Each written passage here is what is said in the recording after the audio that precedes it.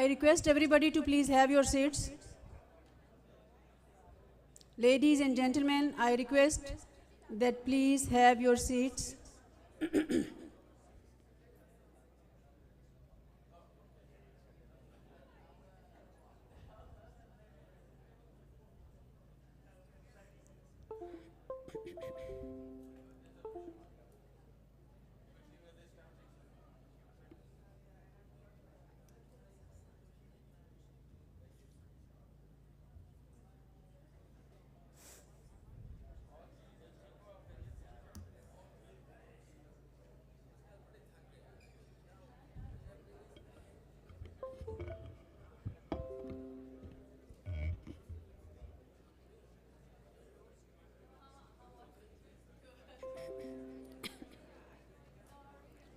I request the faculty of FJ, please help me in.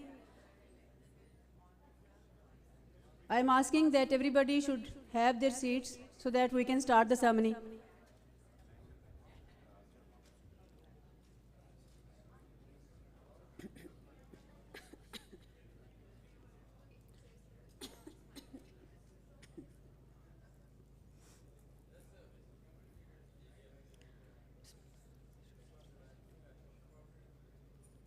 I seek permission of the chair to start the formal ceremony. May I have your permission, sir?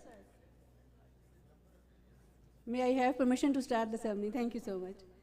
Honorable Chief Guest, Syed Mansoor Ali Shah, judges from the Supreme Courts and High Courts of the region, Excellencies from UN Women, European Union, esteemed judges from the District Judiciary, Pakistan, delegates and participants.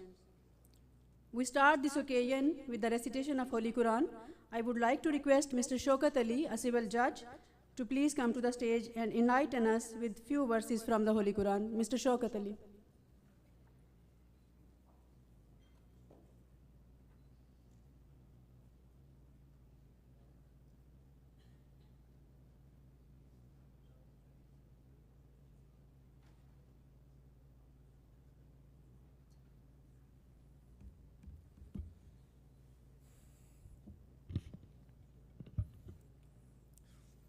أعوذ بالله من الشيطان الرجيم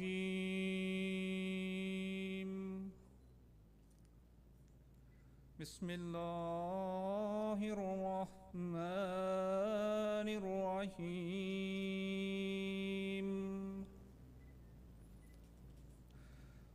هو الله الذي لا إله إلا هو عالم الغيب والشهادة هو الرحمن الرحيم هو الله الذي لا إله إلا هو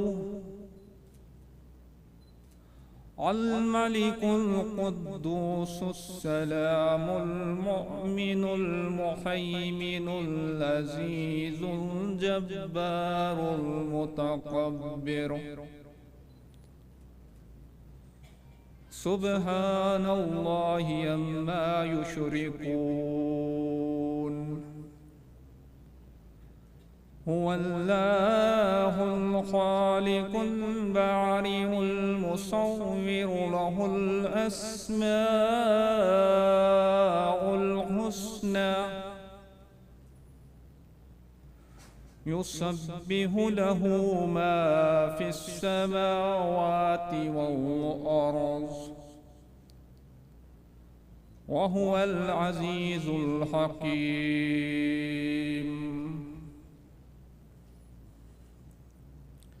He is Allah, there is no God but He, nor of the unnoticed and the noticed. He is the most gracious, the most merciful. He is Allah, there is no God but He, the sovereign, the holy, the most ideal, the guarantor of security, the watcher over all, the almighty, the compeller, the supreme. Glory be to Allah above having The partners, they clarify to him, he is Allah, the creator, the maker, the shaper. To him belong the most beautiful titles, all that is in the heavens and on earth glorifies him, for he is Almighty, most wise. Sadaqallahul Azim.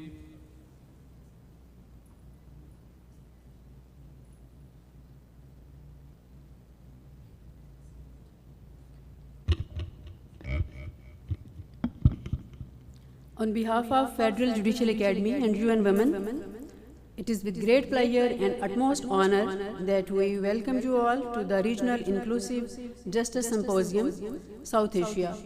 This symposium stands as a beacon of collaboration and commitment towards advancing inclusive justice across our region.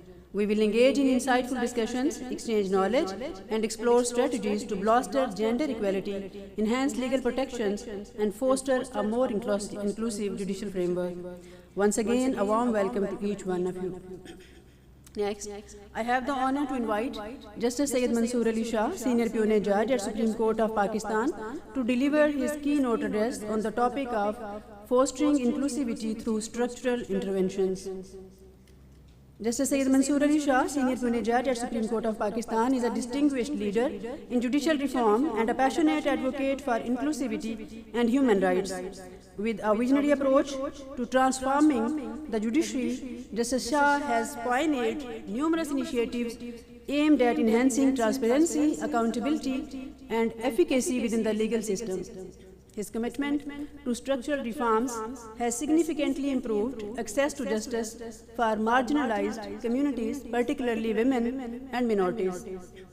Known for his progressive judgments, Justice Shah has consistently emphasized the importance of a gender-sensitive legal framework that needs for institutional capacity building.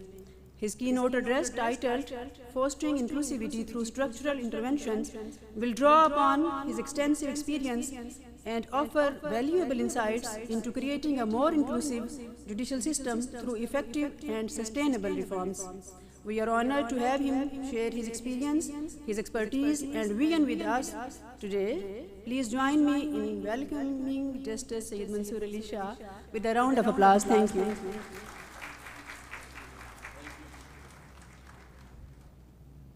Judge Shazia, for that gracious introduction. I don't know if it's really a keynote or it's just sharing my ideas today. First of all, distinguished ladies and gentlemen, Assalamu alaikum. Yesterday, I took the data of the entire country, but AJK was missed out, and so was Gilgit-Baltistan, and that's my apologies to judges from both these areas. I did not have access to data. And the Law and Justice Commission of Pakistan at that time also did not supply me with data for AJK and for Gilgit-Baltistan. So my apologies. I'm going to make sure that next time there is a session we include that data in it. So the judges from both these areas, once again, my apologies for that.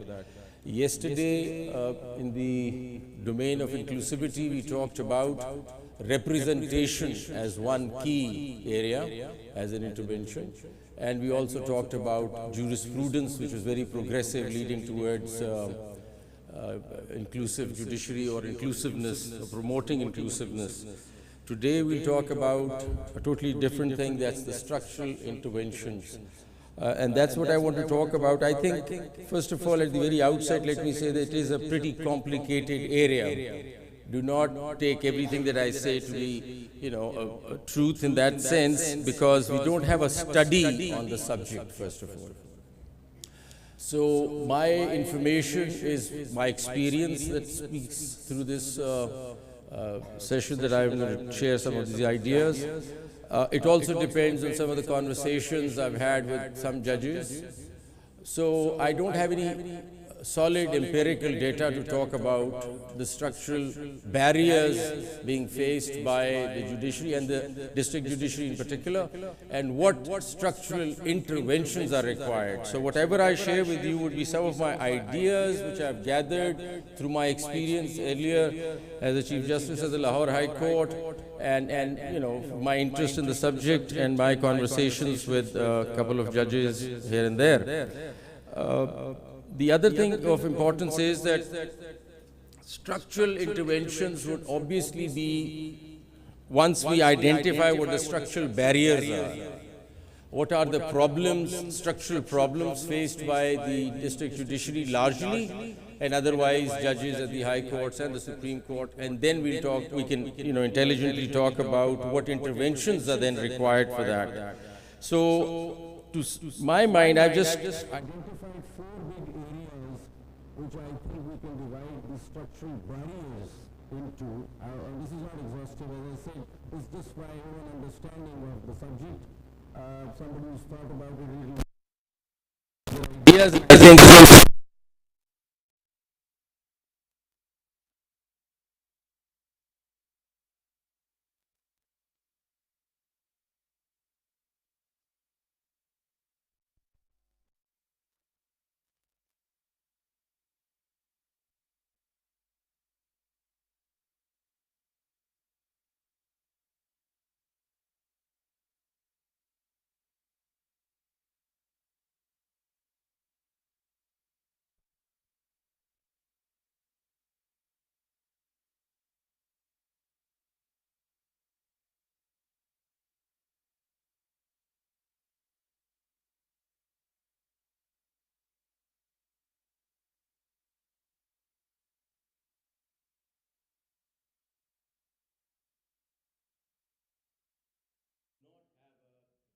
Judiciary Act.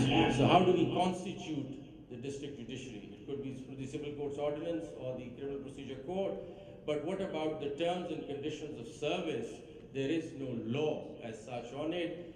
The law is the rules, which are pretty scanty as far as Punjab are concerned, and they largely rely on the civil service material or rules or notifications. So it's largely adopted from the civil service, and that's how our district judiciary is largely structured. And that's perhaps also the reason we don't call the officers or judges of our district judiciary judges, but they've been referred to as judicial officers, which personally I don't like as a term. I think they are judges, and that's internationally the term, judges for district judiciary and justices for constitutional court judges.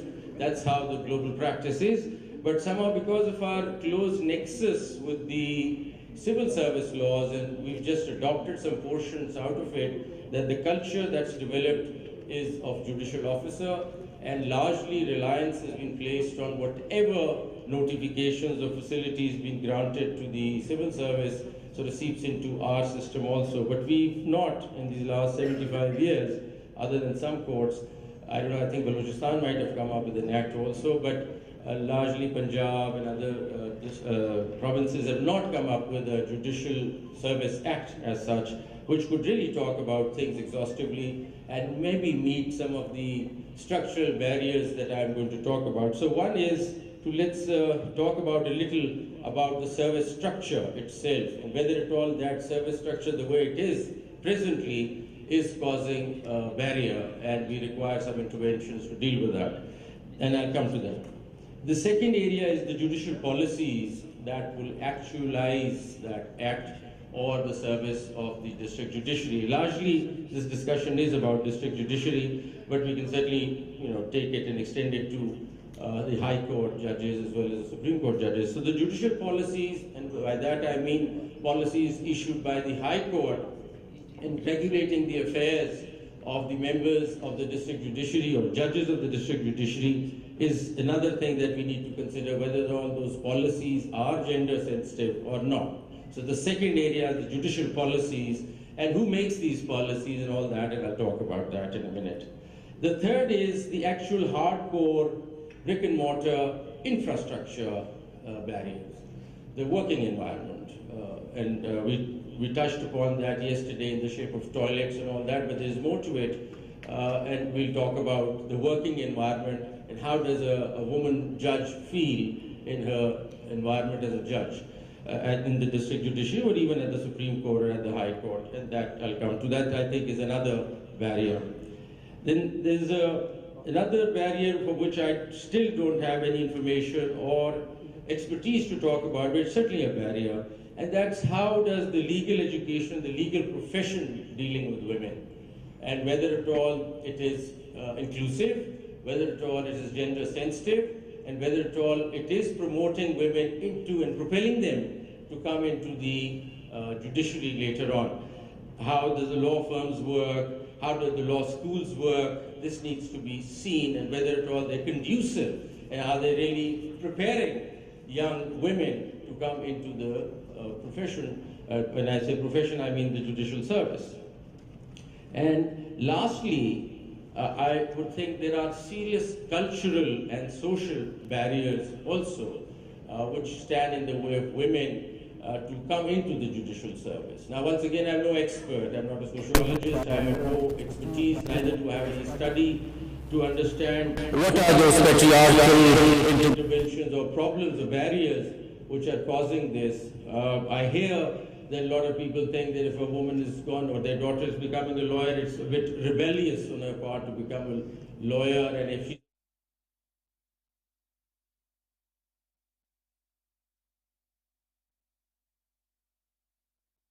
fights for her rights and all that, that makes people uncomfortable. So in a patriarchal society, anything can happen. I can't really put my finger on it, but this is I get a sense that culturally and socially there are issues which are also impediments in the way of women to come into the legal profession, leading into the judicial profession.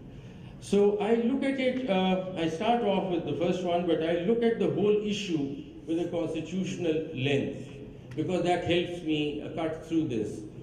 So I start off, it was referred to yesterday also, Article 25(3) to start off with, because the Constitution allows us to discriminate in favor of women or take that affirmative action. So the main plank of most of the policies and the law that one wants to structure later on would be, because the Constitution allows us to go ahead and prefer women over men.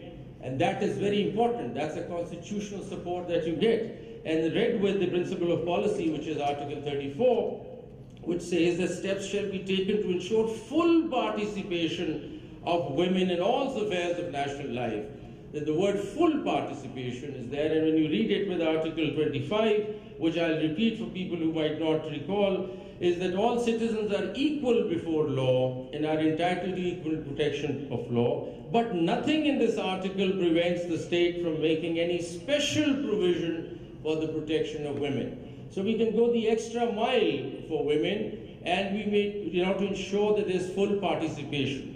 Yesterday, we discovered that 16% of our women are in the judiciary.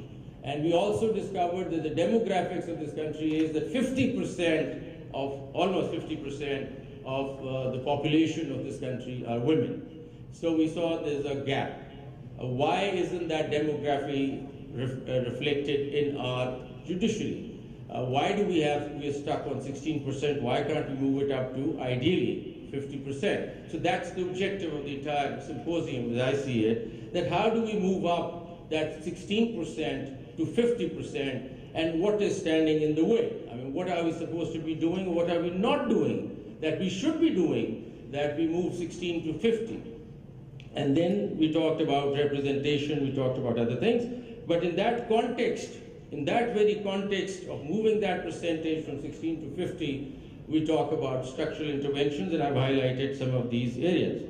So with these two provisions of Article 25(3) and 34, I would sort of also refer to Article 14, which is right to dignity, which I think is a very strong fundamental right, and then right to liberty and life, that's Article 9. So this basket of constitutional rights need to be behind us to look at the policy and the legal profession, the legal area that we need to talk about, the Act and the law, the Service Act itself.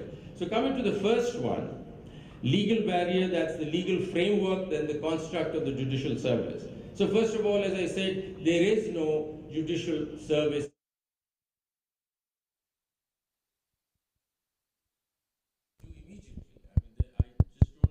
Hello, hello. These years we never came up with this. Hello, hello. So what would be the fundamental areas that one would like to consider when you sit down and come up with the Judicial Service Act?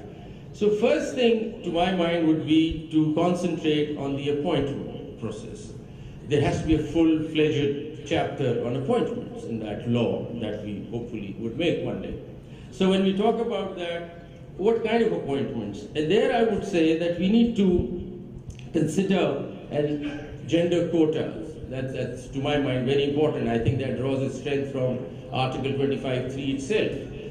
This is irrespective of the fact that yes, on a general seat a woman can certainly apply, but in addition to that, this is not belittling in any manner the women applicants who apply for this position. In addition to that general seat, there has to be that extra mile that Article 25(3) says. If you really want to push up the number from 16 to 50, there has to be some gender quota. And I just discovered this morning that we follow in the district judiciary the notifications of the government in our appointments in the year 2010 that I discovered in Punjab. There was a 15% quota that we followed for women at that time, and then I don't have much research on the subject whether it all was followed later on or not, but there has been some sort of notification followed earlier by the High Court in Punjab in appointing some of the district judiciary members, and that was 15%. So I'm saying other than the general seats, there has to be the general quota looked at, and that's something I'm leaving all these thoughts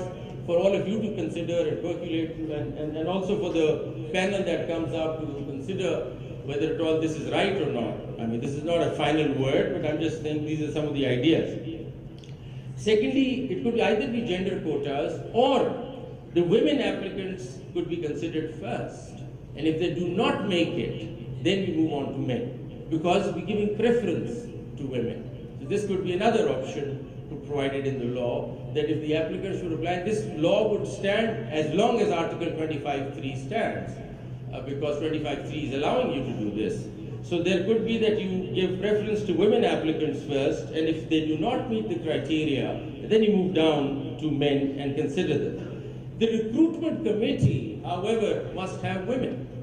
This is very important, and because it is to consider women as there will be applicants who are women, so the recruitment committee has to have women, and ideally if such a law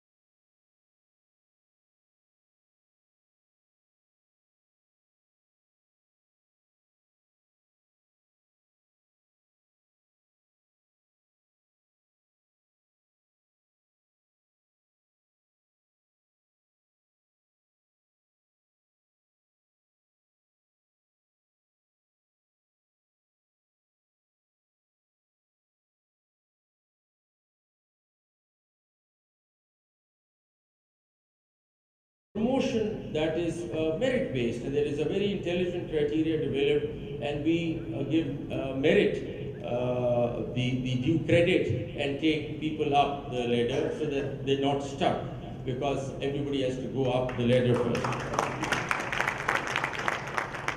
But people who are clapping must remember that there will be a merit-based system. So we'll see. And while doing that, we could also then go the extra mile, because you didn't hear this one. You go the extra mile and give preference in that promotion to women again, because of 25(3) again. So that, now I hear the other clap. So that could also be, and I'm just thinking, that could be an idea. So, as you see, I just read this quote of Melinda Gates, and I thought it was very interesting. I want to share that. A woman with a voice is, by definition, a strong woman. So I'm saying the minute you get more women into the system, the voice is going to become louder, and I think they'll take care of their matters themselves. Then comes the other issue, which is very critical. It has happened now. It's now a political issue to my mind, is the lateral entry of additional session judges, for additional session judges from the lawyers category. Now, to my mind, if you look at the system, the blockade is because of this also. People are not moving up the ladder from normal civil judges onto additional session judges, because there are 40% are coming in from this lateral entry of lawyers. So there could be a situation where there is a lawyer who has about 10, that the law requires them to have 10 years experience. So there could be a situation that there's a lawyer who's entering the system as an additional sessions judge with an experience of 10 years, is trumping the possibility of promotion of a person who probably has more judicial service, and that's the problem.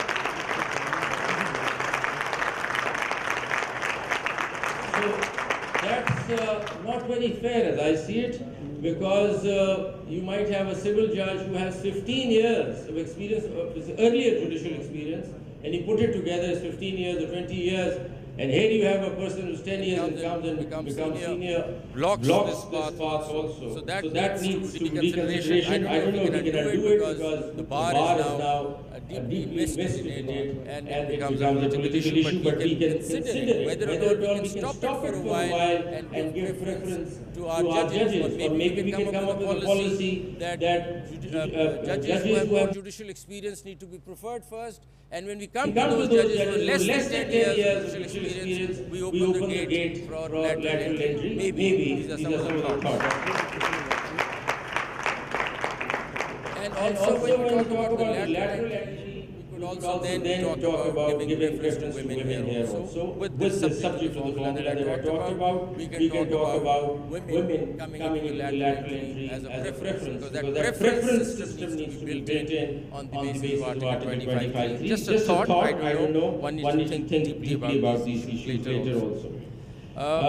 Then I think the Act would also talk about, we need to open this track going up to sessions judge, and that is creating a lot of frustration. And that could also be that we could have district judge looking at criminal division, we could have a district judge looking at civil division, we could have a district judge perhaps looking at family division, and you have three session judges in a district that opens up the room for people going up.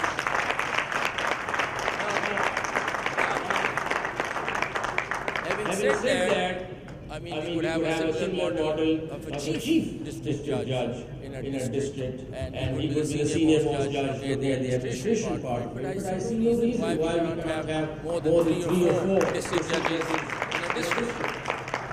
So that would also open up that. And when you open up this, then a number of things happen. And as I said earlier, I qualify. When you open up this track, we are opening up along with this track, preference card also, women going up also. So women are actually going a bit faster than men if we put the policy in place. Once you open the track, the women are the most advantageous of this new open track. So that would make a difference. We're just finding ways on how to get women into the system, which is also helping men also clear the system a little. So then the next thought that sort of crosses my mind, I was in New York and I was attending and some of my colleagues were there in New York with me. We were attending the World Jurist Association function. And the president of the World Jurist Association asked me, do you judges have associations? And I said, I haven't heard of that. And he said, why not? I mean, we have about, I don't know, number of countries here who are being represented. They all have associations. Why don't you have associations? And I said, well, I don't know, something that I need to think about. So I was just thinking, why doesn't district judiciary have an association? Why can't judges of the district judiciary have association? I think it's a very democratic principle, is it not? It's very democratic to have your voice heard through an association. And then within the district judiciary, you could have a women judges association, which would then talk about these issues that we're trying to talk about and fight for. Then they will fight for it themselves.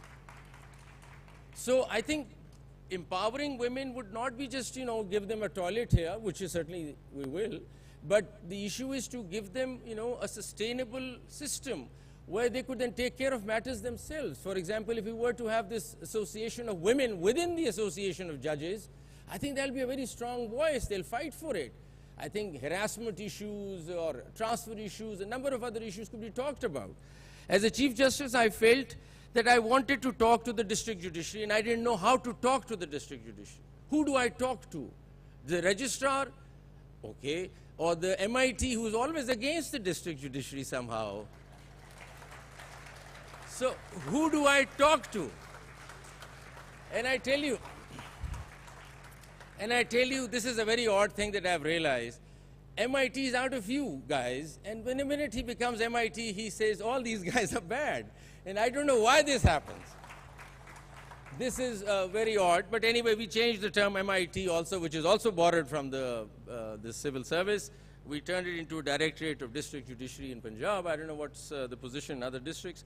So, other provinces. So, association is another thought that we can think about. And that association, to my mind, takes up on its own momentum, would solve a lot of problems that we have and we're facing right now. So why can't we have this association? And tomorrow, Chief Justice of our province wants the issues that the association goes to the Chief Justice, says, these are the problems, sir.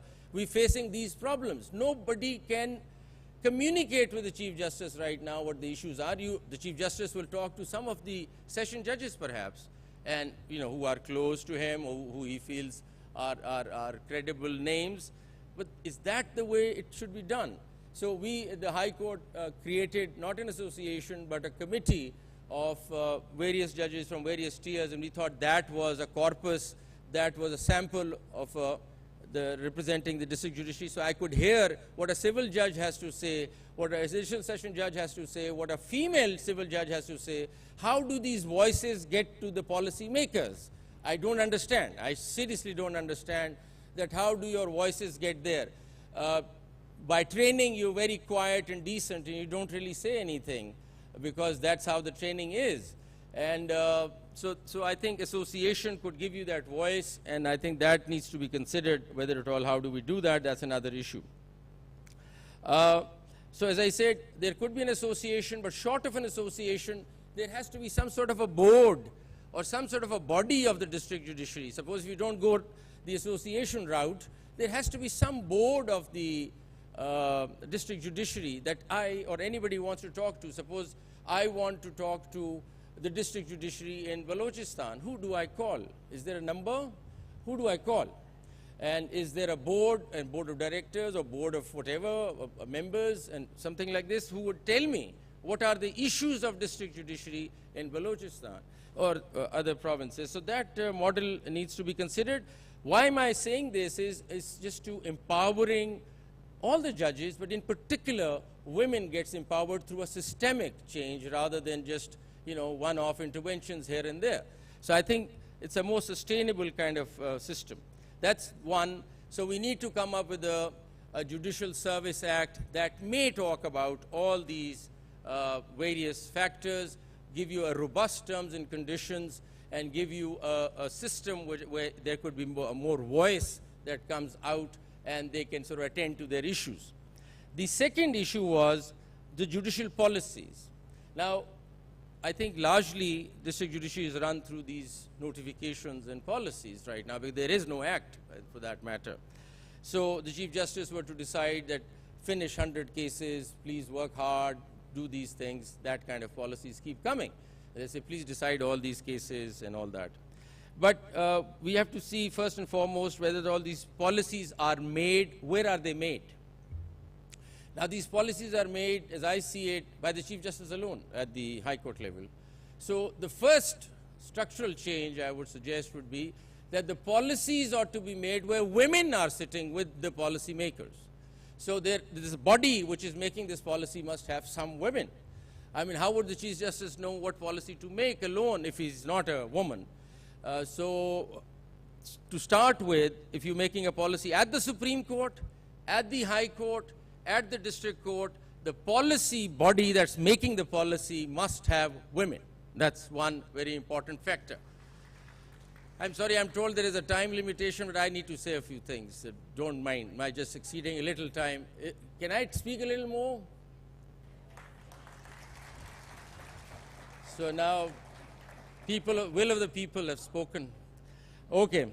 So having said that, because that's very important, that the locale where the policy is being made, you need to have a woman sitting there. And it would be very unjust and very unfair that a man were to make a policy for large number of women in the system. That's slightly counterintuitive. Then we move on, that the policies should largely be to support work-life balance, flexible working hours, parental leave or leave issues, child care facilities, or so crucial for supporting women judges and staff. I haven't yet seen many such policies. I think the leave rules are the leave rules of the government. There is no proactive policy that goes ahead and provides the work-life or recreational facilities or working hours, or as if we've sat and thought about our judges and we say, okay, let's see how should they be working actually. I don't think that's happening. And we think, and I think we should do that, and we need to deliberate more on how to come up with these policies. We need to come up with a policy regarding anti-harassment, but let me also talk about this harassment issue.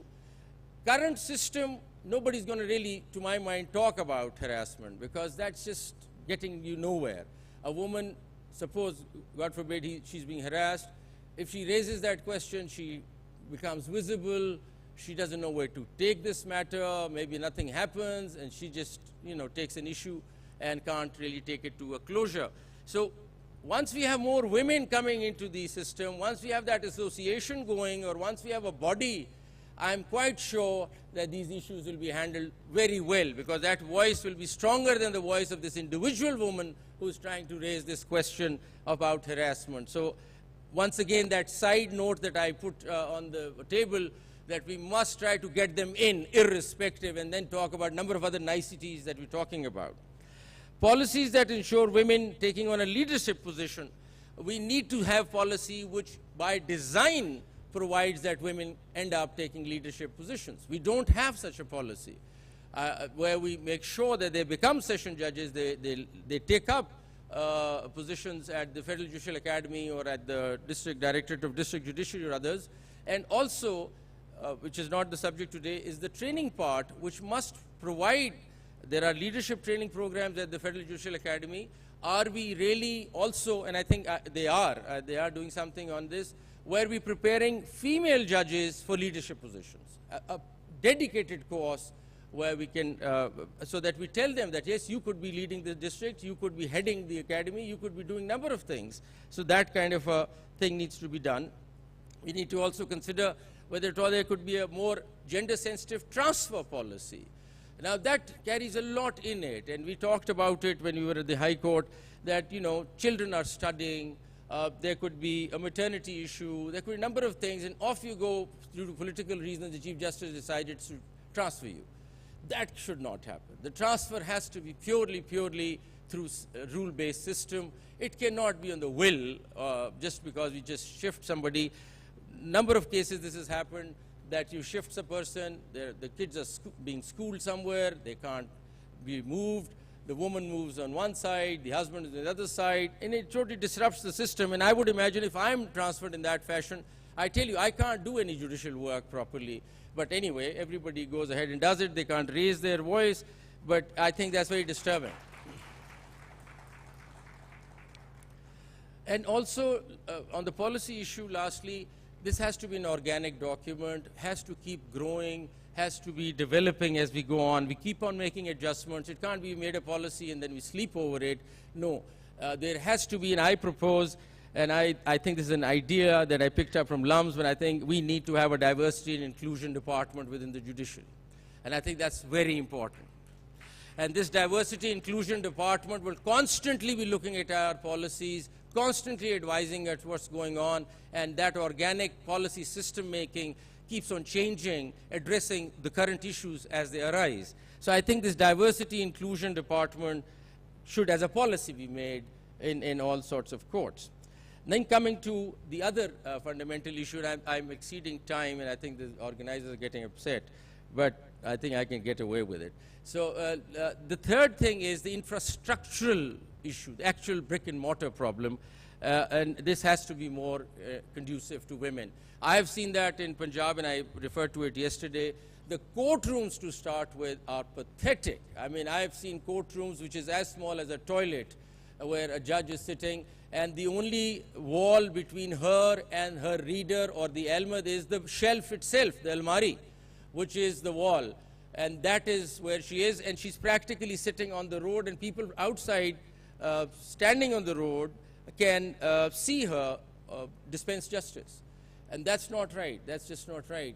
I, as a judge, could not possibly operate there, and I don't know how women and young women sitting in far-flung districts in such an environment are operating and dispensing justice. My salute to you for that. My salute to you.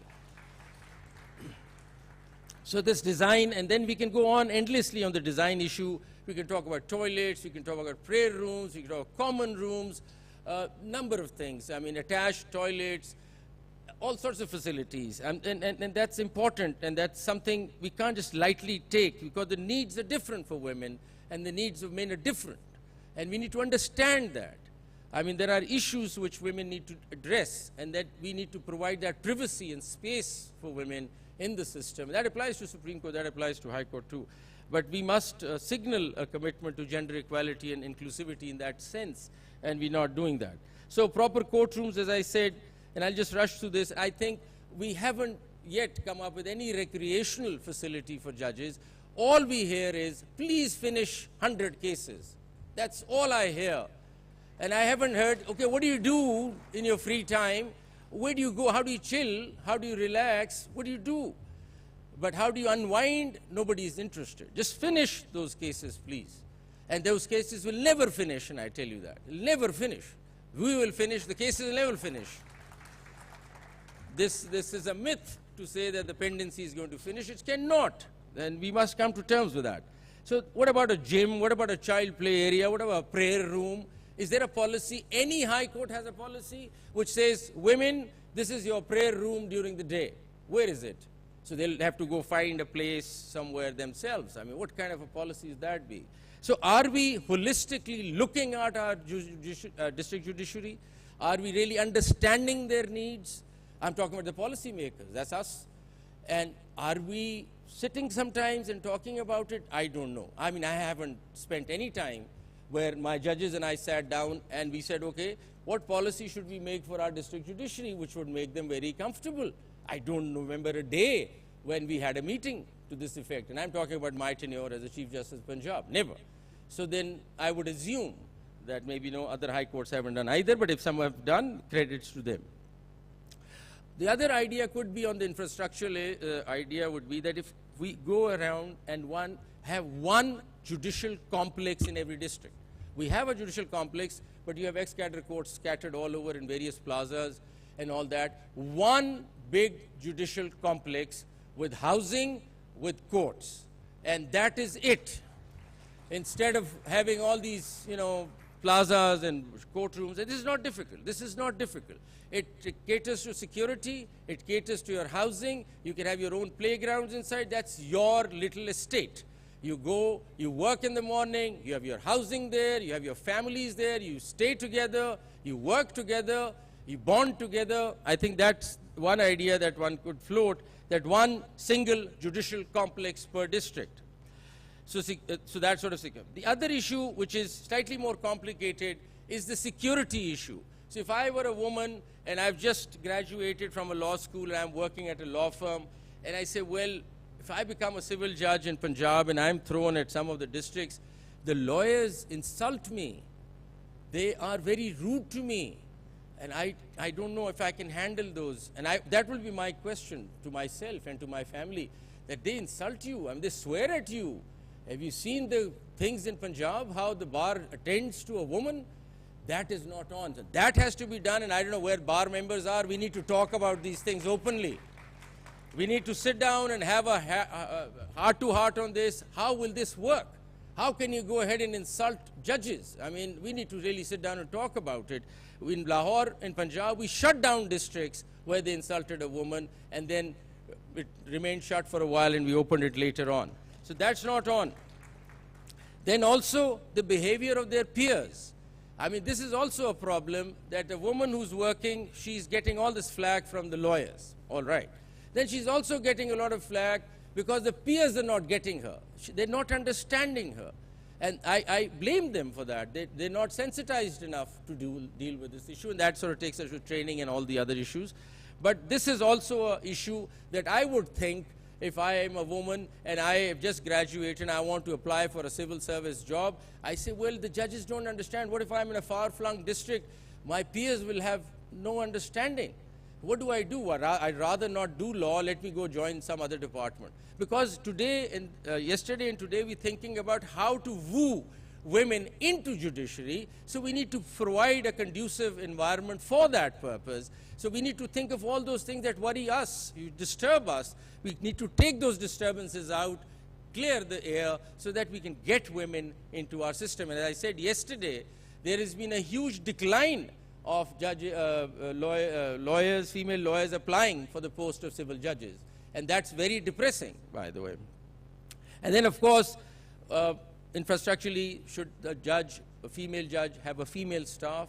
Or do you want a man coming into her office all the time, even to attend to some of her very personal things? Should we not have a female staff? And yesterday I told you there are about 2% or 4% female staff out of 48,000 staff that we have in the country.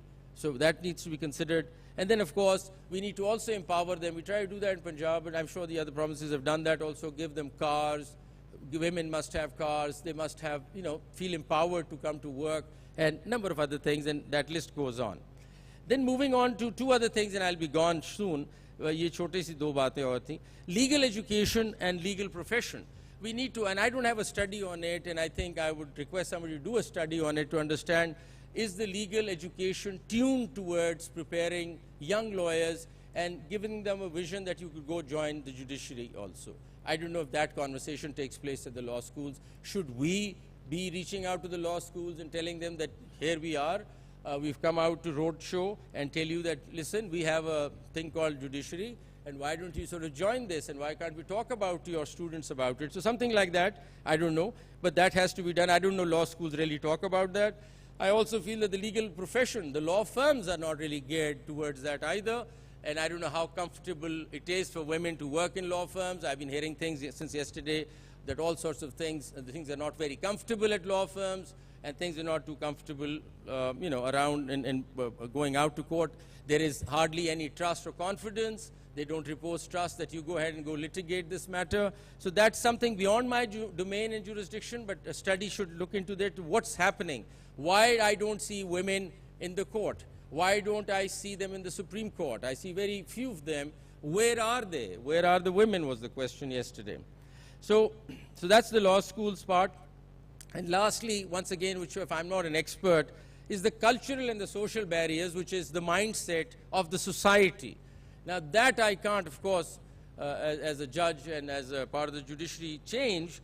We can change that through our jurisprudence, of course, but not otherwise. And that's another issue that we need to all think about. Do we send our daughters out to study law? Do we have a problem in our daughter becoming a judge, a civil judge for that matter, or applying for that? And if there are problems, that's a barrier for her. And that is something that, a societal issue, but it is certainly an impediment that I wanted to put on the table. And these things will have to go, will take time, but will go. But awareness, programs like this would be something that would help in that direction. So these are some of my thoughts on how structural interventions could take place It's a big basket, a number of things, but I think if we start working on it, start thinking about it, and I urge the panelists that are coming up to please think about this more deeply and see if we can find solutions. But the ultimate aim is how to bring more women into the system, and that is the judiciary. And these were some of my ideas, but looking forward to your ideas also. Thank you so much, and sorry organizers for delaying this.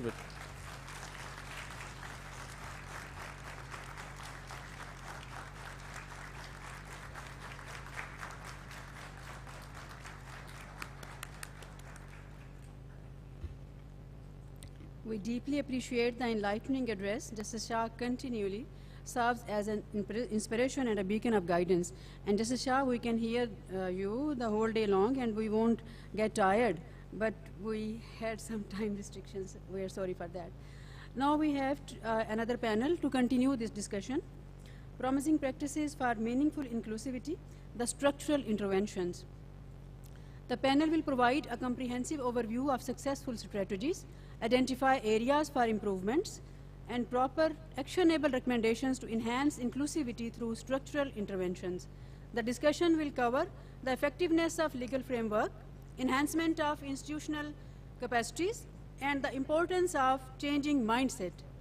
It will focus reforms in the Maldives judiciary, the current reforms and challenges in Pakistan, insights on India's legal framework and institutional capacities, inclusivity efforts, and challenges in Bangladesh, and how mindset changes within judiciary and institutional frameworks can foster inclusivity in Pakistan. The discussion will cover legal frameworks, institutional capacities, and changing the mindset. I will request the panelists, and I will be calling them, inviting them one by one. Justice Aisha Shajoon Muhammad. Justice Aisha Shajoon Muhammad, a prominent legal professional from Maldives, was appointed to the Supreme Court of Maldives in 2019. Before her appointment to the Supreme Court, she served as a judge of the civil courts in 2007. Justice Shajoon has significantly contributed to the legal sector in Maldives, serving as executive as well as judicial positions, on judicial positions. She also served as the Judicial Academy of Maldives and the Faculty of Sharia and Law at the Maldives National University. Internationally, Justice Shajoon Muhammad has been a key figure in the United Nations Subcommittee on the Prevention of Torture. Additionally, she is a member of the advisory group of the Judicial Integrity Network. We are honored to have her here.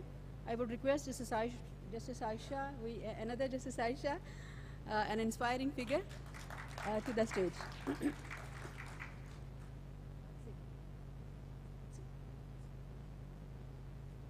Justice Alia Neelam.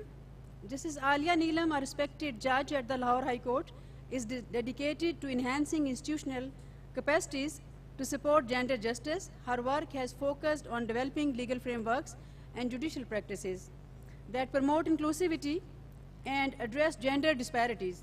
Justice Neelam's commitment to judicial reform and her insights into the challenges and successes within the Pakistan judiciary will be invaluable to our discussion. She has been heading the GBV courts of Punjab as well.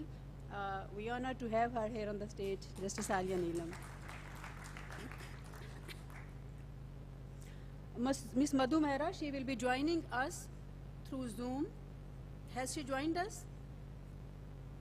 Ms. Madhu Mehra is a feminist lawyer, founder and former director of Partners for Law in the Development, a women's rights organization where currently heads researches and training initiatives.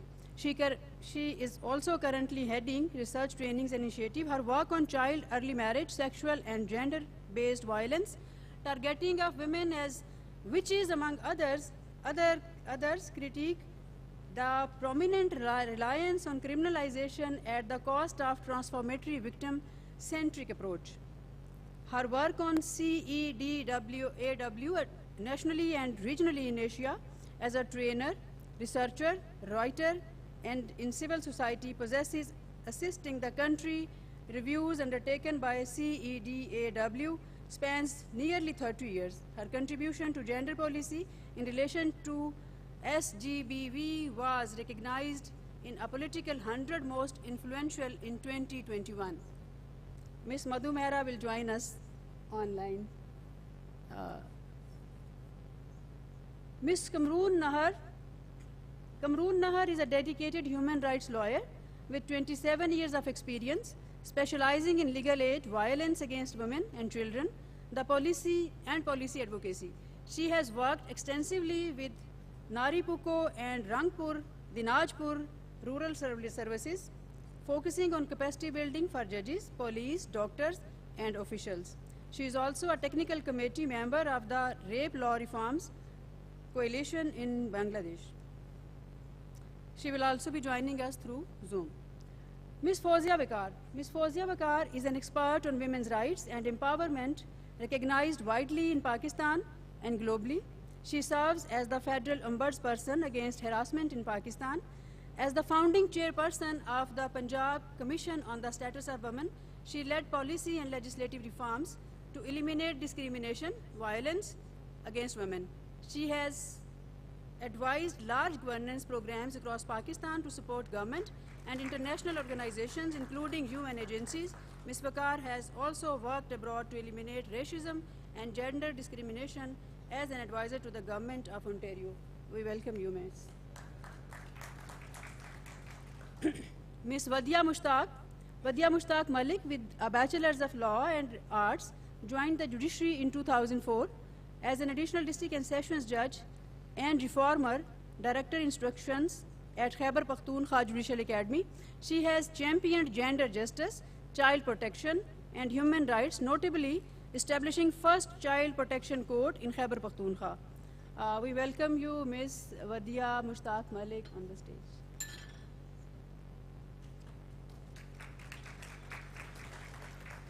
I am moderator for the session. Thank you.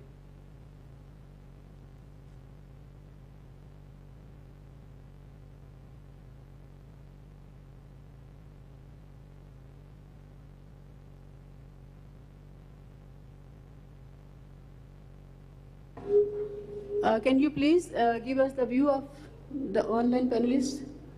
And I think we should have the lights on because there is too much darkness over here. So, starting with the discussion, my first question is to Ms. Aisha Shajoon Muhammad, Justice Aisha Shajoon Muhammad. I am questioning you about how the cultural and current legal framework in your country, Maldives, impacted inclusivity within the judiciary, and what specific reforms do you believe are necessary to enhance these frameworks?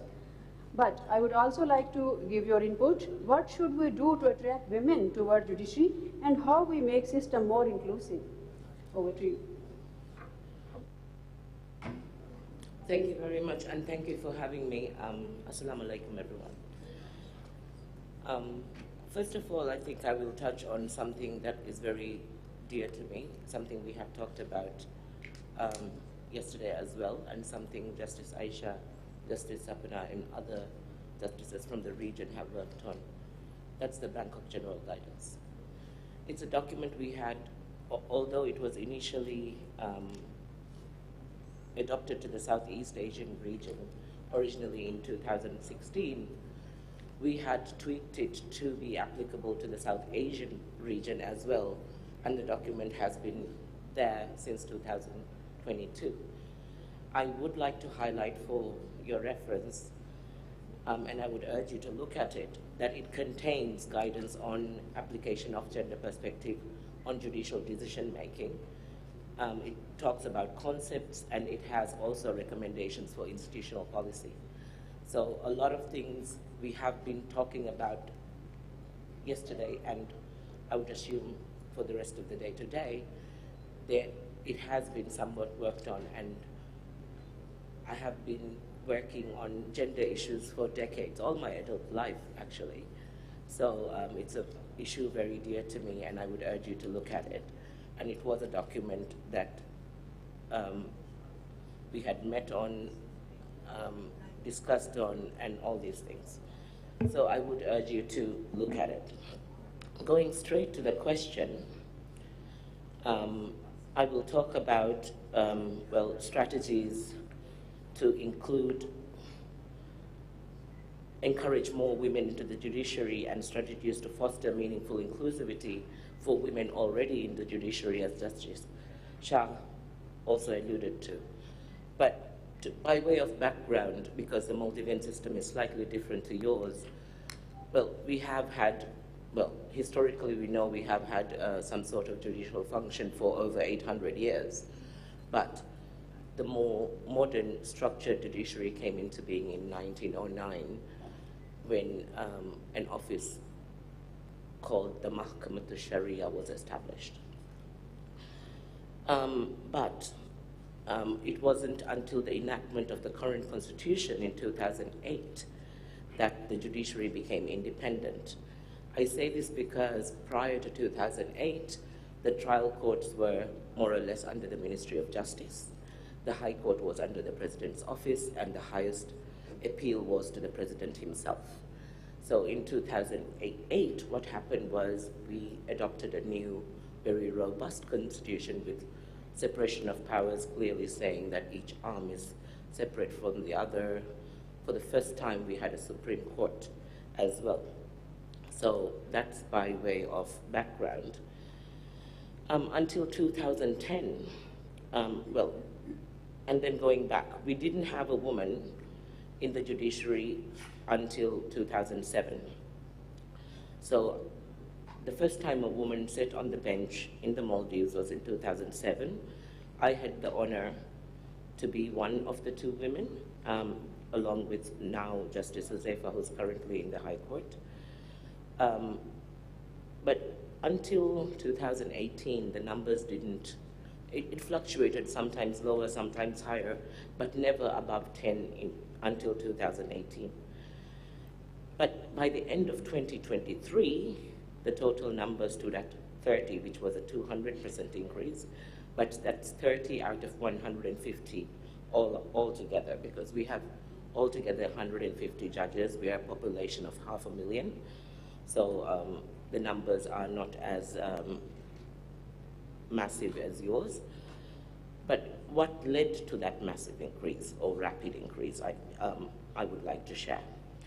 So what happened in 2019 was our Judicial Services Commission, which is a constitutional body which is independent to the judiciary itself, and it's based, it's developed similar to the South African Judicial Services Commission. There are criticisms against it, but it is what it is as currently. But in 2019, for the first time, a woman headed the Judicial Services Commission. And then consecutively, what happened was in 2019, when Supreme Court, 2 judges, including myself, were appointed to the Supreme Court, I went into the Judicial Services Commission as a representative of the Supreme Court. And what we did there was we made conscious effort to have more inclusive recruitment policies. So we encouraged women to apply, and also we gave them priority where women showed the same merit as male applicants. What had also happened was in 2019, when we were appointed to the Supreme Court, the number of female applicants increased.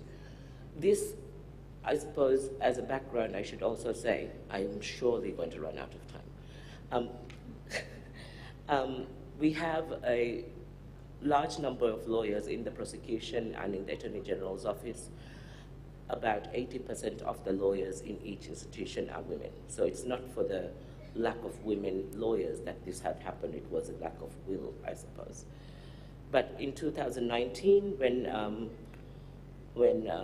we were appointed to the Supreme Court, the applications increased. We started with a policy of recruitment where women were given preference, of course, based on merit, though, and taking into consideration where women had to go and reside in islands, whether they would be able to move with their families, and all these things. Of course, there are gaps, but then we tried to, as much as possible, to accommodate and women, so that, and where we could not in one tranche of applications, we would still get in touch with them. for the second tranche. The other thing we also did, so one of the takeaways is that women in decision-making matters, and between 2019 and 2023, the policies developed were very, very conducive to that. And in terms of attracting women into the judiciary, we knew, and a lot of others knew, that there were several issues faced. We ourselves had the toilet issue in 27. I can remember when I was initially appointed to the civil court, which is a specialized court. Because there were no female judges, there were no female toilets. And I will not relate the story here, but then I had to actually embarrass my male colleagues to get a toilet myself. Anyway, and also currently what happens is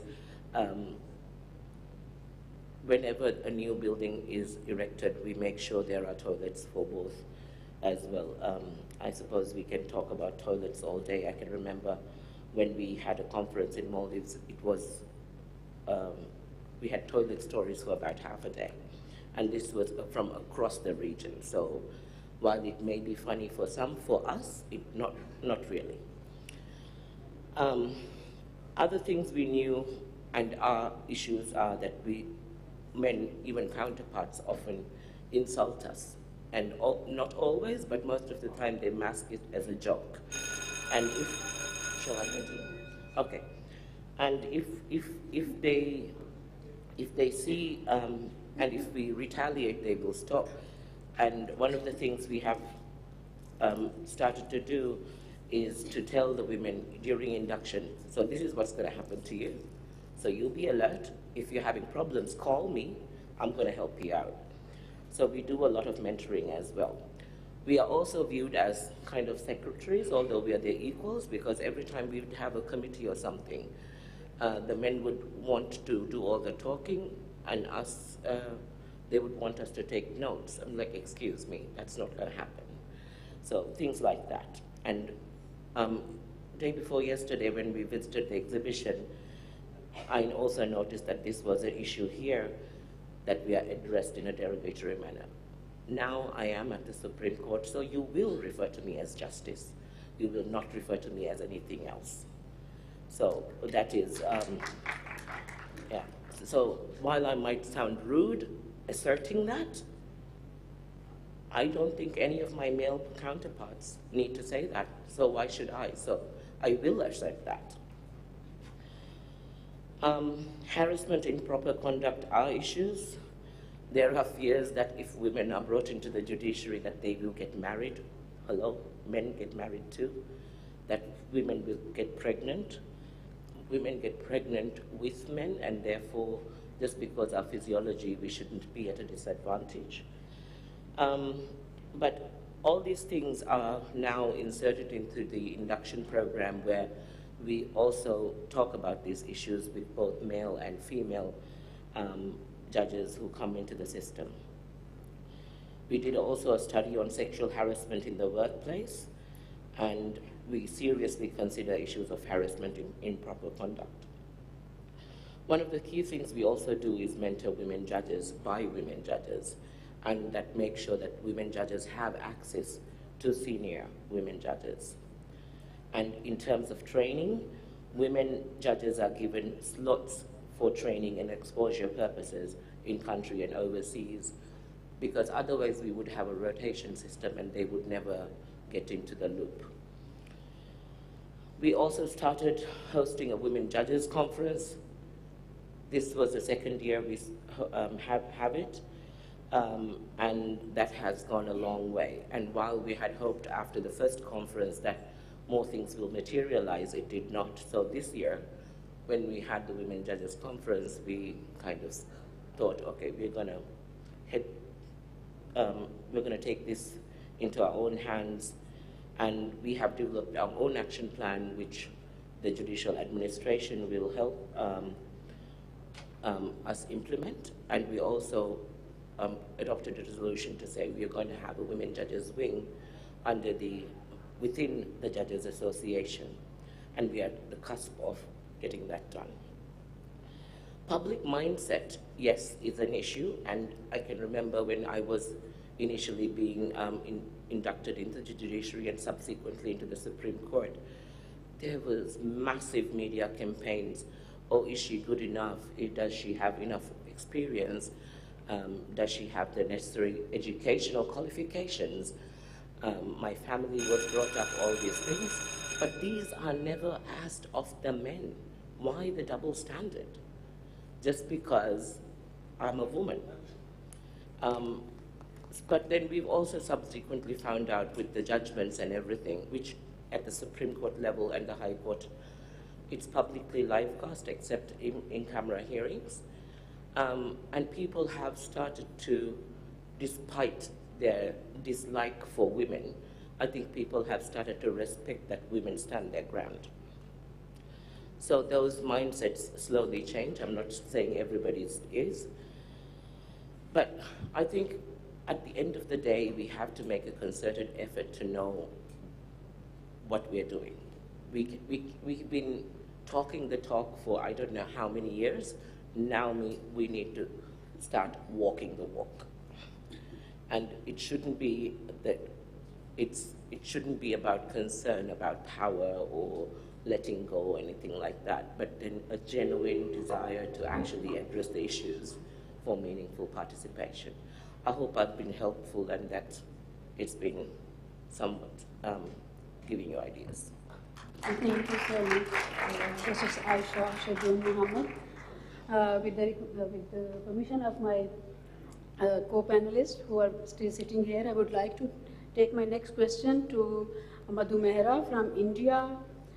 So, ma'am, how have the current legal frameworks in India impacted inclusivity within the judiciary, and what specific reforms do you believe are necessary to enhance these frameworks further? My next question would be, can you share examples of successful structural interventions in your country and its judiciary and in or institutional capacities that have significantly improved inclusivity?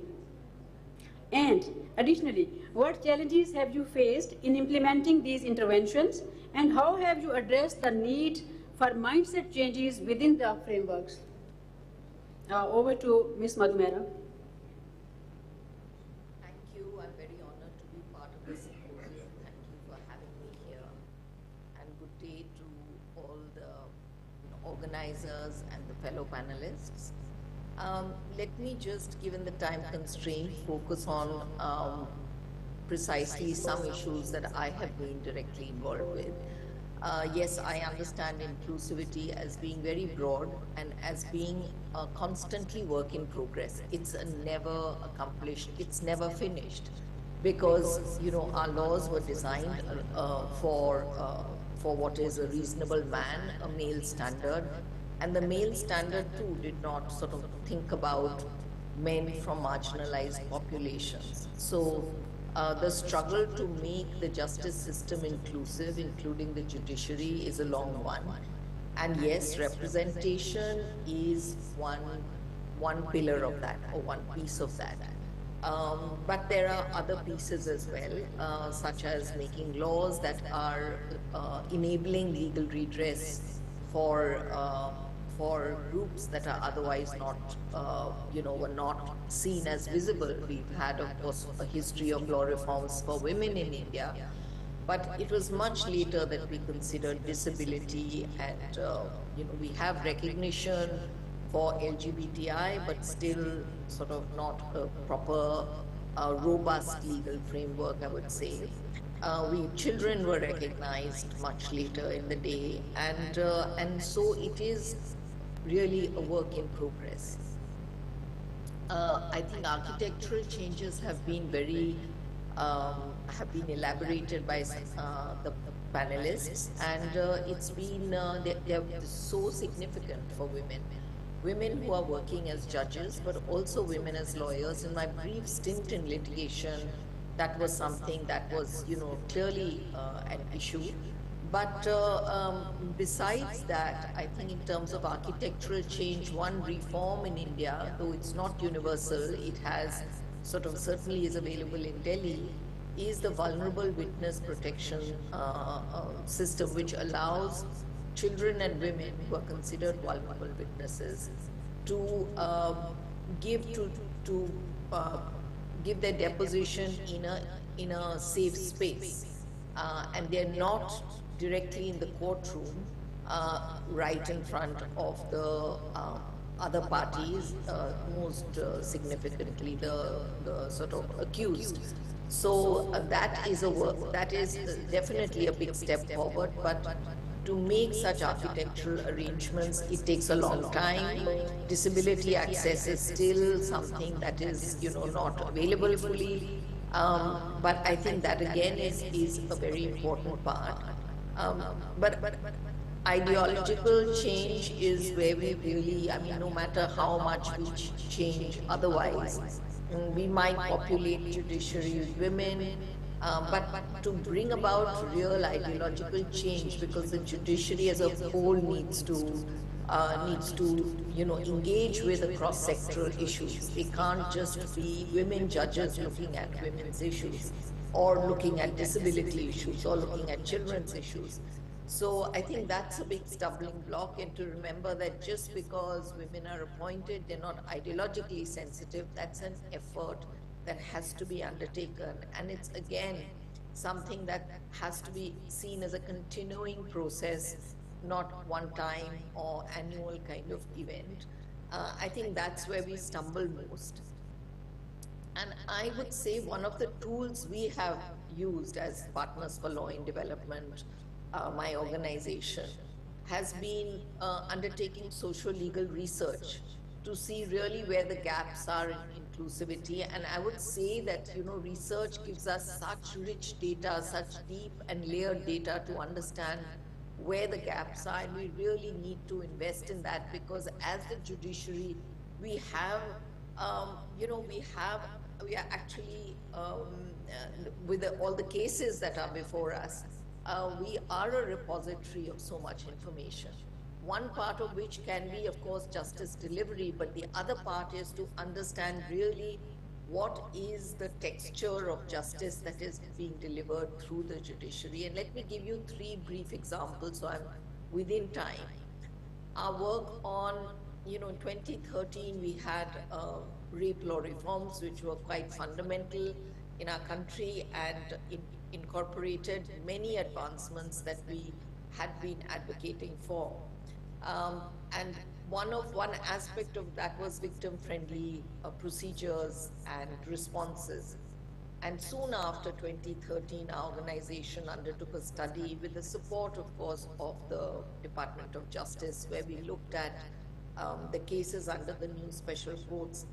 And one aspect of research is social-legal research, which requires us to not just look at what the legal documents are, but also get access to victims to speak to them. Because legal documents often give us a picture that we can't corroborate with any other source. And I think that was very revealing, that although the process appears to be on time and moving forward, but what the victims share is the difficulties right from the start, from registering a first information report, which is often extremely tedious, and they are discouraged repeatedly. So, and of course, then the medico-forensic examinations, where although 2-finger test has now been sort of struck down, but still continues in practice. Medical aid, which is definitely part of that, is often not seen as necessary, because a medical examination is seen as only a lending itself to forensic purposes. So I think those were some of the issues that we discovered, which really become barriers for women to access the system. Another thing that we realized is that although justice is concerned only with, with the accused, most of the women had to relocate. Most of the accused could not be found in their addresses. So if there is a social dimension of sexual violence, then that remains a gap in all our justice systems, that we don't address the social consequences of sexual violence. We are concerned only with convicting the accused, and very often the evidence is not beyond reasonable doubt. The second body of research we undertook on targeting of women as witches, and we looked at from the police thana in the village level to the appeal court level. And what we discovered was very interesting. And again, that depends on the tools you use for research, and research methodologies can be either very static or quite dynamic. What we found is stories that women tell of being targeted, abused in an everyday form, which don't allow them social interaction, which sort of excludes and ostracize. There is no redress available for that. At the police thana level, what we found is, unless there is mob violence, a case will not be registered. So the everyday routine humiliation, exclusion, social and economic boycott is not redressable, although the laws do provide for redress. So I think that's something about the justice system. The police thana records will only recognize physical violence, mob violence, destruction of property. And when you go to the appeal court level, it's very interesting. The only cases you find are murder cases or killings. So even the physical violence and destruction of property, mob violence, dislocation, forced dislocation from villages are not, do not find any legal redress. The only thing that what we found in our bunch of cases, entire data set from pre-independence to 2012, what we found was the entire body of appeal cases pertained to killings and death. And 50% of those were convicted, 50% of those found acquittals, and then from the remaining which were convicted, the appeals arose from convictions of accused. So what's interesting, it tells us, is that the prosecution does not ever appeal against acquittals. It's only the accused who will use the legal machinery at their own cost and go into appeal. So the state is not giving full protection to victims. So that's something. And then in the appeal cases, we found that most of the cases were ultimately either reduced given lesser charges or acquitted because of poor investigation. And very frequently we have judges in judgments saying that, bemoaning the poor quality of investigation. So I think that is certainly an area which can determine inclusivity or exclusion for those who want to access the legal system. And the third example, I think, will pertain to everybody in South Asia and is very pertinent when we looked at, because the debates on child marriage laws are so vibrant and so fiery in our countries, we all want to do something about it.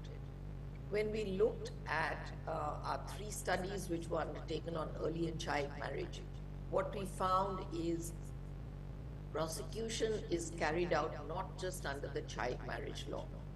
They use habeas corpus, criminal provisions on rape and kidnapping, kidnapping for the purposes of marriage, and so on. 65% of all the cases that we documented pertain to elopements, parents prosecuting daughters who are eloping. The state machinery to prosecute arranged and forced marriages is missing in action. And so when we have conversations about making the law stronger, we can only imagine the use of justice system to harm girls, not to assist and help girls. So I think that was a very important lesson. The other thing, what we therefore figured as part of the many consultations we've had, not just in India, but in South Asia and beyond, is that maybe we need to imagine laws differently. We need to imagine laws that give benefits to girls and women.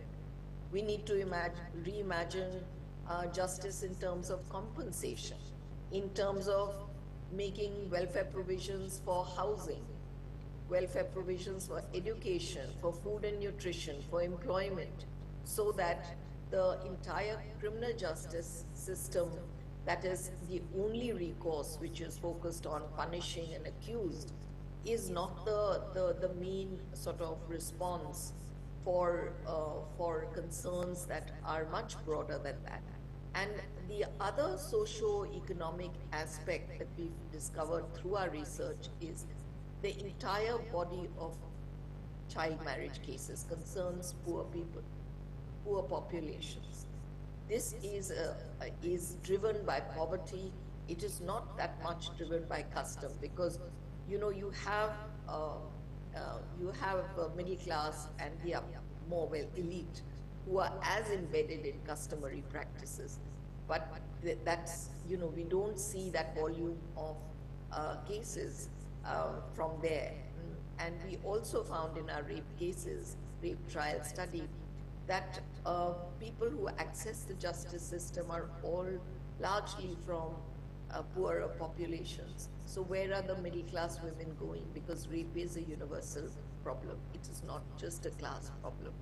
So I think those are the things that I feel research, social legal research, is a very important tool the judiciary has, which can be institutionalized to track, monitor, and understand the social realities, the justice needs which are broader than what current laws provide, as well as the Ms. Madhumera, I will just interrupt. Thank you. You can conclude within 1 minute, please. Thank you. Okay, thank you so much. In fact, we have paucity of time and everybody is given 6 to 8 minutes. My next question is to Ms. Kumron Nahar, and it's the same question in fact. How have the current legal frameworks in Bangladesh impacted inclusivity within judiciary, and what specific reforms do you believe are necessary to enhance these frameworks further? Next, can you share examples of successful structural interventions in the country's judiciary or institutional capacities that have significantly improved inclusivity? Additionally, what challenges have you faced in implementing these interventions, if you ever have been in that capacity, and how have you addressed the needs for mindset changes within these frameworks? Thank you. Over to you, Ms. Nahar. Thank you.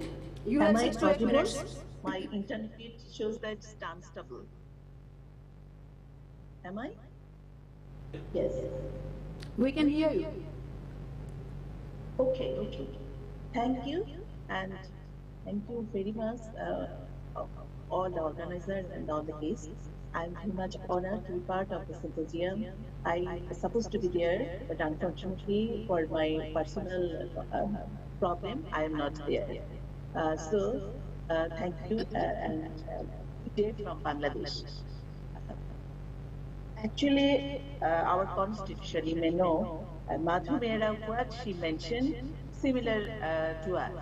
Similar situation is similar, and as you know, that the Constitution of Bangladesh guarantees equality before law for all its citizens, and especially there is the provision mentioned under Section 28 by subsection 2 that women shall have equal rights with men in all sphere of state or the public life. And the Constitution, however, omits the mentioned equal rights in private life, therefore subjecting the citizens of Bangladesh to seek rights in private life under personal laws. Personal laws in Bangladesh are governed by codified religious laws, such as that set out under Islam and Islam for Muslims, women and men, and so on. The Constitution omission constitutes to have far-reaching implication on women's rights in the personal domain, since religious laws as codified in Bangladesh Constitution, and as we seen in the section legal frameworks of women's rights, a number of laws have been promulgated to address this lacuna in this constitution. And unfortunately, Bangladesh has, in the condition of the context of gender inequality and violence faced by women and girls, and as a result of vibrant and persistent activism by women and human rights activists, enacted a number of laws upholding rights related to women and girls. However, not all law benefits women for protecting their rights.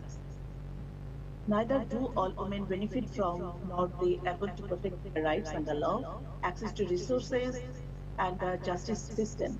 Attitudes of police, judiciary, lawyers, including the socio-economic background of women, have a bearing on extent they are able to benefit from the laws upholding women's rights.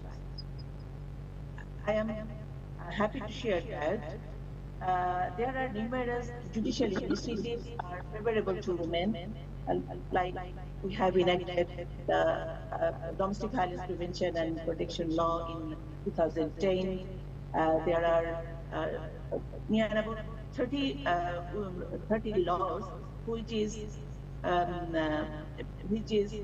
favorable to women, and women's groups have filed public interest petitions that have received favorable judgment and orders by the High Court, such as the two-finger test. You may know for the rape victims, it's a mandatory test. The two-finger test have banned, and there are so many coalitions where different women's groups and human rights groups, they are in a coalitions. We are advocacy for law reform, and we are also trying to reform our legal system.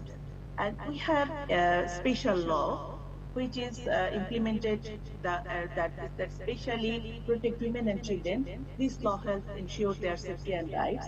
In every district, we have a special tribunal under this special law, and that is the court has have been set up and to handle cases of violence against women and children. This court works faster to give justice.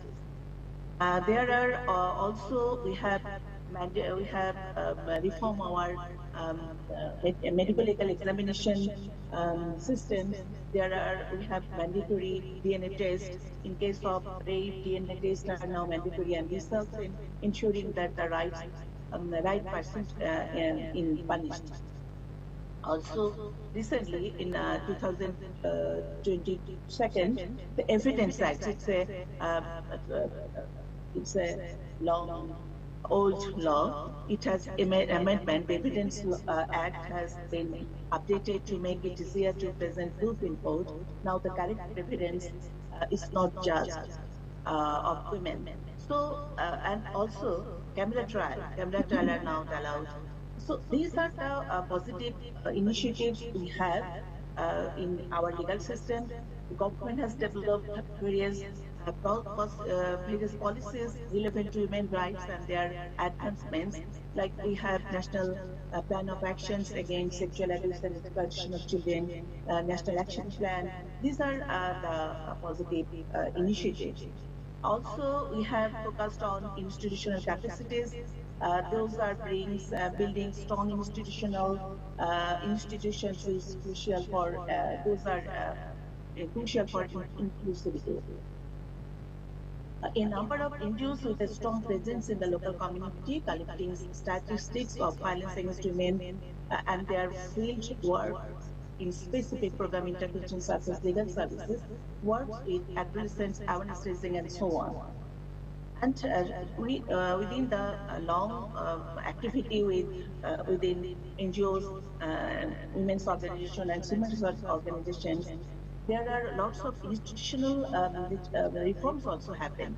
Like what few examples are capacity buildings of lawyers and bar council, which was very much important for getting the justice system. So training programs have been started. This helps to understand and handle cases of violence more effectively. There are also women's cells have set up in police station, victim support centers are set up, access to legal justice, and there is a legal aid law we have also. And within government initiative, 12 ministry, including women ministry headed, there are initiatives of multi-sectoral programs on violence against women. Under these programs, there are one-stop crisis centers, and that have been set up district and sub-district level. Near about 80 centers are now running, and these centers provide all necessary service to victims under one roof. And these are significant example which is happened due to women's movement, women's rights activists continuing advocacy. These are.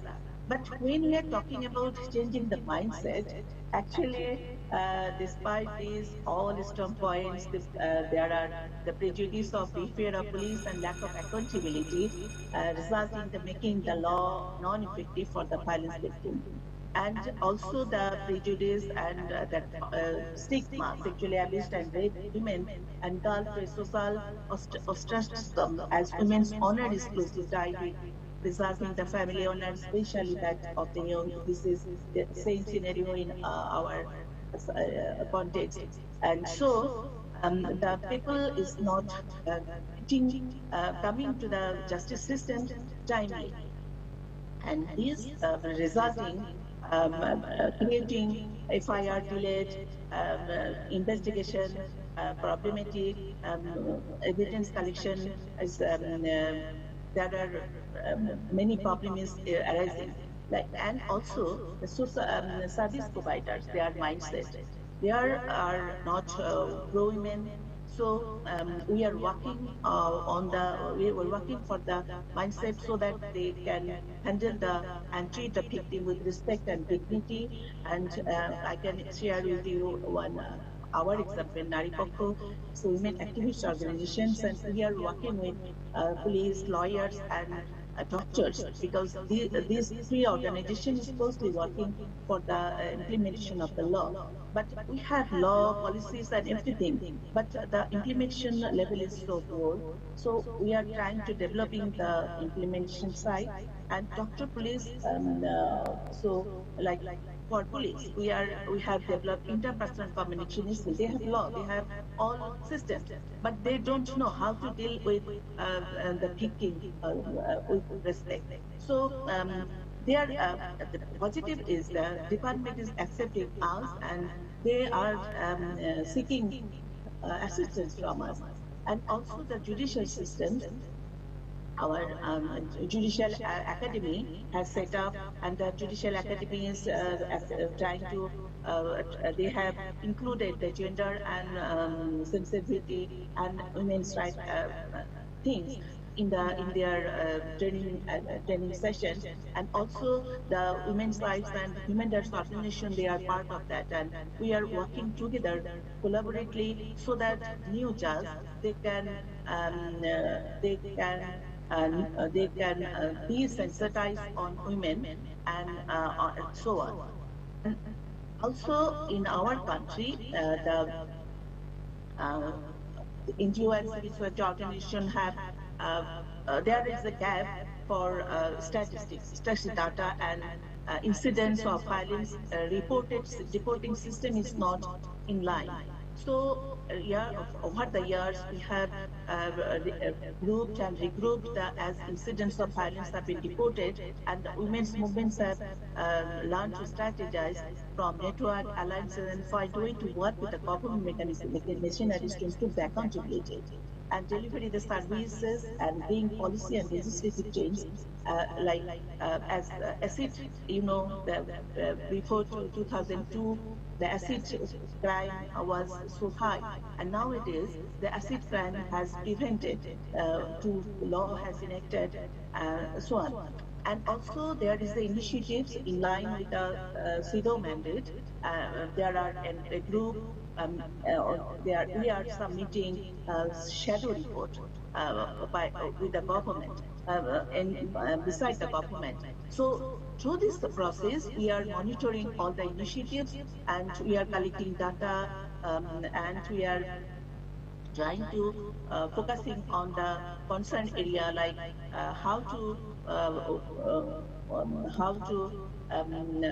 what will help the agencies to more effectively assess the applications of laws and impact on the women. And also these coalitions, and I can say about the Rape Law Reform Coalition is looking after the definitions of law, because the definitions sometimes is very problematic, but we are not so successful over the year, but we are trying. This a long, deep-rooted mindset of even everywhere in the service providers, but in the values, attitude, and practice that undermine the right, the growing culture of immunity regarding violence, not only against women, but almost all forms of violence, is a serious impediment to uphold the rule of law and protecting human rights. And also, there are corruption within the law enforcing agencies, judicial and medical care practitioners often constitutes the formidable barrier to women, girls, and those disadvantaged from accessing and seeking justice.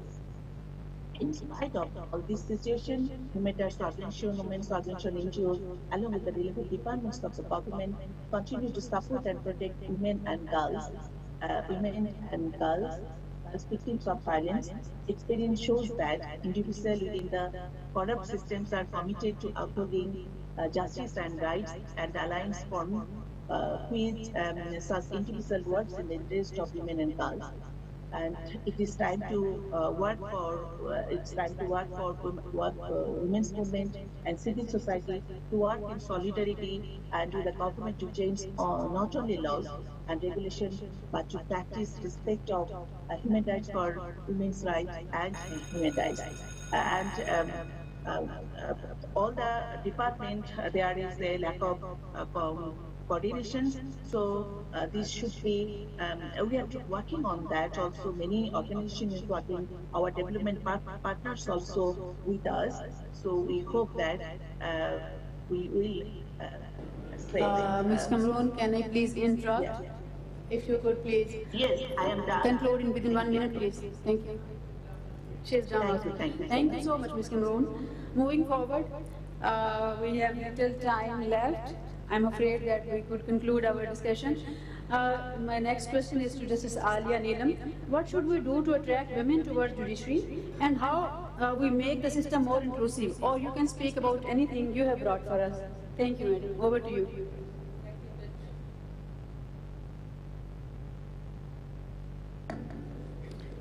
The women of Pakistan constitute around 51% of our population. But the question arises of whether this majority population has the requisite visibility and status in all the spheres of national life as per its ratio to population in the country. Then comes the question to the inclusivity of women in the judicial system. National progress is impossible without addressing this issue, because the majority of the population cannot be ignored when it comes to national progress and development. Having said this, it is very important to examine and implement actions, plans to ensure that our judicial system caters to such a huge population through a truly inclusive and... We need a little silence in the hall, please. Gender diversity requires that women and men be given the same opportunities, such as access to resources, promotions, elevation to the superior judiciary, and so on. In Punjab, there are 36 honorable judges of the Lahore High Court, and presently I am the only female judge there. The most astonishing fact is that no female judge has ever been elevated from District Judiciary Punjab to Lahore High Court Lahore. The reason is that female women are underrepresented in the district judiciary Punjab, and the mechanism based on seniority never enables the system to consider names of female district and session judges for elevation to the High Court. Presently, there are 7 female district and session judges, and their seniority starts from number 26 and goes to 153. Female judges with their various abilities and experiences offer a diverse perspective that is invaluable in the complex task of administering justice. Their inclusion in the superior judiciary would not only address the gender disparity but also enrich the decision-making process. It goes without saying that in certain areas of the administration of justice, female judges can perform much better.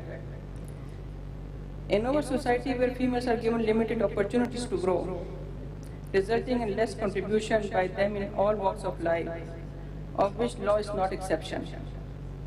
However, against all the odds, until the prerequisites of judgeship are met, any female nomination from the bar may not be successful for such a position.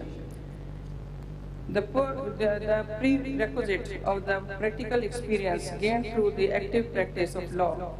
For this, all the chambers, through respective bar councils, should be bound to have at least 30% female lawyers as their assistants, who must be assigned productive cases. Similarly, a panel of lawyers must also include 33% of female lawyers in government and semi-government institutions.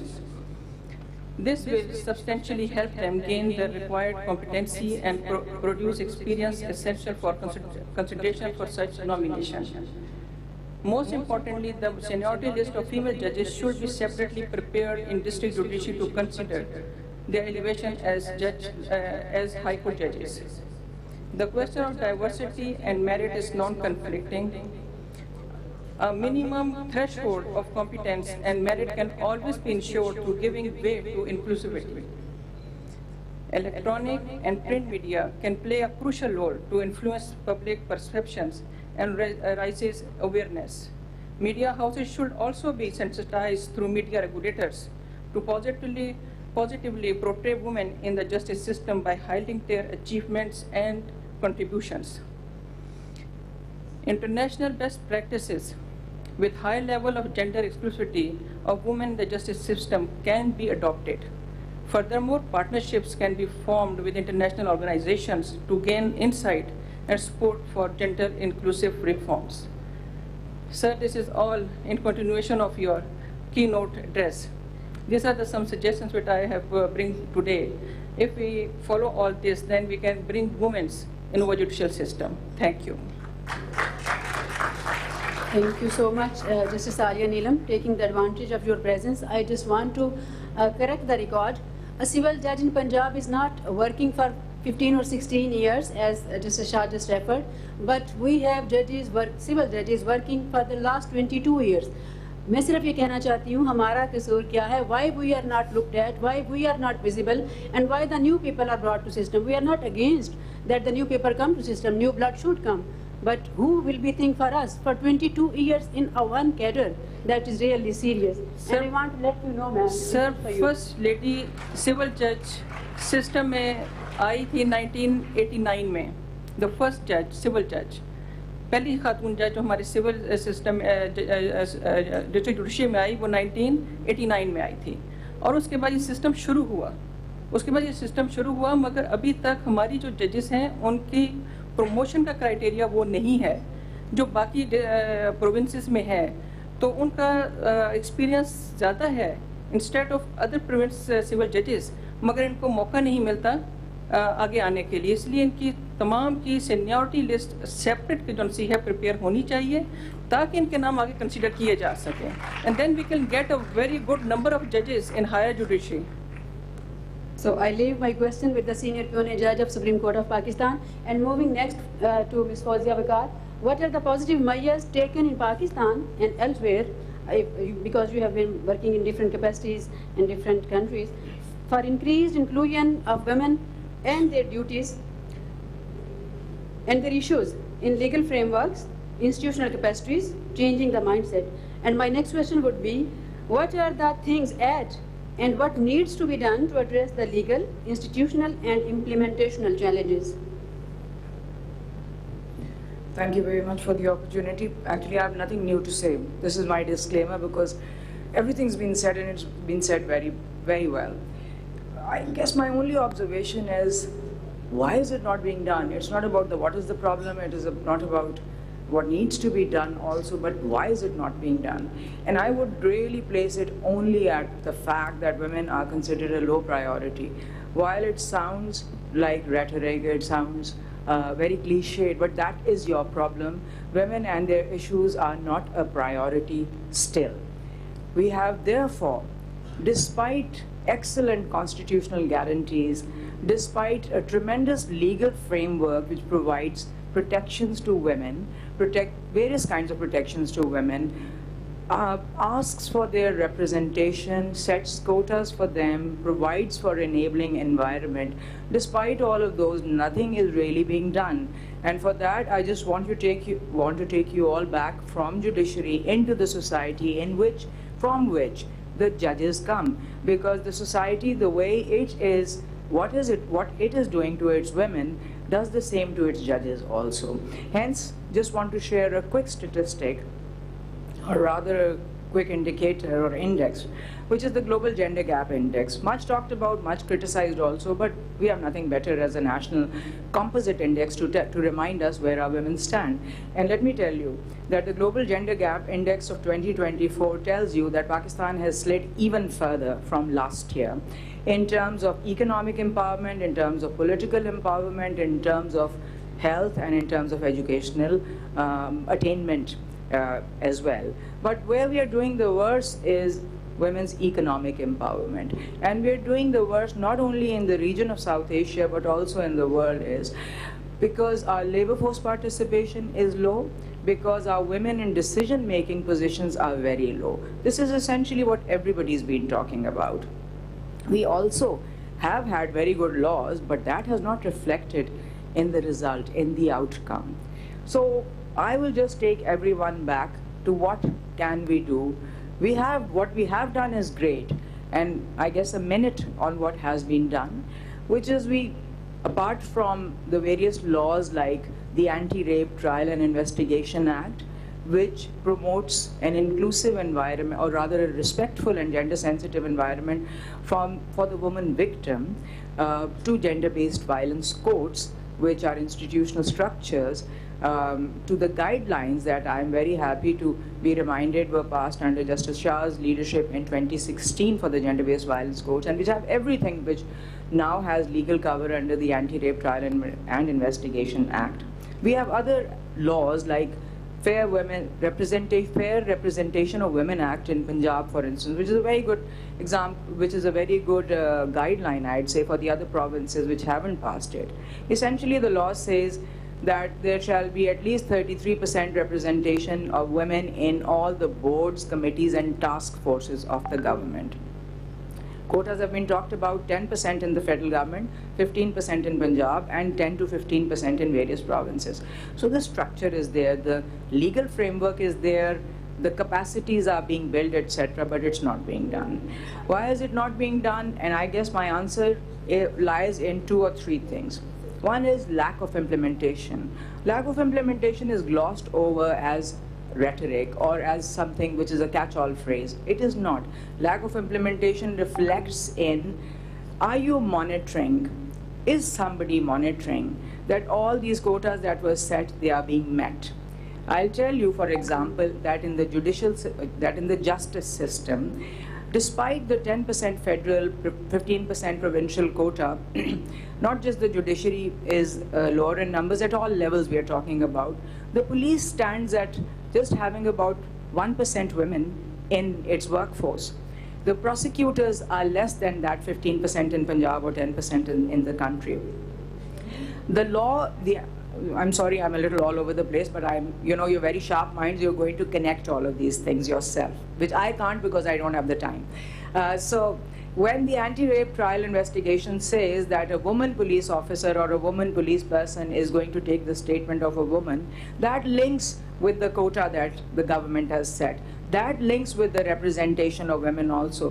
Why are we just thinking in silos and not connecting all these laws and ultimately using that to hold the persons accountable for not ensuring that there are 10% or 15% women at least, certainly not at the most, we have to make sure that the judge, whatever has been given in the law is being implemented, etc. So we need to focus on implementation, and within implementation, I just want to remind everyone, it's not the input that matters anymore. It is the output. It is absolutely what happened in result. The numbers that I've showed you is despite the constitutional guarantees, despite that we tout our performance in CEDAW, which is the Convention for Elimination of All Forms of Discrimination Against Women, the ILO conventions, which are very nicely cited in our Superior Court judgments, etc. So we need to understand, if we are coming out with the 20% labor force participation, with 13% financial inclusion of women, why is it that? And then hold someone accountable. And I hope that leadership, which is my next order of business, is going to do that. Leadership is fundamental, and I just want to remind everyone that leadership is not only important at strategic level, but everyday leadership counts. If I see a panel with men only, why am I, as a man and as a woman, not asking where the women are? If there is a committee, and we've talked about it, and there are various committees which have been talked about, why am I not asking? It is my responsibility as a leader to ask this question and to make sure that they are there. We are not doing that on a daily basis. That is your only fundamental problem also. Intent versus impact. I'm quickly throwing concepts at you. A lot of people are very well intended. They respect women, and I dislike the word respect because it masks all of the things that you will not do because you respect women, right? So they respect women, but they will not see what is the outcome of that, what is the impact of your respect having. And just to make it easier to understand, I respect women, but I'm not hiring them. So the outcome or the impact is that you're ultimately not measuring up.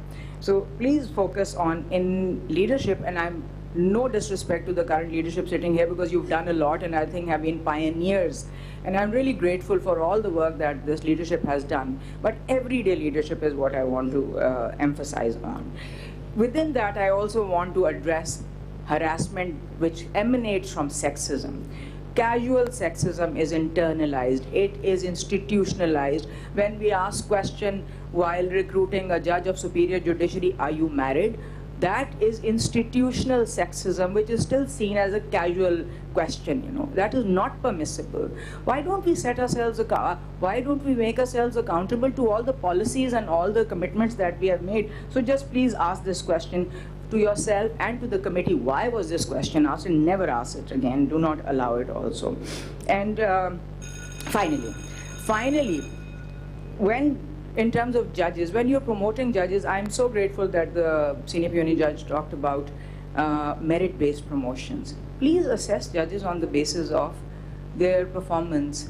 It should no longer be about time-bound delay reductions. It should, and well, it is part of it. It should not be just about disposal-based performance evaluation. It should also be about the quality of judgments that you judges are writing, because of the fact that these judgments are what will perpetuate the sexism, the harassment, the inferiority of a 49% gender, and that will impact the judges and their recruitment, retention, and promotion, all of it.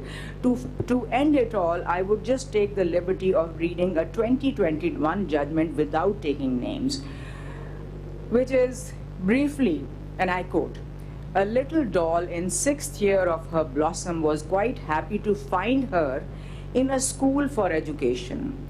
After about a month of admission, her image in an evil eye roasted the lust one day, turned a human being into a Satan who grabbed the opportunity to catch her prey on 12/5/2017 at a certain time. She was put in the washroom of X school. The sex monger put him into action, unchastened the little girl. Modesty was intervened," etc., etc.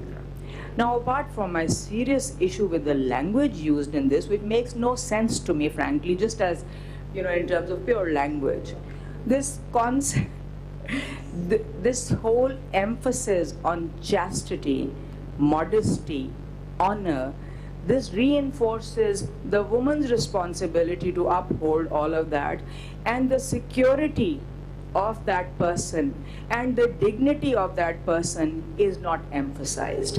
We are shifting the blame, well, not that, we are shifting the focus on all of these concepts which take away from the fundamental right to security of a person and the dignity of a person. Thank you very much. Thank you so much, Ms. Fawzia Bakar, for keeping up the time. My next question is to Ms. Vadia. What mindset changes are required at legal and institutional framework to foster inclusivity? And you have also 6 to 8 minutes to conclude. Thank you. Thank you.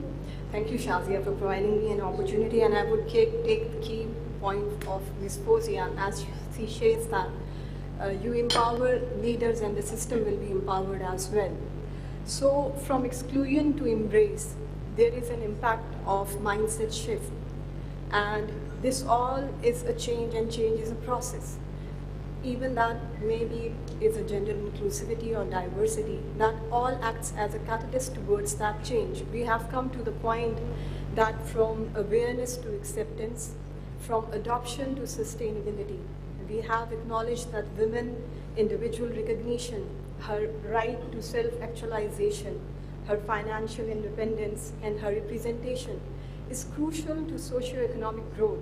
So also for the members of marginalized groups and persons with special ability. And it is all because of growth mindset in our leadership. We have success stories that our growth mindset leaders have been making in judiciary as well. You can quote the examples of inclusivity efforts, and I'm once again thankful to Mr. Mansoor Shah Bukhari for acknowledging this fact that Peshawar High Court has been able to increase that number of women judges in KPK judiciary, yet we do have more leaders in our leadership positions as women judges. To point few, we have leaders and the women representation in Apex Court of Supreme Court of Pakistan, and one of them is from KPK. And then we had our women judge in Khyber Pakhtunkhwa Judicial Academy as a Director General. Out of 6 district and session judges, 4 of our judges are working in a hard-hit areas owing to geographical locations, and these areas are prone to terrorism as well. Yet they are all working in the area owing to a supportive atmosphere at workplace. So we have success stories, but when we talk about in collectivity, there is a flip side to a coin as well. Having that 10% of fixed quota at induction level, we have been able to increase the number of judges to 16% in Pakistan. But then there is a bottleneck, as you had hinted. If we talk about Punjab, there are civil judges that are working for more than 20 years and they are not getting promotion. Then we do have members of district judiciary.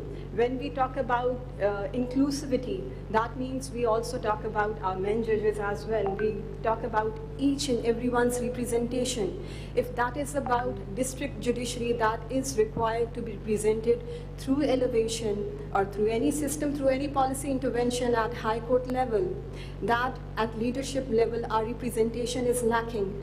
And if a judicial officer, whoever enters in a civil service that aspires to become a judge of high court, but soon when that person enters in judiciary, a realization comes to the fact that you will be ending as a district or session judge at the most.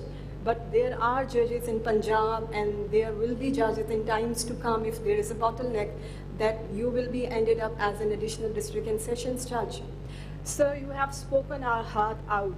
We will not be able to point out that all that was said in gray lines, but when it's said in black and white, it means that there is required a preference owing to Article 25(3) in the Constitution, that now in 76 years of independence of Pakistan, there comes a time when, apart from representation in quota basis, apart from allowing women to appear in competitive exams, let there be a sifting, so that leader that is able, that can come up, because it's a service delivery profession, you have to compete, and then everything is possible with a supportive atmosphere.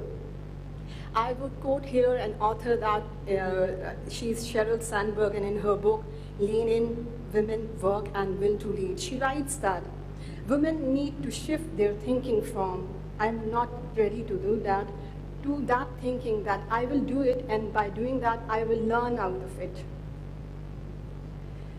There is another thing that is very important while working as a women judge. I had felt myself that this growth mindset at leadership level is pivotal to combat structural biases as well. Biologically, as women, we are different. We, as women, we procreate.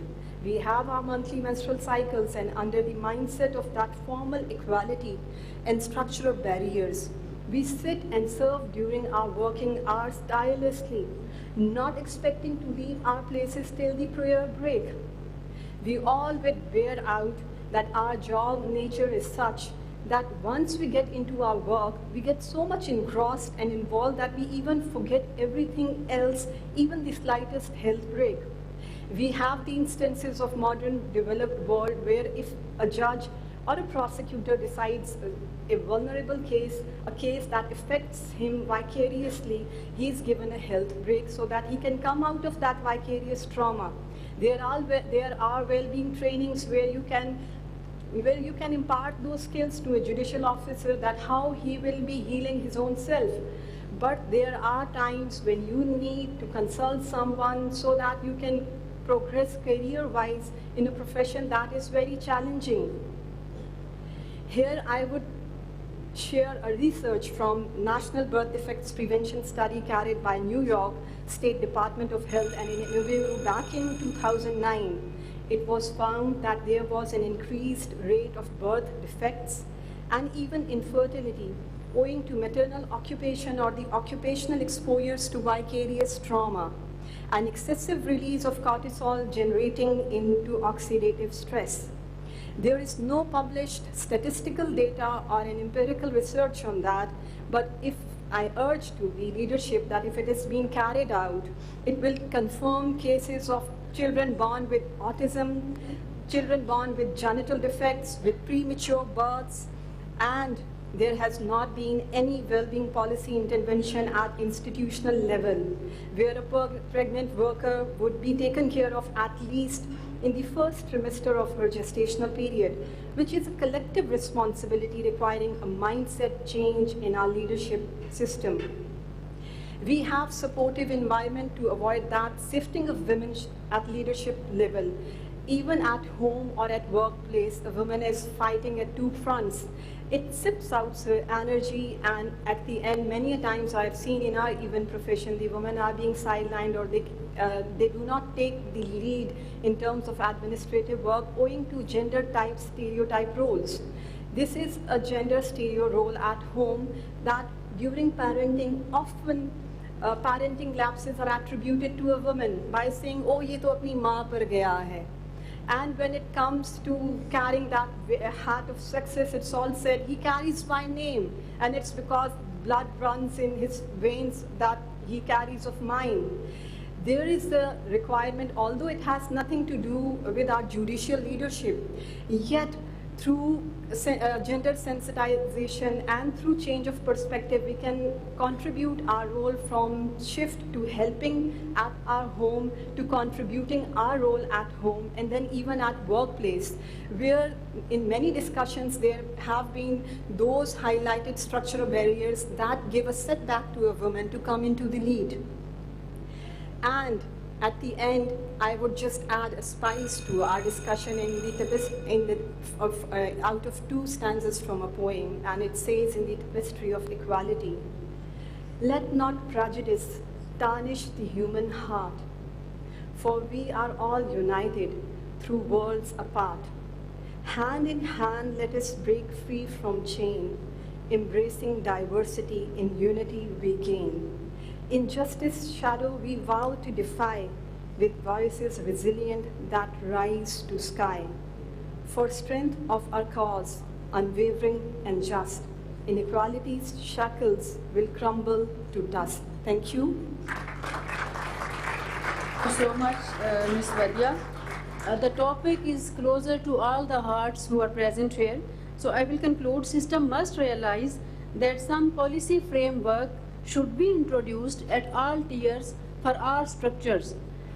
I, a civil judge for 16 years, and many more seniors to me civil judges sitting around there with 22 years of experience, must have come to the system with many dreams. They might have changed something more. They might have been one more Justice Aisha. They might have changed the mindset, but let them come ahead. Let us work more. Thank you so much. I request Mr. Fakhar Zaman for the takeaways within 1.5 minute, if you could. Thank you. Ladies and gentlemen, I am in a great fix. If I am asked to define perfection in 1 minute, in one word, I would say smash. Syed Mansoor Ali Shah.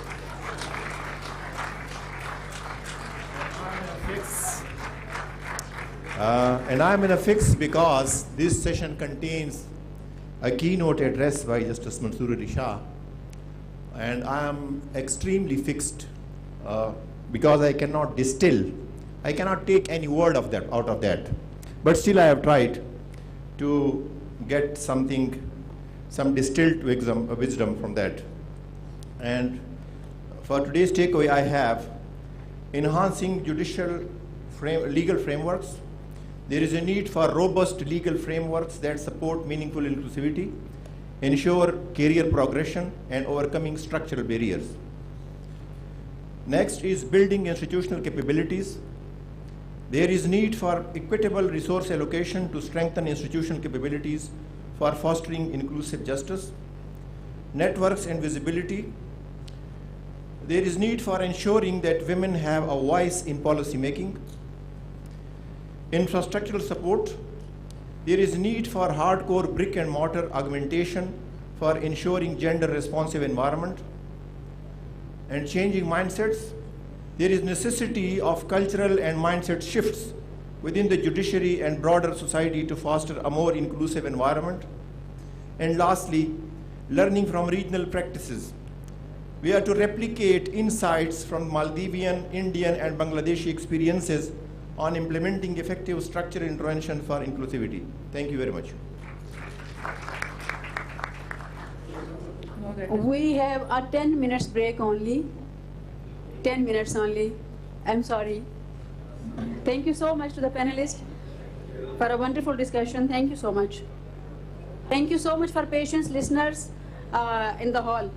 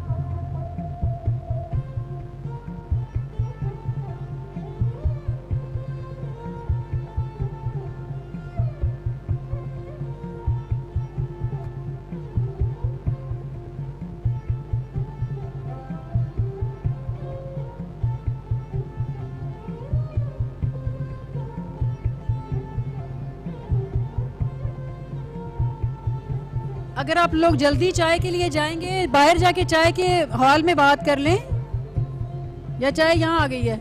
चलो ये भी अच्छा हो गया, okay.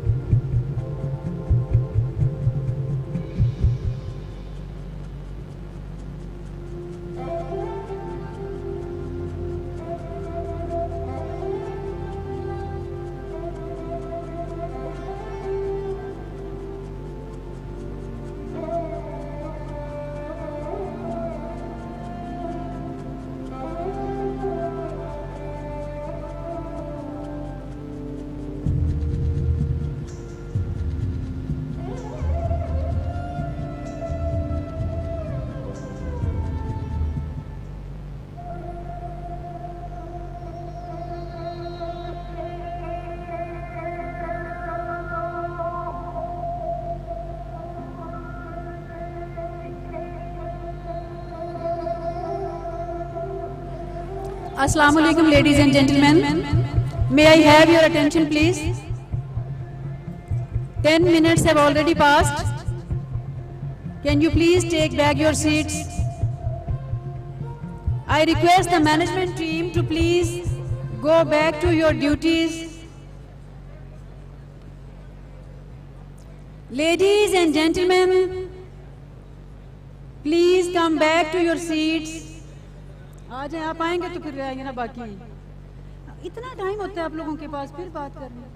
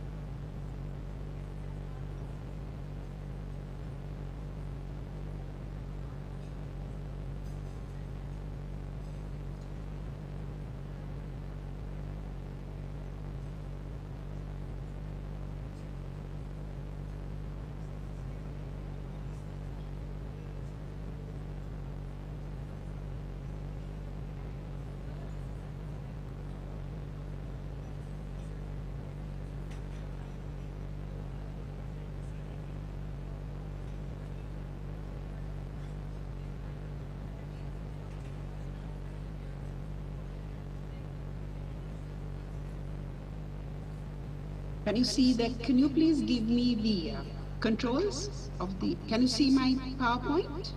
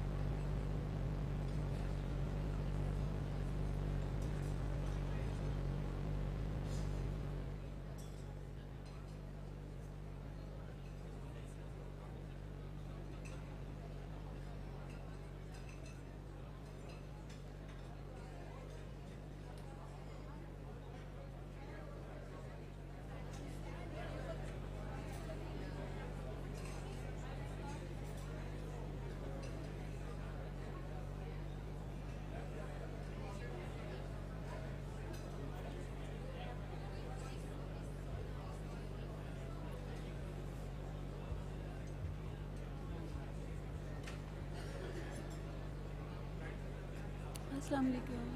ठीक कैसी हैं लेकिन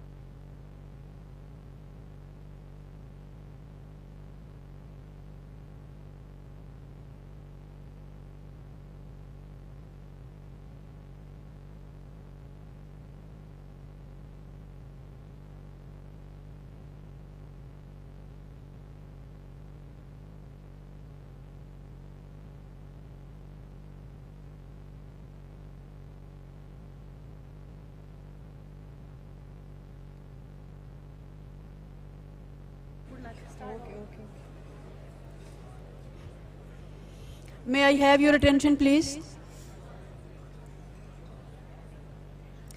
Ladies and gentlemen, may I have your attention, please?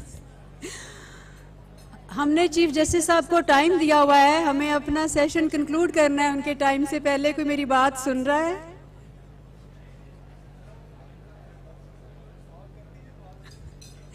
Shah साहब को मैं क्या कहूँ?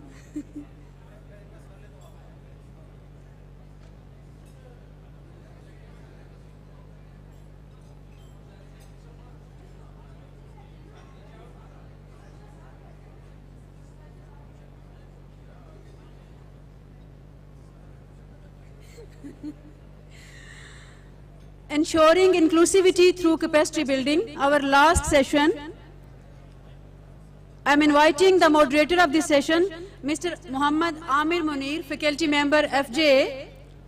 Mr. Muhammad Amir Munir, additional district and session judge, is currently the director of research and publication at the Federal Judicial Academy and is a fellow of the Commonwealth Judicial Education Institute.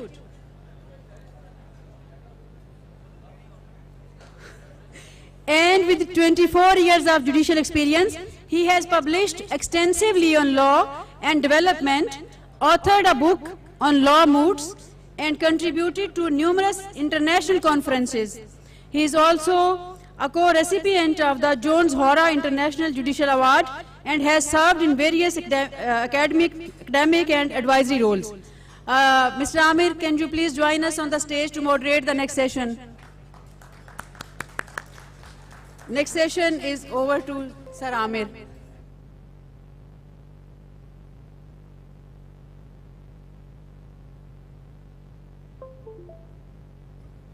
Thank you very much, ma'am, for inviting me to this session as a moderator. And I have also told that I may be speaking something on the topic as well, if I got the time. So we have now, in this session 4, the main topic of our session is ensuring inclusivity through capacity building. And we have now 5 panelists.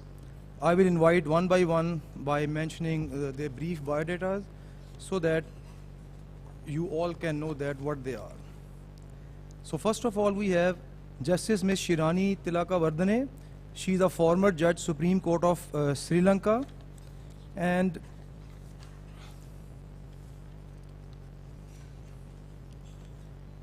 Justice Shirani presently is a consultant to the Sri Lankan Judges Institute, an international and national arbitrator and an international accredited mediator to the Singapore International Mediation Institute.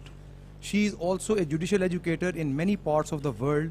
She serves on several organizations as a consultant to the UNDP, UNODC, ILO, ICJ, and continues to work as a consultant, expert advisor, and panelist with organizations such as Legal Action Worldwide, and is presently on the advisory board of the ASEAN Judicial Integrity Network. She is the deputy chair of the Judicial Integrity Group and presently involved with drafting of the amendments to the Bangalore Principles and the commentaries on it. She is also on the International Advisory Board of the National Committee of the State Court, NCSC, of the United States of America. She also continues to work with Judicial Integrity Network, a global body affiliated with UNODC. She was an international consultant to the United Nations Development Program, UNDP, in the Strengthening Transparency and Code of Ethics for Enhanced Public Confidence in Court of Cessation in Turkey project. Justice Tilakavardhane was the first female state counsel in Sri Lanka in 1978. The first female judge of the High Court, first women Admiralty Court judge, first women justice of Court of Appeal, and the first women president of the Court of Appeal in 2003. She ascended to the Supreme Court of Sri Lanka and served as Supreme Court Justice for many years and was also an acting Chief Justice. She holds 2 honorary doctorates in law from Smith College and Williams College in the United States of America. She also has a diploma in forensic medicine from the University of Sri Lanka. Justice Tilakavardhane has received many awards, including Sakshi of India Award, and the International Zonta Award. She is a fellow of the Commonwealth Judicial Education Institute. I am feeling proud that I am also a fellow, and my another fellow is now with us from Sri Lanka. Justice Tilakavardhane has served as an attorney in the District Attorney's Office of Colorado, in Fort Collins and Greeley in the United States. She was an advisory board member for the International Center for Ethics, Justice and Public Life of Brandeis University, South Africa, and a member of the International Panel of Jurists of the International Bureau for Child Rights, with United Nations affiliation. She has helped draft SARC protocol on trafficking of men, women, and children, and initial guidelines for the child witness testimony for adoption in the ICC. She has worked with the Council of Europe on cyber crimes against children in terms of Budapest Convention and Lanzarote Conventions. She lectures on AI, artificial intelligence, generative AI, ChatGPT, ChatGPT-4, Midjourney 5, and Sora, the latest AI platform. So we welcome Justice Tilakavardhane, and she is available with us on Zoom. So has she joined on the Zoom? Yes, I think I have joined. Can you hear me? Yes, thank you. We can hear you. Thank you, fellow alumni of the Commonwealth Institute. Now I invite our next panelist. She is Ms. Marwa Khan Cheema. Marwa Khan is an assistant professor at the Sheikh Ahmed Hassan School of Law, Lahore University of Management Sciences. She completed her BA LLB from LUMS and LLM from Harvard Law School on the Fulbright Scholarship. She is the co-founder of the Pakistani Feminist Judgment Project and the founding member of the co-editor of the LUMS Law Journal. Marwa's research and teaching focus involves constitutional law, human rights, and gender.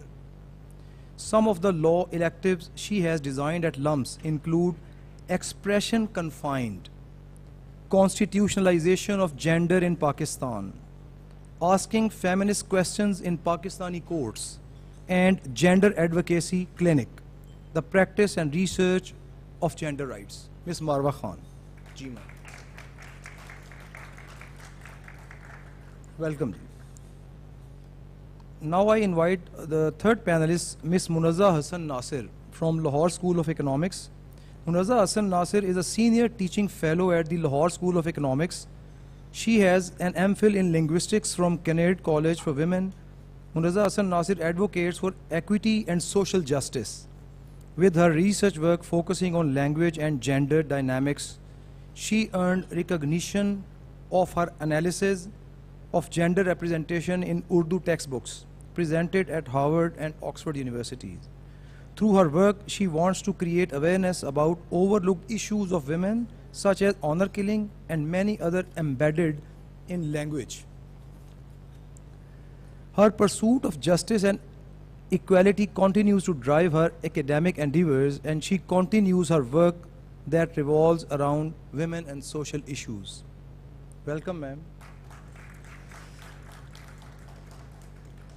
Our fourth panelist is Dr. Sadaf Aziz. She will be with us on Zoom. Dr. Sadaf Aziz joined the Department of Law and Policy as an assistant professor and was amongst the small cohort of faculty who launched the BA LLB program here at LUMS. She designed the first labor law and jurisprudence courses for the program and pioneered field research-based courses such as law and social justice. She completed her PhD in law from University of Melbourne in 2020. Dr. Aziz's research interests are in the areas of legal and political theory and the comparative and historical study of legal regimes in the subcontinent.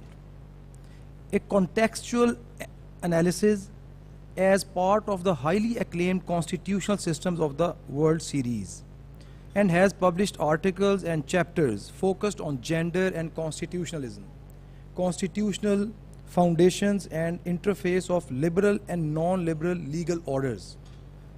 Currently, she is revising a second book manuscript in re-investigating early Pakistani state. Dr. Aziz continues to contribute to projects and reports addressing arbitrary policing, miscarriages of justice, and the use of capital punishment in Pakistan. She is dedicated to curricular innovations and in ensuring that students are equipped with the tools to engage with the justice system with a view to addressing and ameliorating systematic inequalities. So we welcome Dr. Sadaf Aziz on Zoom. Is she with us? Dr. Sadaf Aziz, can you hear me? Yes, I'm here. I'm not sure my video, why it's not showing, but I am here. Can you hear me? Yes, I can hear you. Thank you very much to be here with us via technology. Okay. And our last panelist is Honorable Miss Justice Saman Rafat Imtiaz.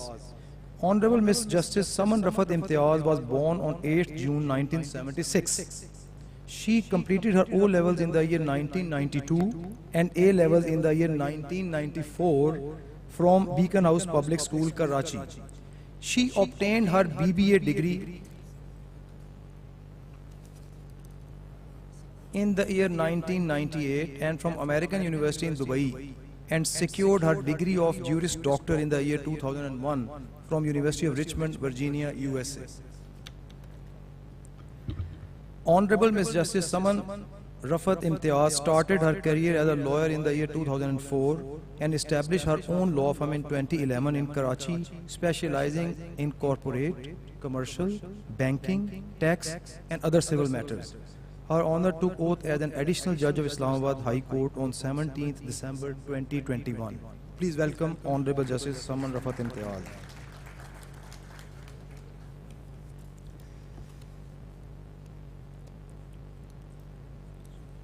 So to start the panel discussion, I will first of all ask Honorable Ms. Shirani Tilakavardhane from Sri Lanka that, ma'am, can you explain the impact of judicial education and training on empowering judges in Sri Lanka and how it continues to ensuring inclusive justice? Additionally, what lessons can other South Asian nations learn from Sri Lanka's experience in this area? Over to you, ma'am, and we have 6 minutes for your presentation. Can you tell me whether you will be asking other questions, or are you going to, do I do my entire presentation right now? Because I was told I will have 10 minutes or to 15 minutes. Yes, initially the time was 10 minutes, but now we have, the earlier session was a little late, that's why we curtailed a few minutes. So you just start kindly. Right. Yeah. So, good afternoon, everybody, and let me assure you right at the beginning that the type of inclusivity which we are talking about includes every aspect of humanity. That is, wherever there is discrimination, whether it's on age, whether it's on gender, whether it is on children, the race or caste or creed or religion or whatever it may be. This conference, I think, is addressing the holistic view of there not being discrimination on the basis that the Charter of Human Rights gives us the broadest of spectrum. It is the language because it says that these rights of equality are universal, that it is inalienable and it's indivisible. Now we have heard a plethora of things. I took part in the last session and I was amazed at the knowledge and the empowerment of that session itself. And something very important was said about leadership. Now we're having a huge problem globally on leadership. Women have come in and we have this leadership of women who are holding mid positions, but now there is a diamond ceiling, because now it is even worse to get from there to the head of that institution or into the upper echelons of the institution. So that is something, and it is up to the women themselves, and let me say this very clearly in the words of the Secretary of State, Madeleine Albright, where he said, a woman who does not help a woman, a woman who does not help a woman has a very special place in hell for them. So, can you give me the changing slides, please? I had it earlier, but you have... Okay, I haven't got it, but I'll use this. So, I'm just going to touch about the inclusive. We are watching your slides. Yes, please carry on. Yeah, I just clicked it from here, but I couldn't click it on the PowerPoint, but it's okay, I'll manage it. So inclusive, we are talking about women, and it's this question of, we are somehow the checklist, the guidelines, the protocols, and the policy statements. As somebody said, we have it all, but there is no effective implementation of it at all.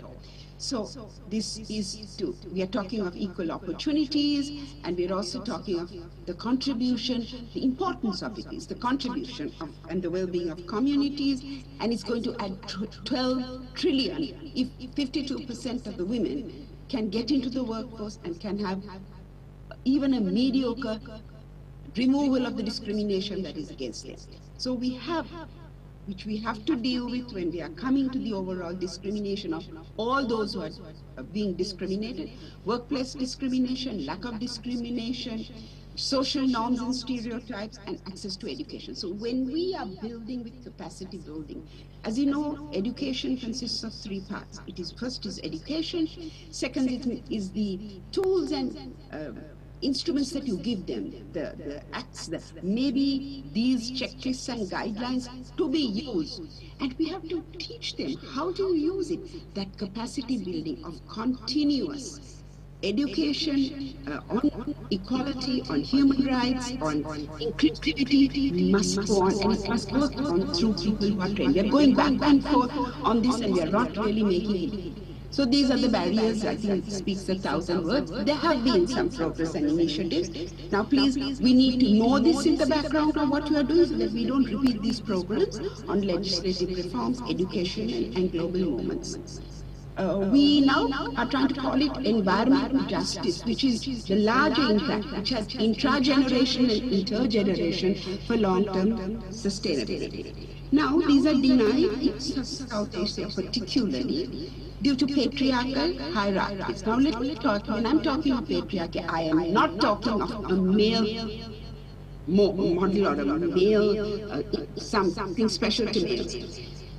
Patriarchal comes, as you know, and you have been told this all along, it's a construct, social construct comes out of and creates male privilege and entitlement and advantage, and then uses stereotypes on women because it has never been a female narrative, it has been leading the individual and leads to selective disempowerment of men. So when we talk about patriarchal hierarchy, it's very important that we remember. We have all the international laws, we have the national laws, we have development of all these different instruments. Why is it that we are still having these stupid pronouncements coming from judges across the globe? It is not just to say, why are we having it?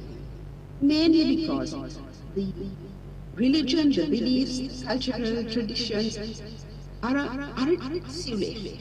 It insulates that present judge who is giving that particular decision and blinds that judge through the assumptions that are made, which is down belief. So capacity building must very importantly take over, is a process of taking out and putting in, and that is a I have done it for 40 years, and it's a very, very difficult thing to do. Then we need to deal with core values of equality, impartiality, and justice, which underlie the legal system. These values will be protected under statutes and case law, especially on sexual violence, sexuality, rape, sexual abuse, and sexual harassment. So one of the things, and this is very important in capacity building, to understand that gender performativity posits that gender is made of acts that mark a person as a man or woman, the dress, the mannerisms, etc., etc. And it's through the repetition of those gendered acts that the illusion of a stable gender identity is created. And under the human rights norms, we have in theory an equal protection of freedoms. Does it work across the board for a collective population of women of the globe? The reality, it doesn't. Why? Because even in cases like rape and other things, and other than narrative of sex and gender that are informed and constructed through a strong law and legal system is completely insulated by that, through that individual judges' beliefs, customs, tradition, culture. And these are social constructs, and these are variable dynamics. Let me tell you that now can you see these things? This was the culture, this was the belief. Butter is slippery, you can eat as much as possible, lubricate your arteries and veins. The smooth taste of expectant mothers crave. No flies, can't read it. Can you see how these myths and stereotypes, which are linked to the supposed inferiority of men and the superiority of men and the inferiority of women, leads to a male structural dominance, based and underscored by explicit or implicit or unconscious bias and confirmation bias. So what we have to think about is how do we deconstruct and how do we build? Because it is about what should it be about? What should our lecture on capacity be about? It is about inequitable recognizing and dealing with inequitable distribution of power dynamics and the result of discrimination with unconscious, conscious, or implicit that we are dealing with. I want to just touch on a case which is really important and which will tell you these are the kind of tools we have to use. Judges are work very easily with this, you work through the law. So this was a case where the accused was acquitted in the High Court by the Court of Appeal, and then it went to the Supreme Court. And it was before a woman judge. And it is strange that it seems most of the judicial decisions there are very good decisions by men, please don't let me demean the decisions, the overall decisions, but there are some things that just seem to pop out. And then Claire Leroux-Dubé said this, she said that stereotypical assumptions lie at the heart of what went wrong in this case. The specious, that's superficially plausible, but actually wrong, defense of implied consent. Consent implied by law, as applied in this case, rests on the assumption that unless a woman protests or recedes, she would be deemed to consent. On appeal, the idea also surfaced that if a woman is not modestly dressed, she is deemed to consent. Such stereotypical assumptions find their roots in many cultures, including our own. They no longer, however, find a place in the Canadian law. I do wish we can one day say these myths and stereotypes through which the individual judge is working no longer finds a place in the South Asian law, however honestly that may be held. So I will go to, so there are a lot, one of the big problems in capacity building we have to remember is language. Language plays a strong role in legal discourse. This linguistic role supports the way power in law is communicated, from examining the language of police interviews to the language of the courtroom, from lawyers and witnesses to judges and juries. Research that instigates power dynamics in legal discourse have sought to highlight, ironically, patterns of discrimination embedded in the operationalization of the law. It is here. Now, I'm just going to take, because this has to be understood and we have to deal with this incapacity building. So this is what one judge said: shameful incident, knowing and realizing the trauma, the humiliation and the embarrassment they will have to go through in society. What was the victim going to gain by making such a false complaint? Please don't put this kind, however well-meaning it is meant, because judicial observation on the shame, humiliation, embarrassment, excuse me, ma'am, sexual violence I have to reflects dominant social perceptions. Ma'am, I have to interrupt because we are short of time. Can you conclude in 1 minute, please? Yes, I will.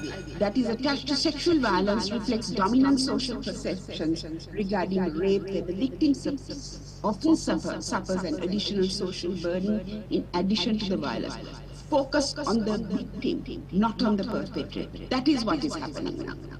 Social stigma, and the law is, the law, for instance, the evident ordinance says that in a rape case, the woman, the prosecuting was can be questioned if that she had a immoral character.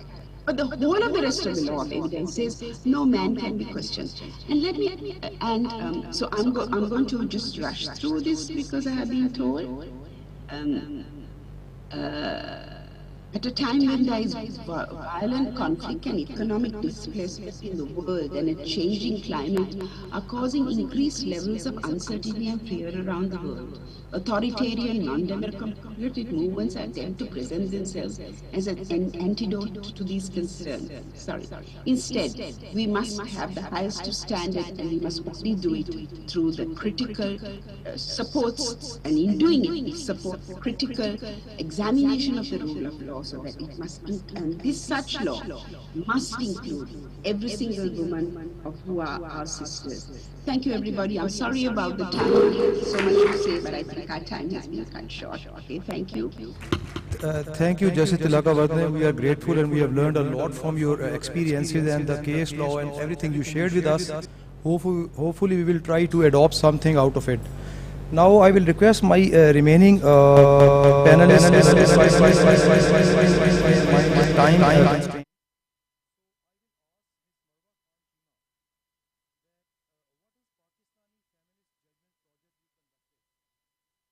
Experience do you derive from it for the judges on issues of using regressive language at one side and incorporating social context whenever and wherever relevant? And can you also give us some examples of other jurisdictions for the judges and the lawyers sitting here to learn to improve the language of judgments and pleadings? Kindly take the maximum time, 5 minutes for this answer. Thank you. 8 minutes. So with the permission of the chair, 8 minutes.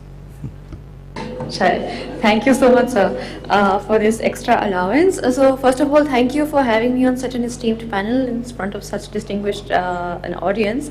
The Feminist Judgment Project is something that's still ongoing and very much close to my heart. There's a series of feminist judgment projects going around the world, and Aruba Satar and I started the one on Pakistani feminist judgments, where one aspect of the project is to rewrite pre-existing Supreme Court judgments from a feminist perspective. The pivotal point that we are trying to project here is that the legal reform, which is often talked about, legislative reform is not the end all. We see various instances where very progressive legislation has come about, but it's not being adequately implemented within our judgments or from within the enforcement aspect.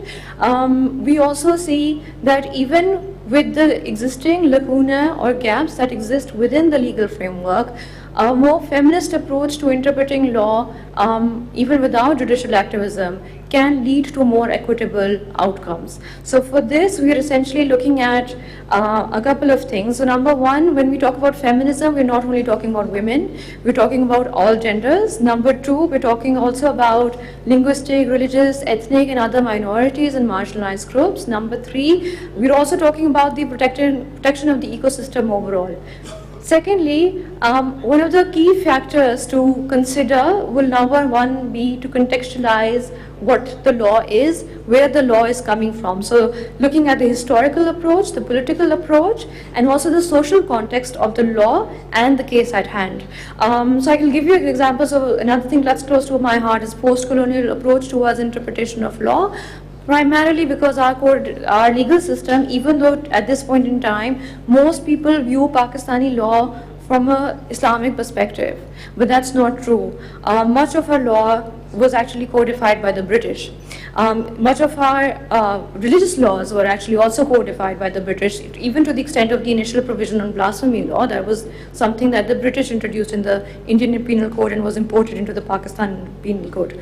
So that notion is something that we first need to dispel. So a lot of regressive elements within our legal system, for example, depriving transgender persons and gender fluid people of this basic citizenship rights, things like restitution of conjugal rights, things like linking grave and sudden provocation and making it a justification for honor crimes.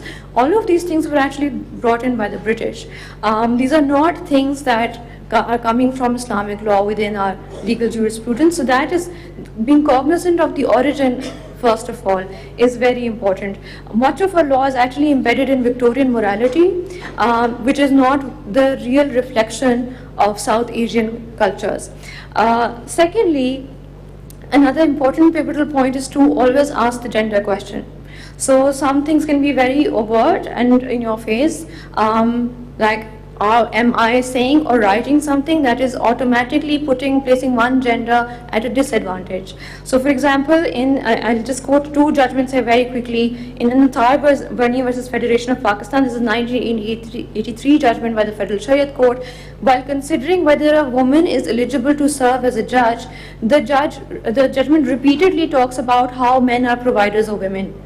What's the relevance of that would be the first question. Whether she is capable or not to serve as a judge is an entirely independent thing, unless you are saying that a woman is subservient to a man, in which case then she is not eligible. But that is thankfully not the outcome that they reach. In another case pertaining to surrogacy and whether it's legal or not, the Federal Shariat Court actually calls a woman an agricultural field and a man a farmer. It calls women sheep and men shepherds. So you don't really need to go that far to essentially sort of assert all of these things, right? So they even linked a child born with impairments through surrogacy as a poor taxi cab experience, which is a very, very sort of problematic language to use. But even apart from that, there are also a lot of other things that need to be considered. So I think Ms. Fawzia essentially mentioned in her talk about the element of respect, that we respect this person, so we are not going to allow her to be in this difficult situation, regardless of what you're sort of taking away the woman's agency. What does she want to do in that? Ma'am, we have time limit. Kindly yes, I'll wrap up in 2 minutes. Thank you. Yes, thank you so much. The other thing, of course, is that sometimes judges are looking for the perfect victim, and when that victim comes along, so for example, if you're looking at a child abuse case and the child is, so let's say, under 7, the judges will jump into speedy justice at the expense of due process of law. Many of those cases will not hold up in appeal. You're also essentially in violation of Articles 10 and 10A of the Constitution. But when the imperfect victim comes along, that's when very minor factors essentially are taken to discredit the victim. So if there's just like last 2 sentences, there's a very minor issue within her statement. Why was there a delay in filing an FIR, for instance, in Mukhtar Mai's case? They didn't look at the fact that she was an uneducated woman who did not know the criminal justice system. They did not look at that she was actually standing against the same jirga that victimized her. They looked at, yes, there was a delay, and why would someone who was not already a virgin have problems with coming forward. And just on the question of comparative framework, so the Indian Supreme Court under the current Chief Justice has actually devised a book, and they've worked with academics. And there's a handbook on gender stereotypes, essentially, which is a very nice sort of succinct thing. And I do encourage our judges, not that I have the platform, to work on this essentially, because we also have some very progressive judgments coming forward, just much like this other Fazeesh judgment, ma'am. But we still feel that a lot of judges are essentially not paying attention to those progressive judgments. So I will end my note on that. Thank you very much. Thank you very much for your insight. What I have learned as a judge is that I need to rewrite my own judgments to understand what is this perspective. So some old judgment I can take it and then I can rewrite it. So I think I can find out more gender perspective into it. This is how we learn.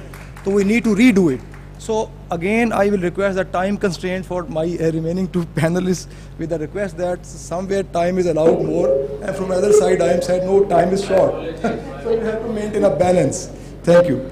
So now Ms. Munazza Hassan Nasir, keeping in view your expertise, I am to ask that what is the importance of language and how it impacts our decision making process. Number 2 is that what is the impact of biases into this language thing, which we have already learned from our homes, our streets, and from everywhere. Okay, and I'll try to cover just the first one because I don't think I have enough time for both the questions. Okay, let me complete, then you can decide which side you are going to take. All right. So, as a linguist, what can you tell us about the relevance of language in creating more inclusive environment for women in legal profession? So you may focus on this only within the next 4 minutes, not 5. No, that's, I won't, okay, thank you so much. So I'll begin by saying that language is not just a means of communication, but it is a tool that shapes discourse and builds narratives. So when I say that Musamad Zainab was raped and the perpetrators were sent, they were handed this punishment, you would be angry and you would think that, okay, so that he probably got 10 years of imprisonment. But when I say that 1-year-old Zainab Musamad was raped, then you're indignant, you're upset, and then you know that the judgment is also different. It means lifetime imprisonment. So that's how narrative is built through language. And language is so powerful that it can be used to dominate people. And Gramsci talks about it in detail. It's called discursive hegemony, where people can be controlled and dominated through words without using any physical power. Imagine controlling the world without any weapons. So language can do that. Yesterday, Justice Aisha Malik mentioned that we have chairman and ombudsman, etc. So these are the words which were coined hundreds of years ago when women were not chairpersons. So imagine someone who's a woman and you're calling her a chairman. So that you have to change. The only thing that is constant is change. So it's about time that everyone tries to accept that we need to change our language. Because now I want to focus on my research, which is, can you go to the next slide, please? So I conducted a research in 2019, and I wanted to find out about the gender representation of women in Urdu textbooks that are used in Punjab government schools from grade 1 to 5. So there I found out the text was extremely biased, and women were depicted in roles which are very stereotypical roles, mothers and teachers, that's it. And the men were represented in 35 different professional roles, including doctors and lawyers and soldiers and so many more, right? So you see now, if you're thinking why we don't have women in the justice system, because when the child is just 4 years old, 5 years old, and throughout the child's educational experience, what this child is learning through the textbooks is that women are supposed to be mothers and teachers, whereas the other roles are reserved for men. So Sweden changed the curriculum 45 years ago, so it's not a coincidence that it ranks first in EU when it comes to gender equality index. So I feel that we need to change a lot to include women in the discourse of, just to include in the discourse and in this profession as well.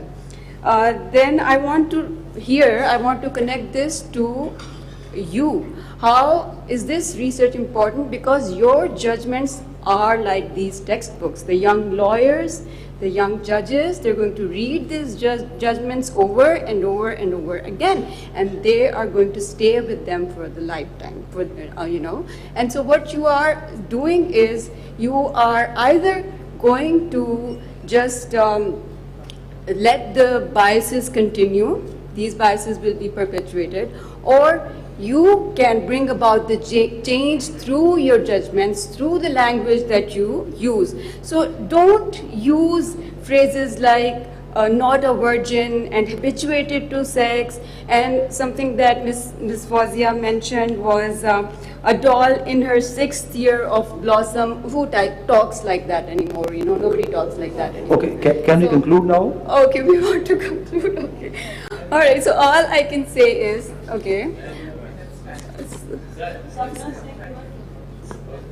So then, okay, so when this morning Justice Shah was speaking, so when he was speaking and I just felt this enthusiasm, you know, I could see that here is someone who wants to bring about a change and who's actually passionate about this cause. So I was thinking, okay, now, so I'm going to tell him that you should create a committee maybe who will keep a track, because we come here, I was here 5 years ago, we talk and we go back home and nothing really happens. So you need to keep a track, and he even named that organization, he calls it Diversity and Inclusion Department. So I think it's a brilliant idea and we should go ahead with it. And that was my last slide also. So I'm so sorry I couldn't convey everything that I wanted to convey. Thank you. Ma'am, thank you very much. Actually, can you show the slide again? Yeah, that was an important slide actually, the one with the table. Thank you for your perspective, okay. And don't worry, whatever you have written, we will inshallah publish into some booklet, okay, and everything fine. will be conveyed to everyone, everyone concerned, Thank particularly you so the judges like us. So I want to, as you mentioned, there should be a connection between the things. So I have seen a connection in this story. So Amir दौड़ में दूसरे number पे आया, तो Amir is my name. I don't know मैं दूसरे number पे आया हूँ कि नहीं आया. Okay, Sadia is my sister, and let me connect with the whole thing. I don't know what is coincidence into this page. I have just seen it. Sadia is my sister who did her MPhil, and the topic of her thesis was appointment of women judges in Sharia. So she did something like that. I think she interviewed Honorable Justice Mansoor Ali and maybe some other women judges here as well. So this is her connection, and Ahmed is my real brother. He did his PhD from McGill. The topic is Khula. So he critically evaluated the principles of Khula under Imam Abu Hanifa's principles. So I don't know what is this page. I will share with my family. Thank you. Thank you, ma'am. Thank you for all the perspective and for controlling the time limits. That's fine. Thank you. Now the next panelist is Dr. Sadaf Aziz, who is with us through Zoom. So I will again request first about the time constraints and then ask the question to Dr. Sadaf Aziz. Yes. How do you describe the contextual analysis of the Constitution, particularly under the amended Article 25, which is meant to ensure equality before law and equal protection of law? Okay. So can you explain, ma'am, what is your research on this point within the next 5 minutes? Thank you very much.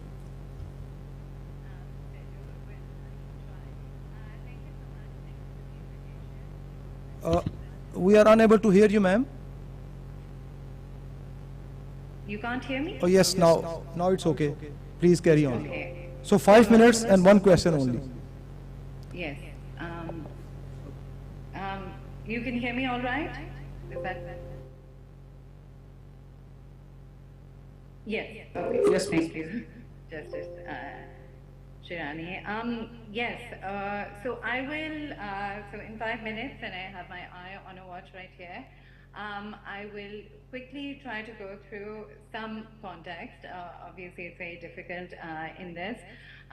So let's just start. I mean, effectively, what I want to say is that the Pakistani judiciary has actually been quite remarkable insofar as how they have wedded protections that are provided constitutionally against gender discrimination and for equality with broader protections both derived from our principles of policy but also from other adjunct rights which are described within the main chapter of the Constitution.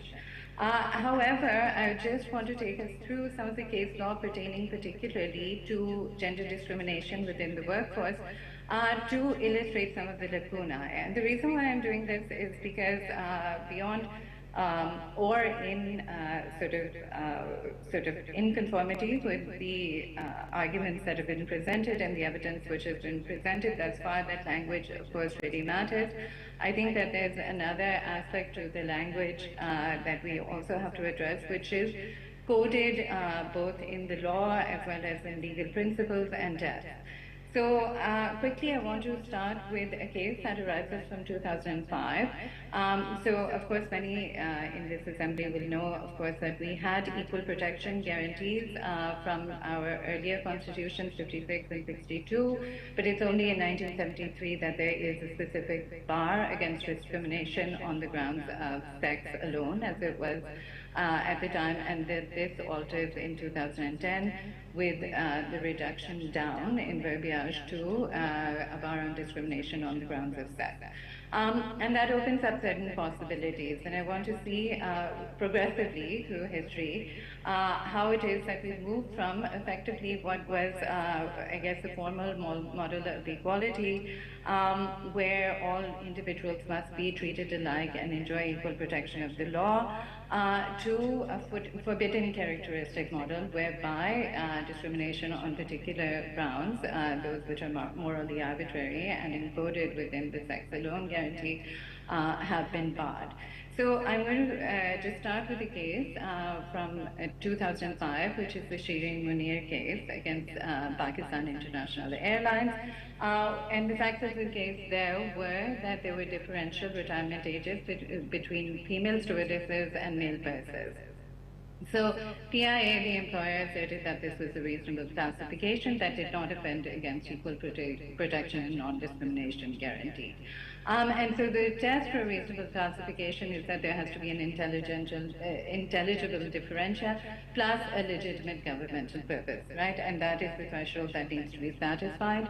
But of course, the justices in that case looked at the fact that, in fact, across two so-called designations, which was between stewardesses and pursers, they were both within the broader category of people who were employed as cabin crew, and that there was only a real difference which was predicated on sex, that otherwise there were no difference in terms of the occupations or the jobs that they were performing, and given this, that this differential treatment was found to be discrimination purely based on sex.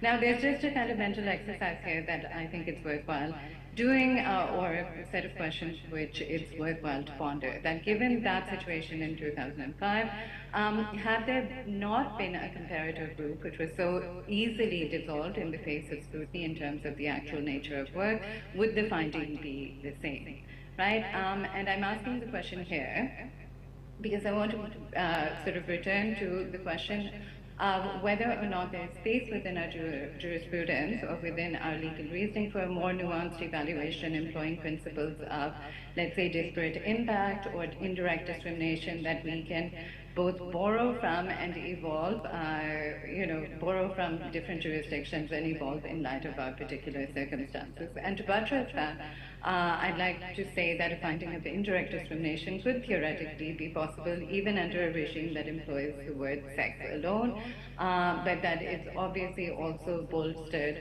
when you have the opening to an even broader kind of designation, which brings in other possibilities or other gender characteristics alongside biological sex alone, or even supplants biological sex. So ma'am, 5 minutes are over. So can you conclude? Am I really? Yeah, kindly conclude. Yeah, okay. Please. Yeah.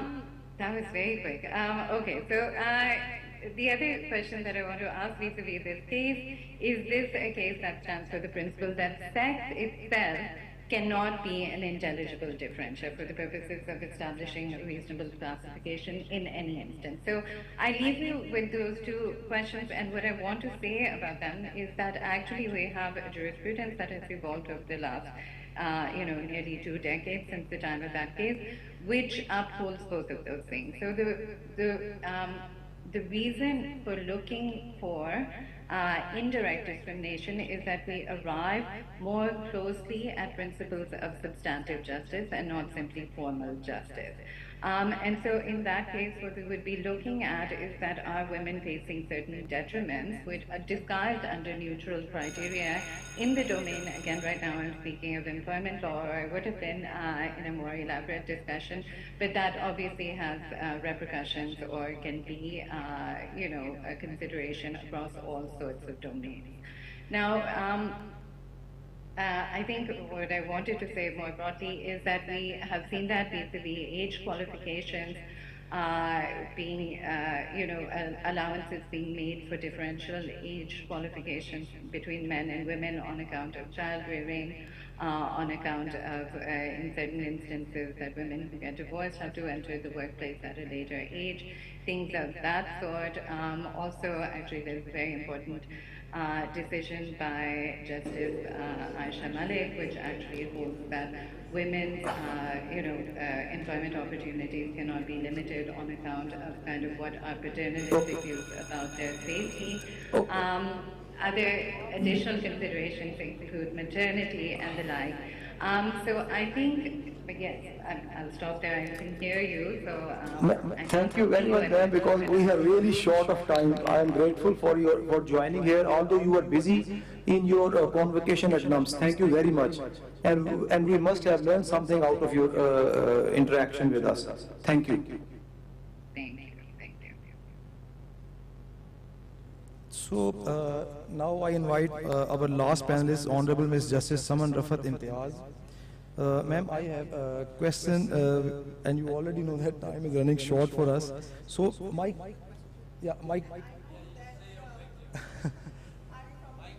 okay. Is this on? Yeah, can you hear me?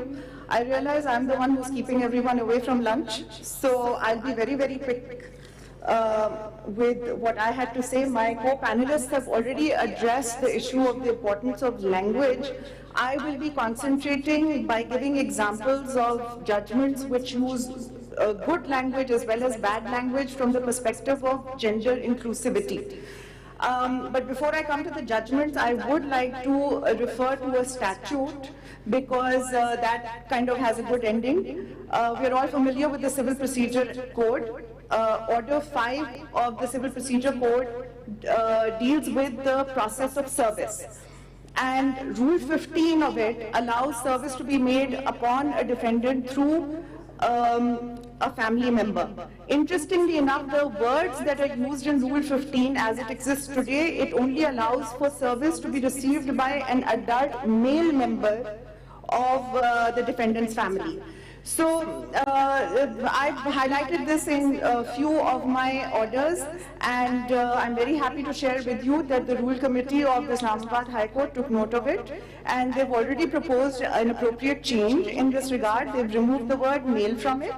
The groundwork has been done, and I believe it's going to be put up before the full court very soon. So at least to the extent of Islamabad Capital Territory, the process of service will be far easier. So then coming to judgments, there are a few judgments which I've actually come across myself. They ended up before me. And I'm sure this is a phrase that you all are familiar with, especially the judges, disobedient wife.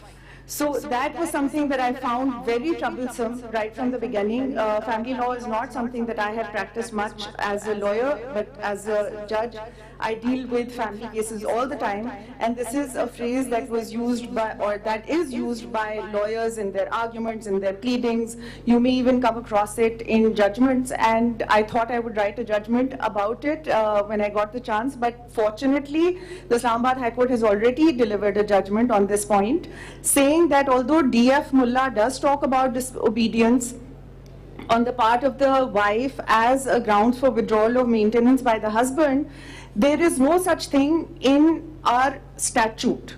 And D.F. Mullah, although it is a reliable reference, because it's a good, but at the end of the day, it's only a commentary. It cannot be relied upon as an authoritative source of law. And to that extent, the MFLO is the statute, the governing statute, which provides the wife the the right to claim maintenance if she has been denied by her husband. And there is no defense in that law for the husband to deprive her of that on the ground or pretext of disobedience. So that is something that I think we as judges need to be very mindful of, not to use it, because it's not coming from the law, and it is basically just reinforcing this stereotype that we have in our society, that men are the providers and women are dependents, and therefore it suggests an imbalanced relationship between the husband and wife, where one is superior and the other one is inferior. I could talk a little bit more about it, but I'll move on to the next example very quickly. This was a family case that ended up before me, and it was very interesting because it was about custody and maintenance of 3 children, 2 of whom had already come of age while the proceedings were going on. And the eldest was a son, and the second child was a daughter. So it was very interesting because unfortunately the family had a lot of issues. It was a very toxic relationship between all the members of the family. What I found interesting was that the family court, while discussing the son's behavior towards his father, they kind of spent about like 1 line saying that he was disobedient and, you know, that's not very good, but now he's an adult, so nothing much can be done about it. But when it came to the daughter, who was also above the age of 18, the family court went at great lengths to emphasize her disobedience. And more importantly, the reason why the family court considered her disobedient was very interesting, that they use the word marriageable age. The judgment uses the word marriageable age and says that although she's of marriageable age, she is not getting married, and instead she's actually living abroad all on her own and pursuing an education against the wishes of her father. So if we had more time, I would have liked to unpack this more, because there's so much that's wrong with this 1 line. But I will leave it up to you. I think we can all see what is wrong with it. First of all, marriageable age. There's no such thing. Of course, there is a minimum age that has been prescribed in the law, but that goes for men and women equally. I believe there might be a difference in age depending on which province you're in, but there is no law that says that if you reach a certain age you must get married. And also to pass a moral judgment that she is not getting married despite her father wanting her to, this is very problematic, because and it's actually not just problematic, it's against the law, because marriage is essentially a civil contract and you can't compel or force someone to enter into a contract. What it's doing is it's just sort of reinforcing the stereotype that we have in our society, unfortunately, that women have a shelf life, and so they must get married by a certain age, otherwise the only utility they have will be lost. And this just reminds me of another thing, which is a slight digression, but despite the bell, I'm going to continue. That about 10 years ago, the Council of Islamic Ideology passed a resolution saying that women can become judges at the age of 40, reason being that by that age they're neither marriageable nor attractive.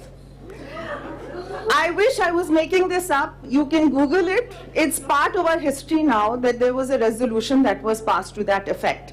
Again, lots more can be said about that, but moving on very quickly, there was another judgment that we might have all come across because it went viral, at least the beginning portion of it. It was a judgment passed in an appeal arising from a consumer court case, where the judge actually compared a vehicle, a car, to a girlfriend. So I don't know how many of you have seen it, but again, rushing through it. Now, before I end, because I think it is important to end on a good note, there are 2 examples that I'd like to quote, and in the interest of time, I do have citations. I'll skip over it. If anyone is interested, they can come to me and ask for it. One Supreme Court judgment that has finally said what needed to be said, that the term honor killing is a misnomer. It should not be used at all because there is no honor in killing. And by using that term with killing, again, you are subconsciously implying that the victim somehow deserved it or had done something immoral, and to restore that honor or morality, the killing happened. So the Supreme Court has set that right. And then there's another judgment in which the Supreme Court has actually given examples of the phrases that need to be avoided. For example, habituated to sex, woman of easy virtue, woman of loose moral character, non-virgin. These are all terms which need to be avoided. And I think a good rule of thumb that I try to follow as well is that when you're writing a judgment, just be mindful, have that clarity of thought, that what you're saying is within the four corners of the law, or is it something which is based on your personal opinion? And your personal opinion obviously has no place in your judgments, because we are all products of social conditioning, myself included. Whatever our views are, beliefs, ideas, thoughts, feelings and emotions, they are based on the environment that we have grown up in, the family that we have grown up in, the education we've got and what have you.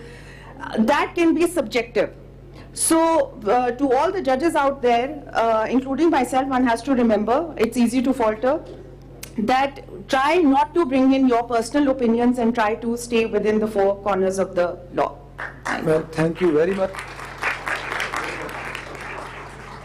So I thank you all, my panelists here. You can have your seats now. Thank you. And thank you for listening patiently. And I am also saying sorry to my management that they are pressing me, that time is going over, I don't know. So, okay, now what? For lunch?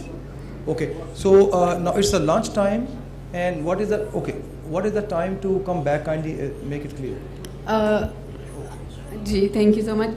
हम बहुत late हो गए आज के session के लिए, और we are sorry, हमने 2 बजे का टाइम दिया हुआ है चीफ जस्टिस साहब को, और इसके लिए भी माजरत का आपको जल्दी जल्दी कुछ खाना पड़ेगा, और 2 बजे हम रिज्यूम कर देंगे. Stage will be on, CJP will be here, other guest from UN Women and European union will be here, ambassador will be here. तो मेरी रिक्वेस्ट है कि आप 2 बजे सारे वापस आ जाएं. Thank you so much.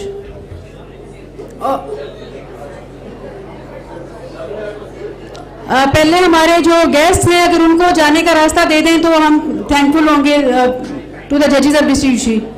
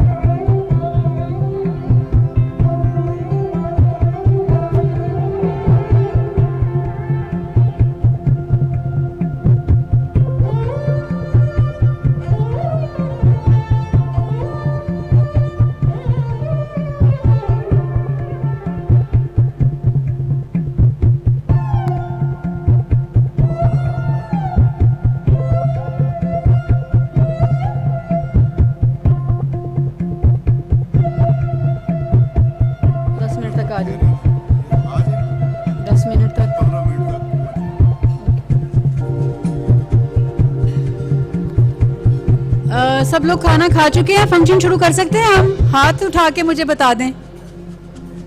Thank you so much for cooperation. बहुत खुशी हुई मुझे, सबने जल्दी जल्दी खाना खाया।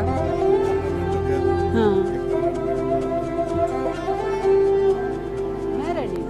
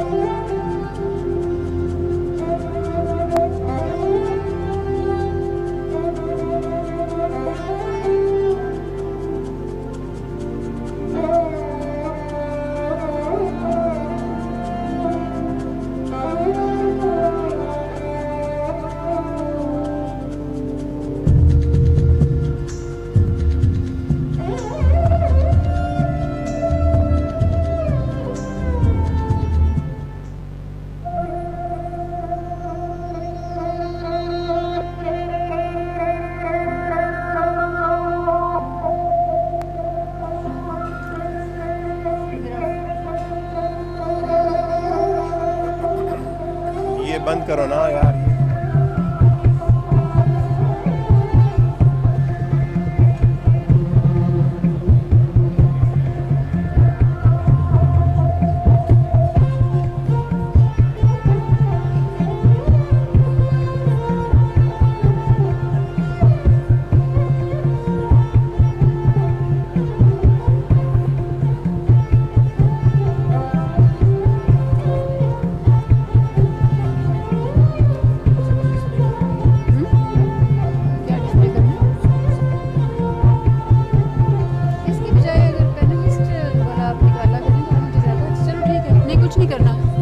चला सकते हैं आप।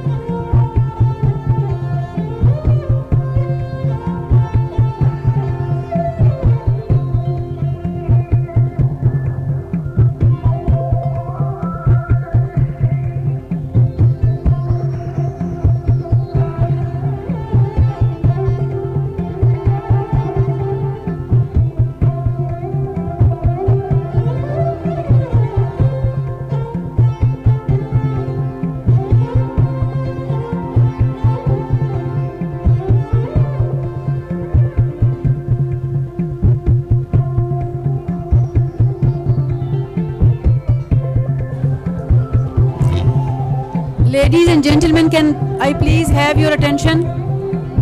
I request that everyone please resume to your seat. The people standing in the pathway, can you please go back to your seats?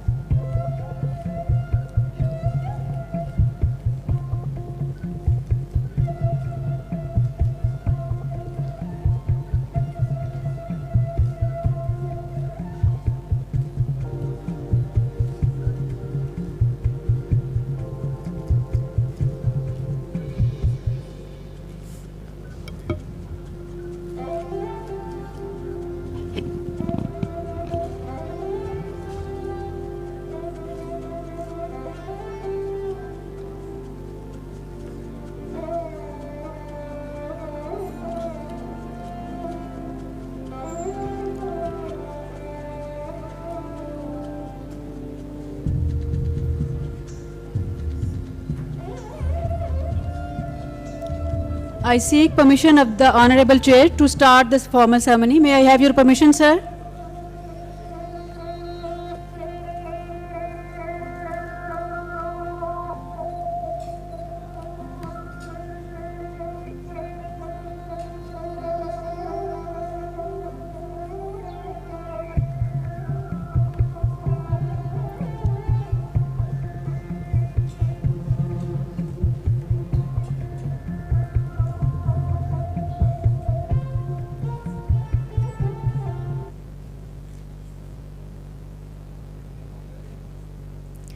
I seek permission of the Chair to start the formal ceremony. May I have your permission, sir? Thank you, sir. Honorable Chief Guest, Chief Justice Qazi Faiz Isa, Chief Justice of Pakistan, Mrs. Sarina Isa, Honorable Judges from Supreme Court and High Courts of the region, Excellencies from UN Women, and Ambassador, EU Ambassador, esteemed judges from the District Judiciary of Pakistan, delegates and participants, Assalamu alaikum. Good afternoon. To start this session, I would like to invite Dr. Rina Koenka, who has served as EU Ambassador in South Africa and was the Chief Foreign Policy Advisor to the President of the European Council, Donald Tusk. She led the Central Asia Division and Human Rights Portfolio at the European External Action Service. Dr. Koenka was Estonia's ambassador to Germany and later Undersecretary for EU Affairs. Please welcome Dr. Rina Koenka with a round of applause. Please come to the stage.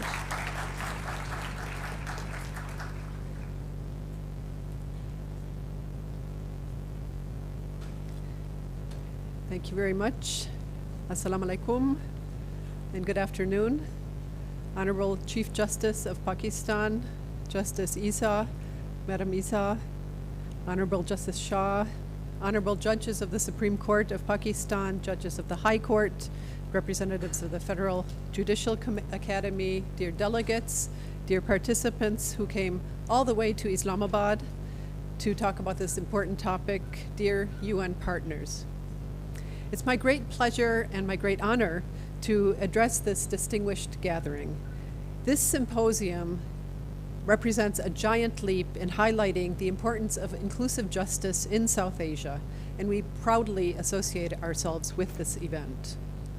Indeed, the European Union firmly believes that access to justice is only fulfilled if it's guaranteed for all, in particular those who are at risk and those who are the most vulnerable.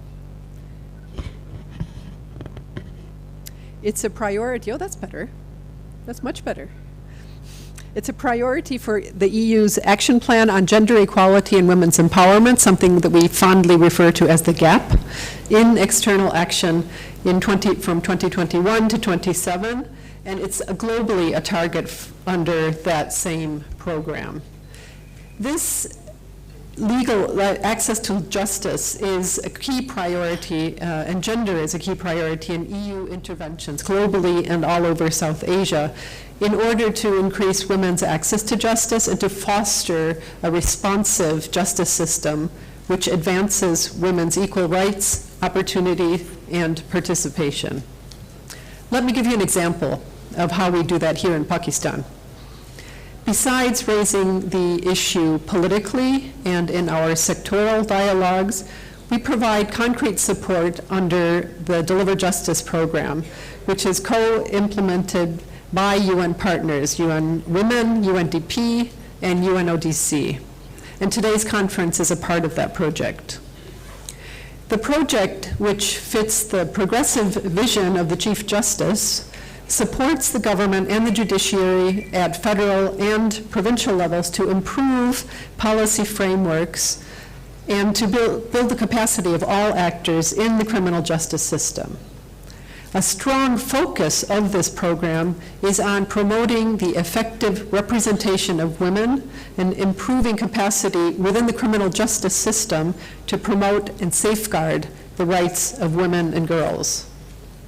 This includes, for instance, raising awareness and providing free legal aid for women litigants on the demand side, and on the supply side, it also provides for training of women staff and upgrading infrastructures that benefit women in the justice and law enforcement sectors.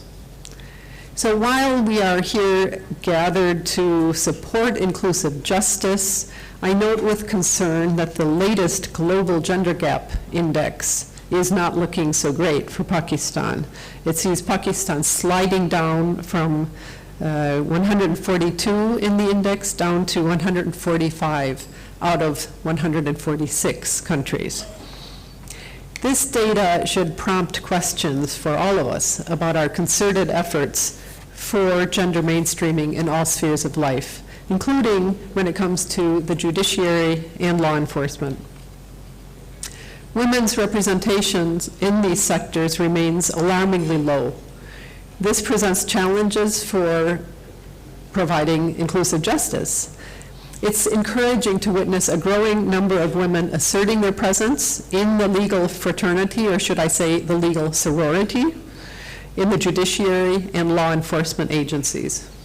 And with the support of this project and the vision of relevant authorities, we note, for instance, that police recruitment drives have contributed to the increase of the number of women police officers in the merged districts of Pakistan by 123%. That's an amazing number, but I have to say that the bar was low. In 2022, there were 22 female officers, and in 2023, that rose to 49. So more needs to be done, and at the same time, we need more male champions for inclusivity, he for she, as we know. Gender equality and inclusion are best achieved when embedded in all activities and all sectors. While the EU is about to launch a new project on women leadership in the democratic process in Pakistan, our delegation also managed to ensure that 100% of our new EU-funded actions across all areas of our programming cycle are gender sensitive. What that means is that women's and girls' needs, their preferences, their constraints have been taken into consideration when programs are designed from the get-go and when they're implemented. And this goes, as I said, across all priority areas that we work on here in Pakistan. Turning back to the symposium at hand, I congratulate UN Women for completing, with EU support, a landmark study on the role of the judiciary in expanding women's rights. This study documents how Pakistan's apex judiciary has demonstrated a high degree of sensitivity to women's rights and, against all odds, sought to uphold international human rights standards, rights and principles, while adjudicating cases related to heinous crimes against women. The study references important judgments, including by the Chief Justice of Pakistan, who reminds us that, and I quote, "Denying females their inheritance undermines their economic independence, prevents a rise in their standard of living, and concentrates wealth in male descendants," unquote. These reminders should now translate into concrete actions. I thank all of you who have traveled here from far away, from different provinces in Pakistan, and certainly different South Asian countries as well. We have a very strong contingent from South Asia outside of Pakistan here. Great to see that. I wish you substantive talks. I know you have had them for a couple of days now. I understand a lot of good ideas have come out of these discussions up to now on how to improve inclusive justice, not only in Pakistan, but across South Asian judiciaries. Thank you very much.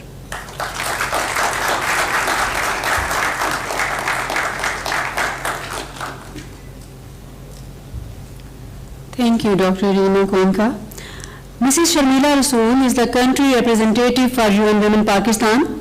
She is the country representative and is an attorney at law of Supreme Court of Sri Lanka. Ms. Rasool has held numerous leadership positions in Pakistan, Sri Lanka, Laos, Bangladesh, and UN. Her extensive experience includes working on rule of law, justice and human rights programs, demonstrating a strong commitment to gender equality, women empowerment, and human rights. We welcome Ms. Sharmila Rasool to the stage. Thank you, Shazia. His Lordship, the Chief Justice of Pakistan, Qazi Faiz Isa, Madam Isa, Dr. Reena Kionka, the Ambassador for EU in Pakistan, Mr. Mohammad Yahya, our Resident Coordinator for the UN in Pakistan, the Pune Judge of Supreme Court, His Lordship Justice Mansoor Ali Shah, justices, judges from Pakistan, and visiting delegations from Nepal, Thailand, Maldives, Philippines, legal fraternity, staff members of the UN, and my own team, UN Women. Assalamu alaikum, and a very good afternoon. I am very, very pleased to be here on my own behalf and on behalf of my agency, UN Women in Pakistan. I've been given a very difficult topic to talk about. Ignore the challenges, carve out opportunities so that our future is better. And this was given to me by the DG of the Federal Judicial Academy, Mr. Hayat Ali Shah and Mr. Fakhr Zaman, to really put me in trouble. But I'm going to try and do my best to sort of use this opportunity to reflect on what I heard in these 2 days, where legal minds from Pakistan and from the subcontinent came together to debate on what is inclusive justice and what's the way forward for us. What I'm hearing in all the sessions, and I must tell you, these sessions were of immense value. They were very interesting dialogues, some debates that brought out certain concepts very clearly. What I'm hearing about inclusivity of justice in the last 2 days is that justice cannot thrive without inclusivity. Justice, by its very nature, needs inclusivity. So I'm sure that most of you agree that's a concrete conclusion that we have come by the time that we are closing this session. Globally speaking, not just for Pakistan, we all know, if we put our hands on our hearts, that justice is a distant concept for us. It's going far and far away from us. This is especially for people who are left behind. Under the SDG agenda, we say we do not want to leave anyone behind, but we are not exactly doing that. We are leaving behind the women, we are leaving behind the minorities, we are leaving behind the poor people, people who are living in poverty. For them, justice is an unknown concept.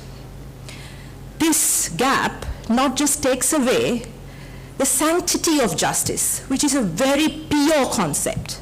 It takes away from them the opportunities. It creates barriers for them and hurdles for progress. But today, I promise you, I'm not going to bore you with the challenges because my topic is to look at the opportunities. So we are not lamenting about the gaps and the challenges for once. We are going to be inspired with the opportunities that we have ahead of us. So for a moment, I invite all of you to go to a global platform and imagine if we were to rewrite this narrative, how will our future look like? A future that is befitting for our generation to hand down to the next generation, our children, our grandchildren, and the generations to come. Imagine how it would look like if we were to rewrite the narrative. I'm sure if you close your eyes, everybody's going to in one voice say, justice should not be a privilege.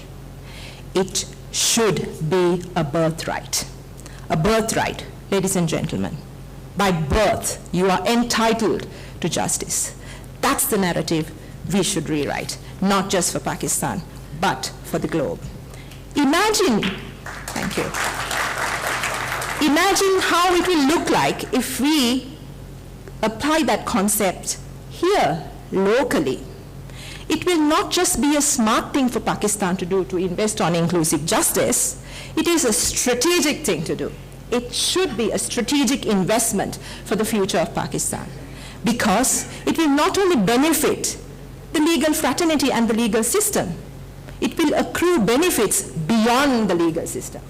It will bring benefits in terms of your economy, in terms of social stability, in terms of your political fabric, because you, through an inclusive justice system, will hold duty bearers accountable towards the claim holders. So, what are the opportunities that we have? I would start not far away from this room. I would start from this room. This very symposium, this very space now, this very moment that we are all living in is an opportunity, because we have come together.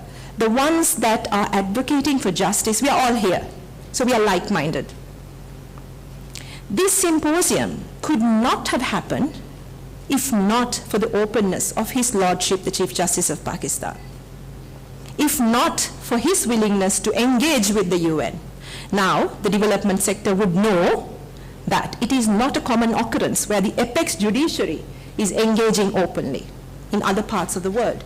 So I would say the first opportunity we have is the leadership of the apex judiciary in Pakistan to engage and be open, invite opinions, not just from the legal luminaries in this country, but legal luminaries from the other parts of the world. So that's our first opportunity that we need to grab.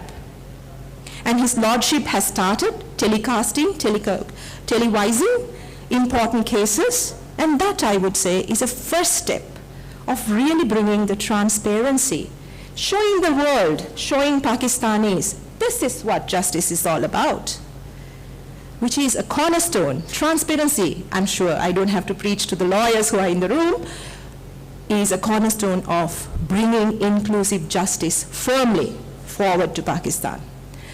The second opportunity is linked to the first opportunity. This is the digital revolution. We are now undergoing a digital revolution. The generative AI is upon us. It is influencing a lot of opinions because people are constantly referring to the generative AI to write content for them. So the generative AI, which is gender bias, starts writing things that are gender biased. So it's affecting us without us knowing. But if used wisely, the digital revolution could be a double win for us because it will bridge the gap, the gender-digital divide, if we use wisely, and it can also be used as a positive tool to dispense justice from a courthouse to any place where there are geographical barriers where people cannot come. It is already happening to an extent, but something that we should build on. The digital revolution, ladies and gentlemen, should not be another human revolution that leaves women behind. The agricultural revolution, the industrial revolution left women behind. We cannot let this revolution, while we are all here, responsible human beings, to leave behind women again. So, it is an opportunity, but if used wisely and appropriately. What's the third opportunity? The third opportunity is the urgency and the drive that the apex judiciary has shown to bring inclusive justice, make inclusive justice a reality. And now I'm going to borrow our puisne judge's words. Justice Mansoor Ali Shah, yesterday in the morning, spoke at length about this issue. I wish it was televised in the country so that everyone, every mother, father, girl, boy, man, woman could have listened to what he said. He said, where are the women? Where are they? And then he said, Pakistan is now trapped in the 17% lull or a stagnation. Now the 17% is not a commission he's talking about. That's the gender parity, average gender parity within the justice sector. So it captures the lawyers, the senior judges in the apex courts, the district judges, and the Attorney General's department. I hope I covered your plea. So that's the drive that we need. And we are encouraged, Your Lordship, the drive that you have shown and the urgency you are also showing. That's our third opportunity. Just to elaborate on the third opportunity a little bit, I will borrow the words from our federal ombudsperson who is not here now. She said, enough is enough. Let's not try to change the women anymore. Women, you need to fight for your rights. Women, please capacity build yourself. You need leadership skills. You are not fit for purpose. Time to stop doing that, and time to change the environment so that it's conducive for women. Then I borrow Justice Aisha's words from Maldives. She prefers to be called as Shujun. She said, it's not about the what, it's about the how, and holding ourselves accountable. How do we walk our talk? So that's our third opportunity, the drive, and how do we sustain that drive through those wise words that were uttered in this forum. The fourth opportunity, and then I'll be gone. The fourth opportunity is, I'd say, the biggest that Pakistan at the moment has. It's the intergenerational change that Pakistan is now undergoing. There are young people in this country, 64% of them are young. But do we really understand what they're saying? Do we understand their language, and do they understand our language? I think we need to build this bridge this communication gap. And what best way to bridge a communication gap, the next generation leaders, by talking to them of the just societies that we dream for them. How do we make it so inclusive that their concerns, aspirations are addressed in this journey of making the judiciary more inclusive? And to this end, I must mention our generous donor, EU, which has made all this possible, is really helping us to bring these young voices by increasing gender parity within the justice system, not just within the judiciary, but within the police, within the Attorney General's department, within the prosecution. So my humble thanks to the ambassador, and Sebastian, who's here from the EU, has been an immense support to us. Last but not least, the last opportunity is we ourselves. You as an individual, you as a professional, you as a legal luminary, you as a human being, we are responsible. This is not something one sector, the judiciary or the police or the bureaucracy, can do alone. It requires collective effort and consistent effort. Every time we as individuals talk about or challenge discrimination, each time we amplify the voices that are unheard, the voices that are muted, each time we identify an unmet need of the people, and here in this case, especially the women, we are one step closer to inclusive justice. With those words, I really thank Shazia for giving me and being patient, not ringing the buzzer on me. Thank you so much, and it's been a great pleasure to meet all of you. Let's continue our good work. Thank you. Assalamu alaikum.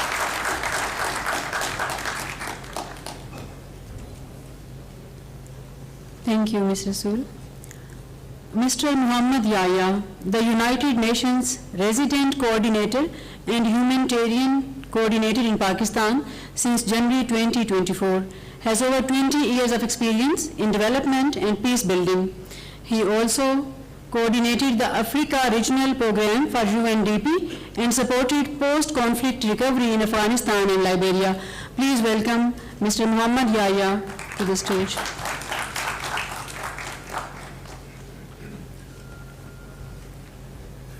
Thank you. Assalamu alaikum. I'm happy to be here. Chief Justice of Pakistan, the justices were all here, the EU ambassador, distinguished guests, UN colleagues, thank you for having me. in the future, I should make sure I look at the agenda not to speak after the UN Women Rep. But I'm delighted to be here today. I would like to begin by congratulating the Federal Judicial Academy, the EU and UN Women for this organizing this successful symposium on inclusive justice. I also want to appreciate the Supreme Court of Pakistan for its patronage for rule of law programming here in Pakistan. Justice, as we know, is a cornerstone of any society that aspires to build dignity, rights, and aspiration for its people. In Pakistan, the quest for justice is not merely a legal mandate, but a moral imperative that resonates across every segment of society. The United Nations remains steadfast in its commitment in supporting Pakistan in this noble pursuit. Over years, Pakistan has made a significant strides through establishing a more just and equitable society, reforms in the judicial system, advancement in human rights, and efforts to ensure gender equality are commendable. The dedication of various stakeholders, including government bodies, civil society organizations, and international community has been instrumental. However, as we celebrate these milestones, we must also acknowledge that gaps and challenges remain. Our journey towards a just society is ongoing and requires a continuous and concerted effort to address system-wide challenges. Our Secretary General called gender equality the unfinished human rights struggle of this century. He emphasized on the need for a legal system that eliminates discriminatory laws and practices that hinder women's rights.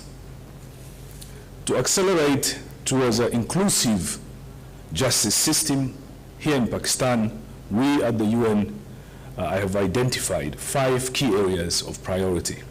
One is access to justice for all, ensuring justice is accessible to everyone, regardless of their socioeconomic status, gender, ethnicity, religion. Second, gender justice, addressing barriers for women and girls in the face of accessing justice. Issues around gender-based violence, ensuring equal representation, and empowering women through education and economic opportunities. Third, gender inclusivity in the judicial system, and I think it was just mentioned, the challenges that still we have to overcome. Fourth, child rights and protection, strengthening efforts to protect children from exploitation, abuse, and neglect. And finally, reformative justice, shift the criminal justice to focus on rehabilitation, reintegration, to reduce tendency and build a compassionate society.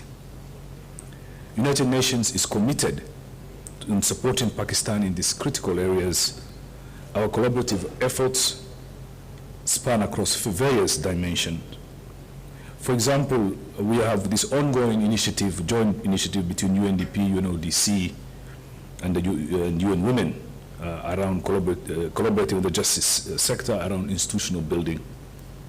In closing, I urge each of us to take insights and resolutions from this symposium. I think many of you have been to many symposiums, and I was speaking to the representative of UN Women today. The biggest challenge with symposiums is the follow-up, the implementation, specifically on this issue. How do we move from here to strategies and, more importantly, to implementation? The journey towards justice is not a responsibility of a single entity. It's a collective endeavor that demands our united effort. Together, we can make a leap towards a more just and equitable Pakistan. Shukriya, Pakistan Zindabad.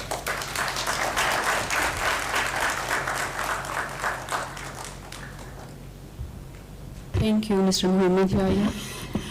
Justice Qazi Faiz Isa, is a distinguished jurist and currently serves as the Honorable Chief Justice of Supreme Court of Pakistan, known for his unwavering commitment to justice, human rights, and judicial independence.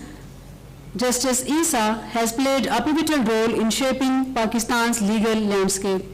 His judgments reflect a deep understanding of the constitutional law and a strong advocacy for the rule of law.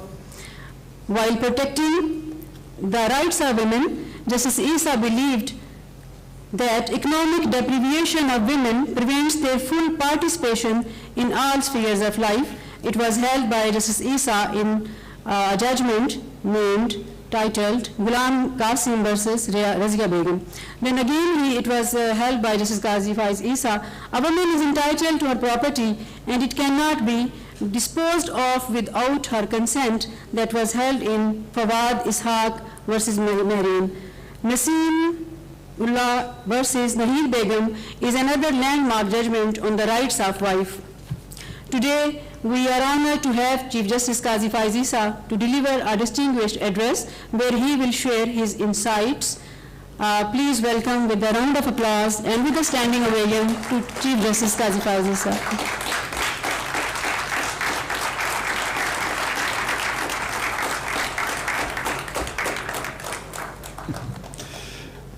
Thank you very much for those words. I'm deeply humbled and not deserving of them at all. I would like to acknowledge and welcome Dr. Reena Kionka of the EU, Ms. Sharmila Rasool, Mr. Mohammad Yahya of our session, the other distinguished foreign delegates, my distinguished colleagues and distinguished participants. Assalamu alaikum. Simple greeting applies to everyone. Peace be upon you. It's gender neutral. It incorporates singular and plural. There are many other things which we tend to forget from our own historical tradition. For instance, you will note that Sharmila Rasool uses the word Ms. This is not a Western invention. This is predates, it's ours. In Pakistan and many other areas, we call a lady, whether it is a child, widow, or a married woman, single woman, musammat, short MST, sometimes you write in judgments. So there are a lot of positives which we forget about our own tradition and culture. I'll just begin with the positives of that there are in the Constitution of the Islamic Republic of Pakistan, and I quote from the Constitution, and it says, "Steps shall be taken to ensure full participation of women in all spheres of national life." So this is part of a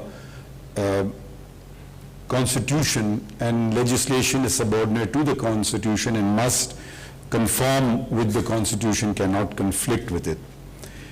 There is another fundamental right which can be categorized as affirmative action. That's in Article 25, which says that making any special provision for protection of women. So you can introduce special laws for women's specific, and there are such laws. For instance, in jobs, in government jobs or public sector jobs, you can fix a certain percentage that for women.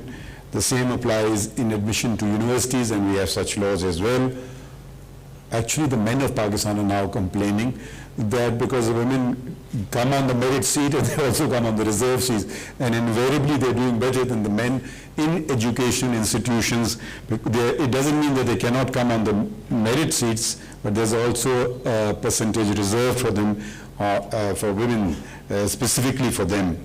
There's also an interesting concept which does not exist in many countries of the world, and that is reserved seats in the National Assembly for women. These are not, it does not mean that only women can come on these seats. Women can be elected on the general seats in the National Assembly. So that is gender neutral. You can be man or woman to contest that election. But then you have certain reserved seats, which is an indirect form of elections through proportional representation. And in the National Assembly, there are 60 such seats, which constitutes about 18%, and the same is reflected. Pakistan is a federation comprising of provinces, and the same is reflected in the 4 provinces. The reserve seat percentage is roughly 22% of the total seats. There are other specific provisions in the constitutions regarding inclusivity and protection, and I quote again from the Constitution: the state shall protect the marriage, the family, the mother, and the child. This is a constitutional provision. Another one is a fundamental right, is free and compulsory education to all children of the age of 5 to 16 years. As you know, one of the attacks is on women receiving education, and this happens in Pakistan as well as across the border, and it is considered as if the women or girls are not supposed to be educated. It's a fundamental right in our Constitution. It's a right which the Almighty not only makes us obligatory on Pakistan being an Islamic Republic. I do quote from the Holy Quran that the first word, that the first revelation came in the form of a directive from the up high, and it was Iqra, read. There is no argument here, it's gender inclusive. It applies to everybody.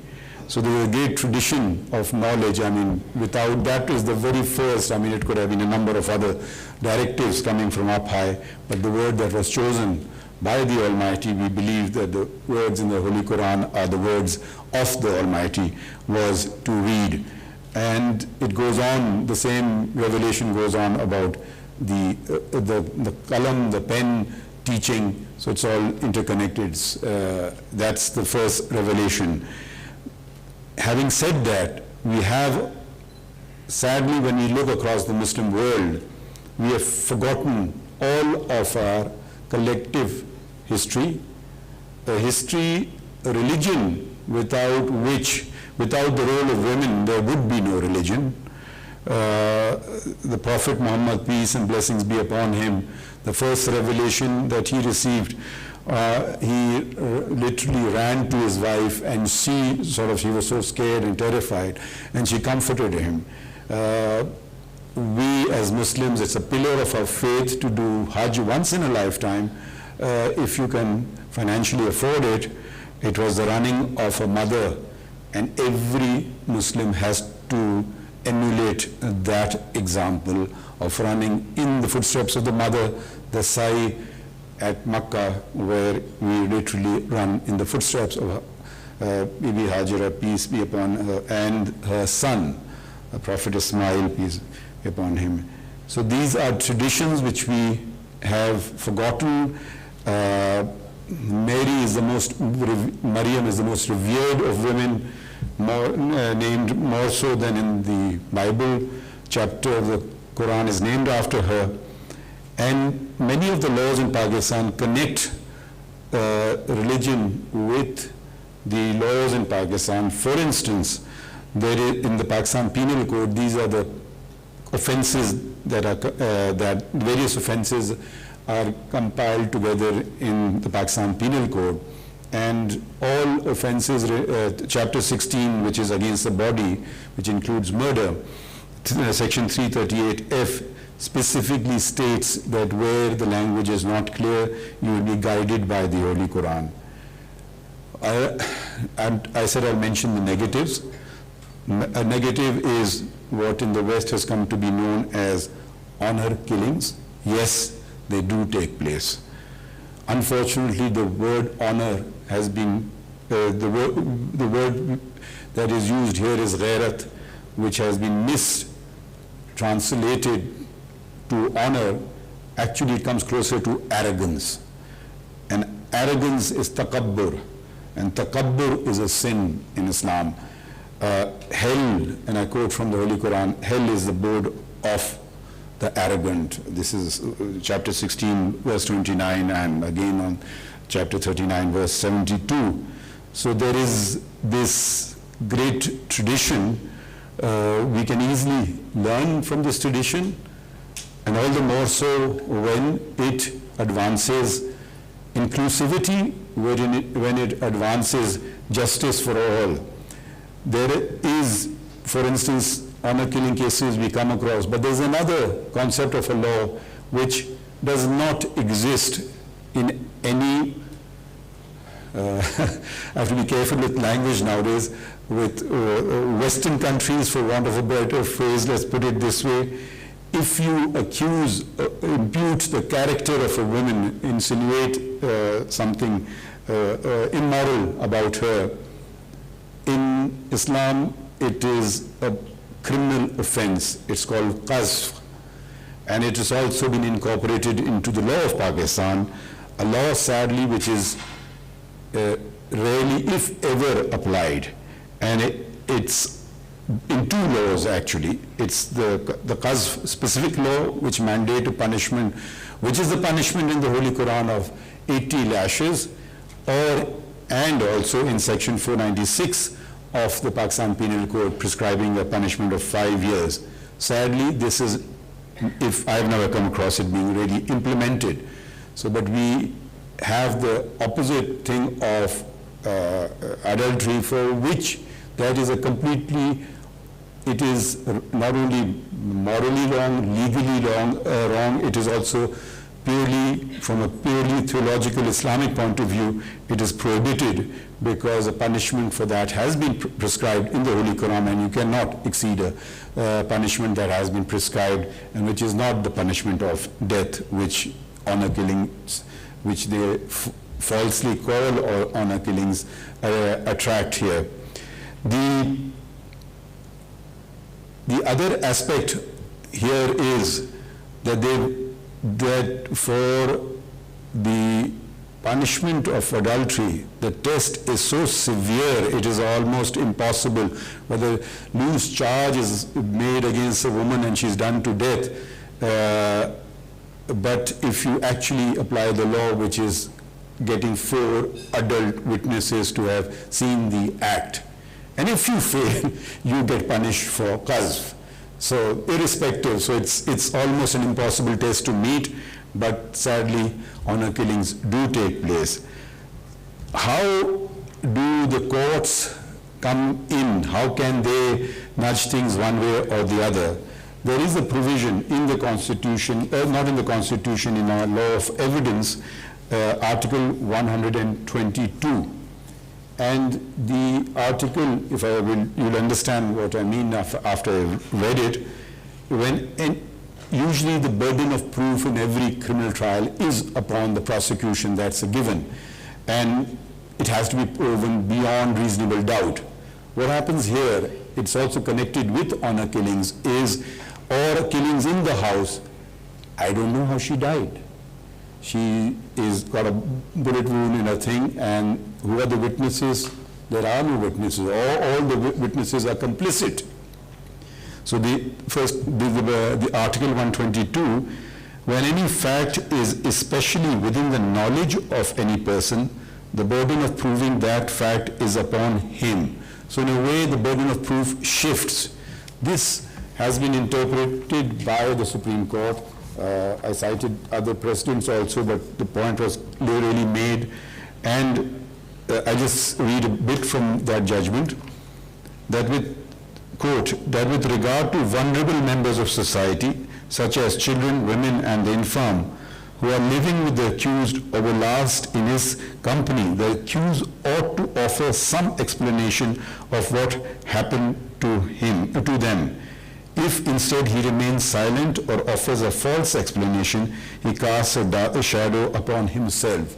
So this helps in bringing the perpetrators of these kind of crimes against women to be made accountable.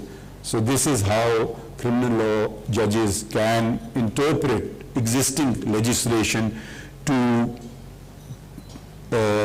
fulfill not only the laws of Pakistan, but the laws of the Almighty. Let me clear up a few misgivings also. Generally, and most Muslims are guilty of the same misunderstanding, is the evidence of a woman is half that of a man. Nothing could be further from the truth. The Quranic verse is there to protect the interest of women. So you enter into agreement with a lady and she doesn't quite understand what she's giving away with future financial transaction, and she gets stuck. The other verse, which nobody really refers to, it again connects with an allegation of adultery by a husband or a wife, by a husband against the wife, and there are no witnesses. So here the testimony of the wife has precedence over that of the husband, and this is Lian, and it is the chapter of the light, Surah An-Nur, 24th chapter of the Quran, verses 4 to 10. It is literally, he accuses her and he swears, and the wrath of the Almighty will be upon him if he lies. She swears and she does the same thing and he does the same thing, and the final one is the woman's say. So it's testimony, precedence is taken here of the testimony of women. The other aspect is, another negative in our society is the law of inheritance, which is very clear cut. It's specified, shares are specified. You don't have to really think. These cases should take literally 5 minutes to decide and dispose of. Should never see the Supreme Court, let alone even the High Court. But the male members of society deprive ladies of their Quranic shares, which in addition to breaking the laws of Pakistan is a sin. And the matter takes forever to come to the Supreme Court, and because there's no downside, you keep the lady involved in litigation, and even if she ultimately wins, you will have had the benefit of the property for a considerable period of time. So what the judges can do, impose very heavy costs in this kind of frivolous litigation, or just before death of a father or a mother from whom one inherits comes this false gift that actually just before his death, the son comes forward and says, the property was gifted to me. Another device used to deprive women, and endless court hours are spent on this, and if the courts were very severe on not only costs, but on the applying the standard of proof, matters would get resolved very quickly. So matters, there are many such cases, and I can go on. There are positives, but there are also negatives. So these are the devices that one come and use, because the Constitution, I don't think there is any fault in the Constitution. The laws are also pretty all right. It is the application of the laws, and here the courts come in and all of us come in, and how you apply the laws and how do they get a particular result. Another aspect is societal, which judges can't change, society changes. The founder of the nation, Muhammad Ali Jinnah, who we lovingly refer to as Qaid-e-Azam, the great leader, always because his marriage didn't last, his sister went with him everywhere. He ensured that in the highest body of the All India Muslim League, there was a lady, you've seen in the photographs, and that tradition, unfortunately, is waning, and we don't see men who are in office accompanied by wives. This also has a very positive effect, in my opinion. So if we project, that is something which we can easily redress and resolve, all of us. And so I will just conclude by clarifying that I was given a lot of thanks, but the actual person who deserves the thanks is Justice Mansoor Ali Shah, who has not only made this possible, who has also not made this possible, but is in charge of the Federal Judicial Academy, and from a more or less dormant organization has brought it to life. Thank you very much.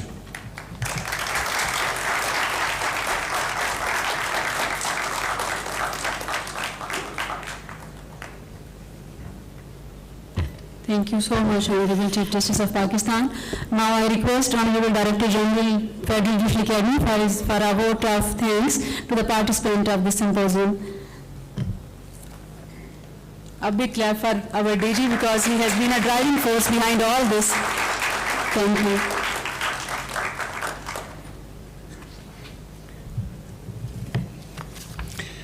Bismillahirrahmanirrahim. Honorable Chief Justice of Pakistan, Qazi Faiz Isa, Honorable Sayyid Mansoor Ali Shah, Senior Penal Judge and Advisor to the Board of Governors, Federal Judicial Academy, Excellency Ambassador EU, Excellency Resident Coordinator UN, Sharmila Rasool, Lansana, Honorable Judges of the Supreme Court, Honorable Judges of the High Courts, delegates from South Asia and East Asia, and dear and more dear district judges of the district judiciary.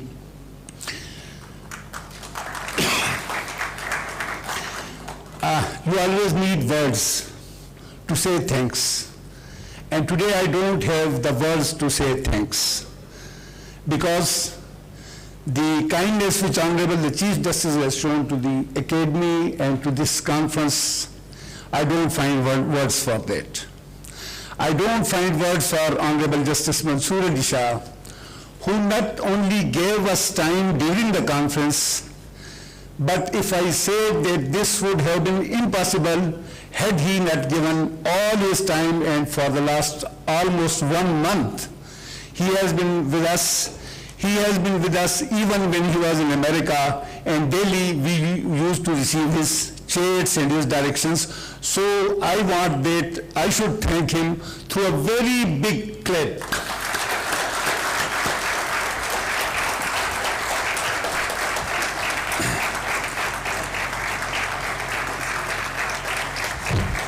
Thank you.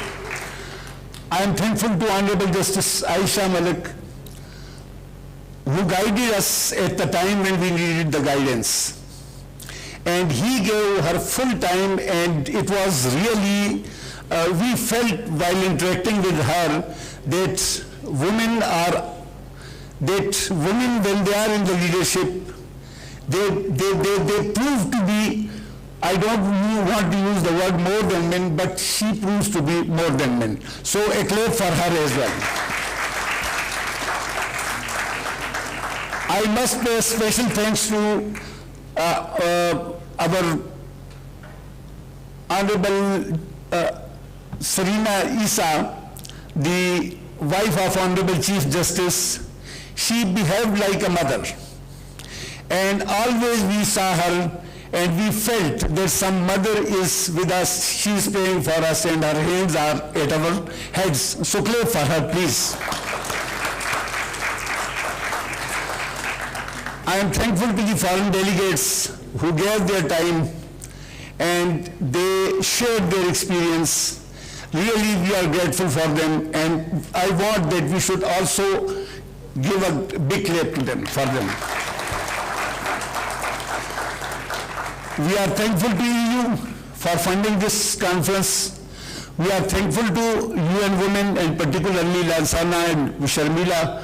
Sharmila, once we worked together in Khyber Pakhtunkhwa, and we declared her a sister of the Khyber Pakhtunkhwa, and today I want we should declare her sister of Pakistan.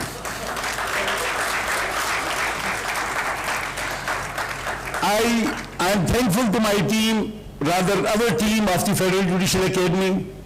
You worked hard, and especially to Fakhr Zaman, our Director of Academics, a big clap for him.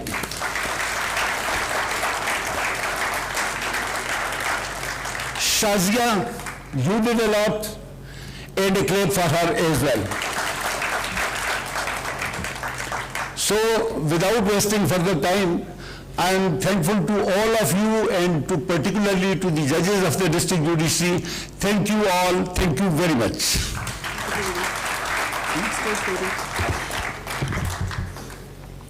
Now it is time for some mementos.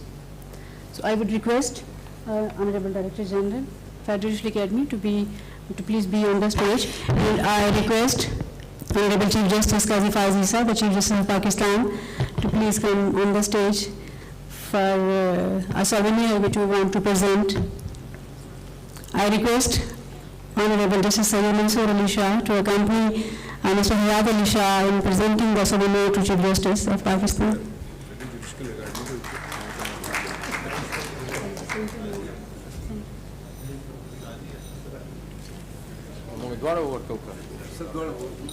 I also request Ms. Sharmila to please come on the stage and be a part of this team, and Muhammad Yahya.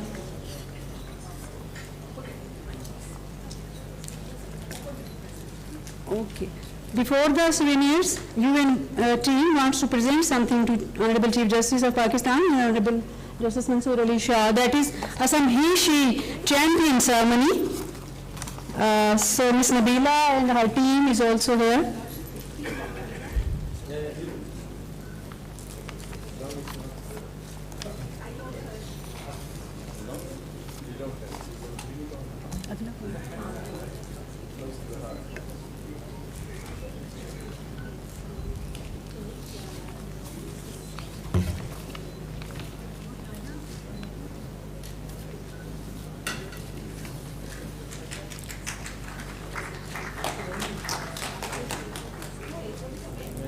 ठीक है this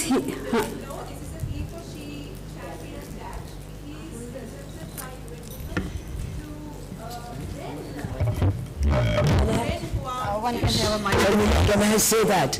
This is a he for she global UN women campaign in which we acknowledge the work of men champions for gender equality and women empowerment by giving them the he for she pin. And today on stage you see champions who are working in Pakistan. A big hand, and with this pin, they also commit to do more and inspire you to join them. The pin is for Honorable Chief Justice Sayyid Mansoor Ali Shah and Mr. Yahya.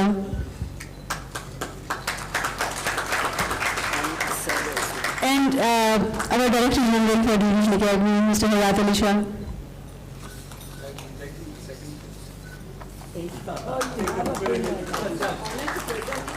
To our very own resident coordinator. It's my great honor.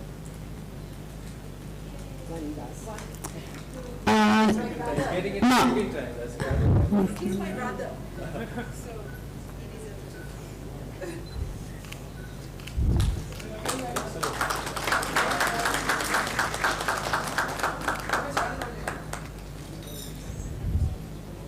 So we have 4 he and she champions here.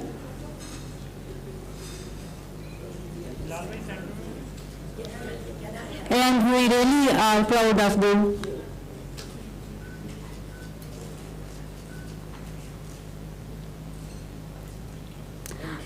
Thank you, UN team. Thank you. I would request Mrs. Sarina Issa to please join us on the stage for the presentation of this souvenir. नहीं आप देखें आप देंगे ना दोनों आप और DG साहब मैडम को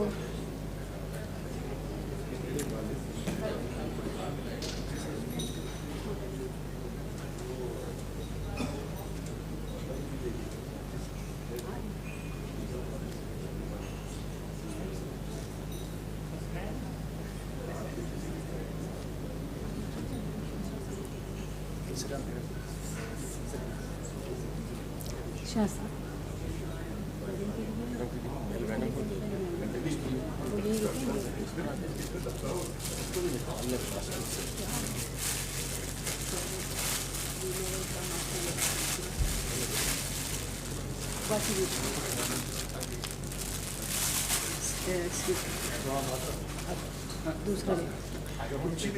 This is for Mrs. Sarina Issa, and we have another souvenir for Honorable Chief Justice of Pakistan.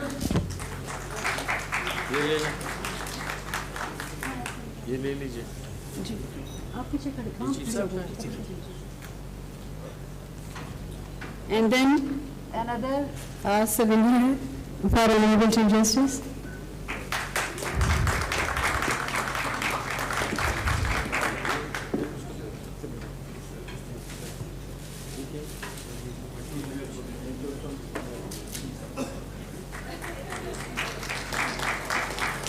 Now I request Honorable Chief Justice of Pakistan to give souvenir to Justice Mansoor Ali Shah. And for Mrs. Mansoor Ali Shah, she was with us for the whole day long yesterday. We are really thankful to her. So please, this is for Honorable Chief Justice, Chief Shah Sahib, Mansoor Ali Shah Sahib. Plate, take your plate. Why don't you tell them what the motto or the उसका भी बताना, वो कहते हैं insignia जो आपने बनाया. Yes, it includes men and women. All the places belong to the men where men are present. So this shows that we are there with you. That's why we have invited all the spouses of the judges. Now I will request Honorable Chief Justice to present the same souvenir to our Director General for the Judicial Academy.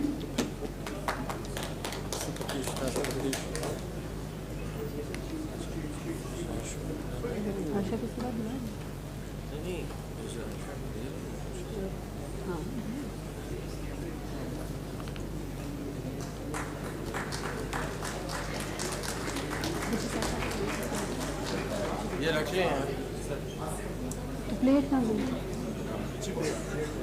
जरा जल्दी quick करें अब तक. Now I request Justice Aisha Malik, the Supreme Court of Pakistan, to please come and receive your souvenir and the cultural souvenir as well.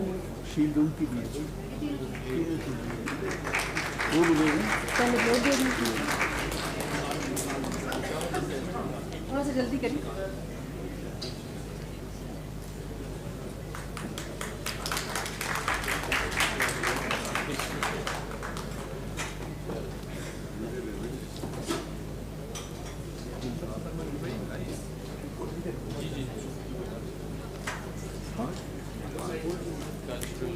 थोड़ा सा जल्दी से.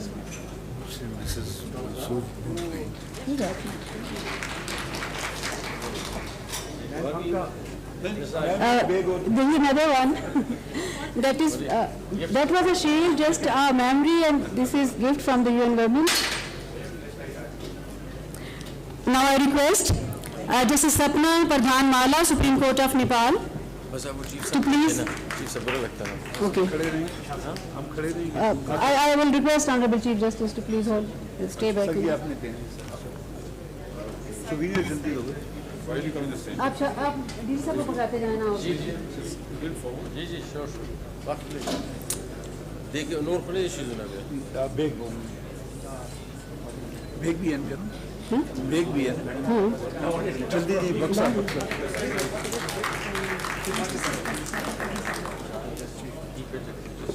ये फिर ले ले आकर यार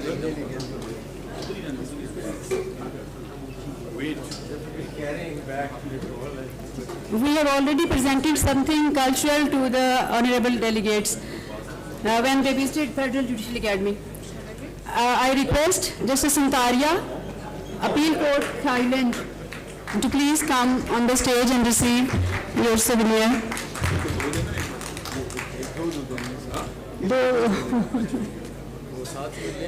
साथ ही पकड़ा दो ना, साथ ही पकड़ा दो.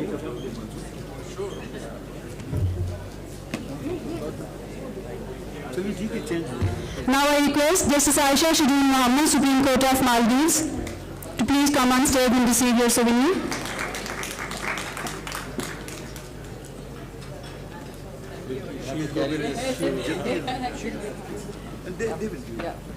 बस एक को रिपीट करते हैं बार-बार क्यों लाते हैं? हाँ इनको एक ही रिपीट करते रहो, आप पकड़ लें दोनों चीज़ें. अब थोड़ा आगे बढ़ लीजिए, ये मैं उठा लेता हूँ. एक ही पकड़ी, ये देते हैं और बाकी सीट से पहुँचा दें. देर हो रही. Now I request Judge Maria Josefina from Trial Court Philippines. नहीं इनका डब्बा दे दो. डब्बा दे इसका. No, no, there's one more. Why couldn't you do it?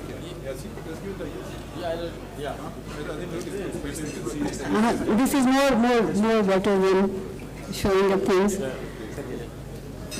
चलो इधर ही, I just hold it.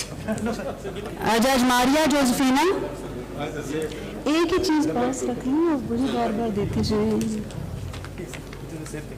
I request Ms. Zarizana Abdulaziz, the gender expert from Abhi, Washington DC से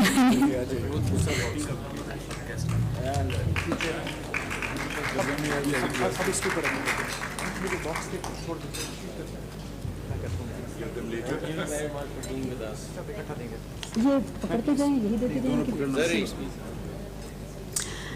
Now I request Dr. Reena Cuenca, Ambassador of European Union, to please come on the stage and receive your souvenir.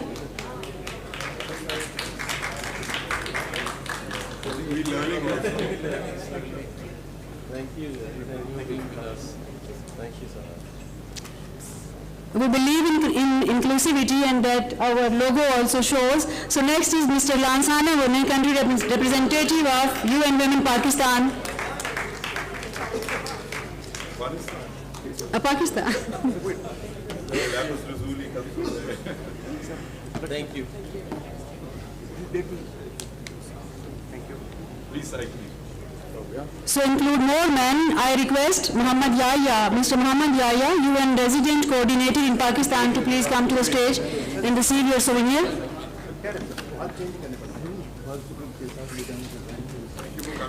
I'm inviting everybody for the souvenir, so I'm just calling the names now to save the time. I will request Ms. Shamila Rasool, country representative right now for Pakistan. She is representing Pakistan currently, UN Women. That's the sister of Pakistan? The sister of Pakistan, yes.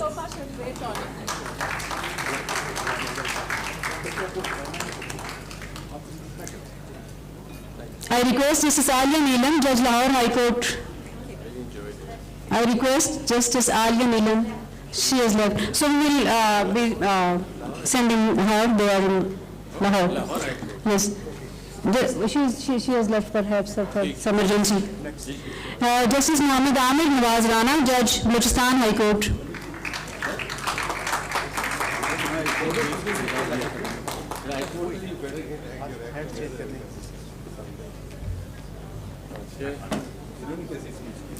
I request Justice Saman Rifat Imtiaz from Islamabad High Court.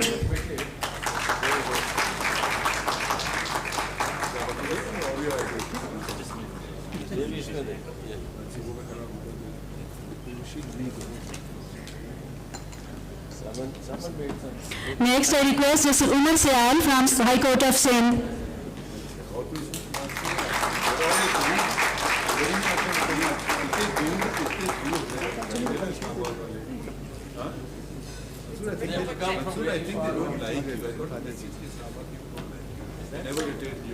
Ms. Fozia Vikar has left perhaps because of some urgency in Lahore. She had a meeting to attend. So now I'm starting with the other panelists. I request Muhammad Amir Munir, faculty member FJ, to please come to the stage and receive your... Sorry. Before Amir Saab, I'm sorry, I just forgot. Justice Dr. Khurshid Iqbal from Peshawar High Court. I'm sorry, sir. It just skipped my mind. Thank you for reminding me.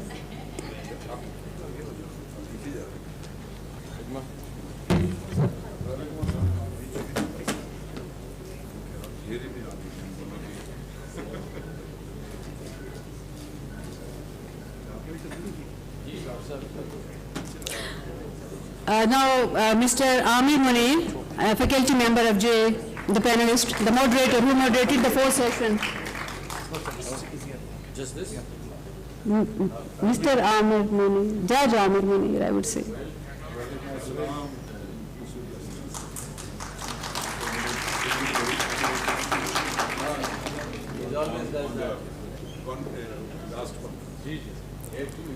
Additional District and Sessions Judge, Hina Muzaffar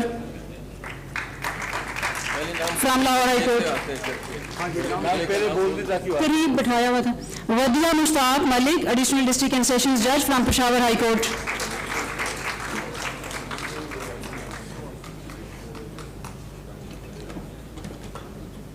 Dr. Rahim Awan, DG Ilaja. Dr. Samza Fatma, BZU Multan. Ms. Munazza Hassan, Nisar, Lahore School of Economics. Ms. Nida Usman Chaudhary, a panelist. These are all our panelists in different sessions. Ms. Marwa Khan, Chima from LUMS.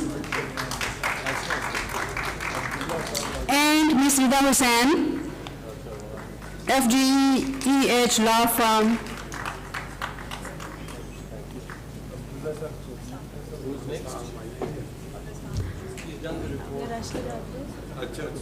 अच्छा अभी chief साहब को wait करना पड़ रहा था, इससे बेहतर है हम वेट करें.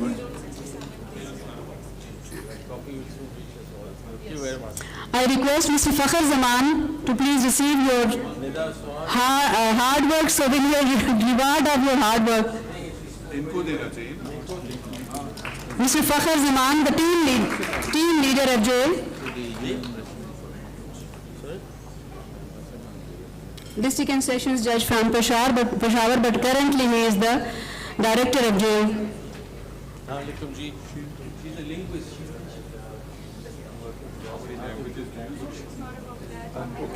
Where is the thing? Then we have Marwa. Okay.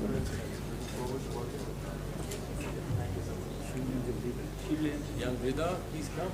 I request Mr. Yunus Khalid, Team Leader ROL and Governance UN Women, Yunus Khalid. And then Shahzab, Mr. Shahzab from UN Women. But you did well with the answer, you can't take this. Yeah. Give a regard to your parents.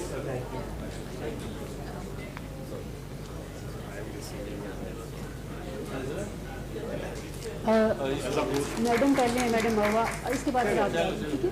आप आगे आ जाओ. नहीं हूँ, आखिरी है, बस एक रह गया.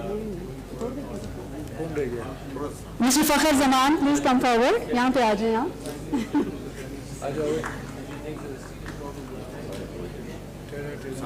Mr. Shahzab, इस तरफ आ जाएगा, उधर से कंफ्यूजन हो रही है ना, वो फिर पता नहीं चल रहा, उधर वाला वो खड़ा ही रहता है बेचारा.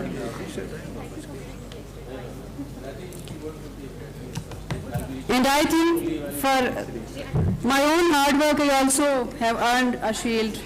So for me, thank you so much.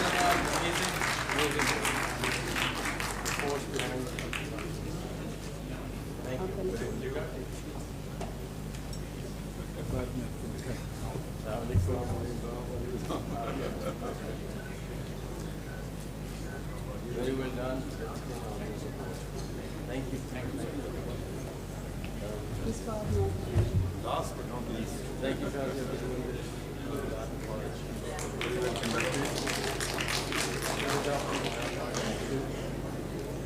Thank you so much, Honorable Chief Justice of Pakistan. This is Mansoor Ali Shah and DG of Jail. You can have your seats, please. And we have a tea, a high tea maybe. You can have your tea. Thank you so much for being with us for 2 days, for listening us patiently, and for enjoying and making our moment a successful event. Thank you so much.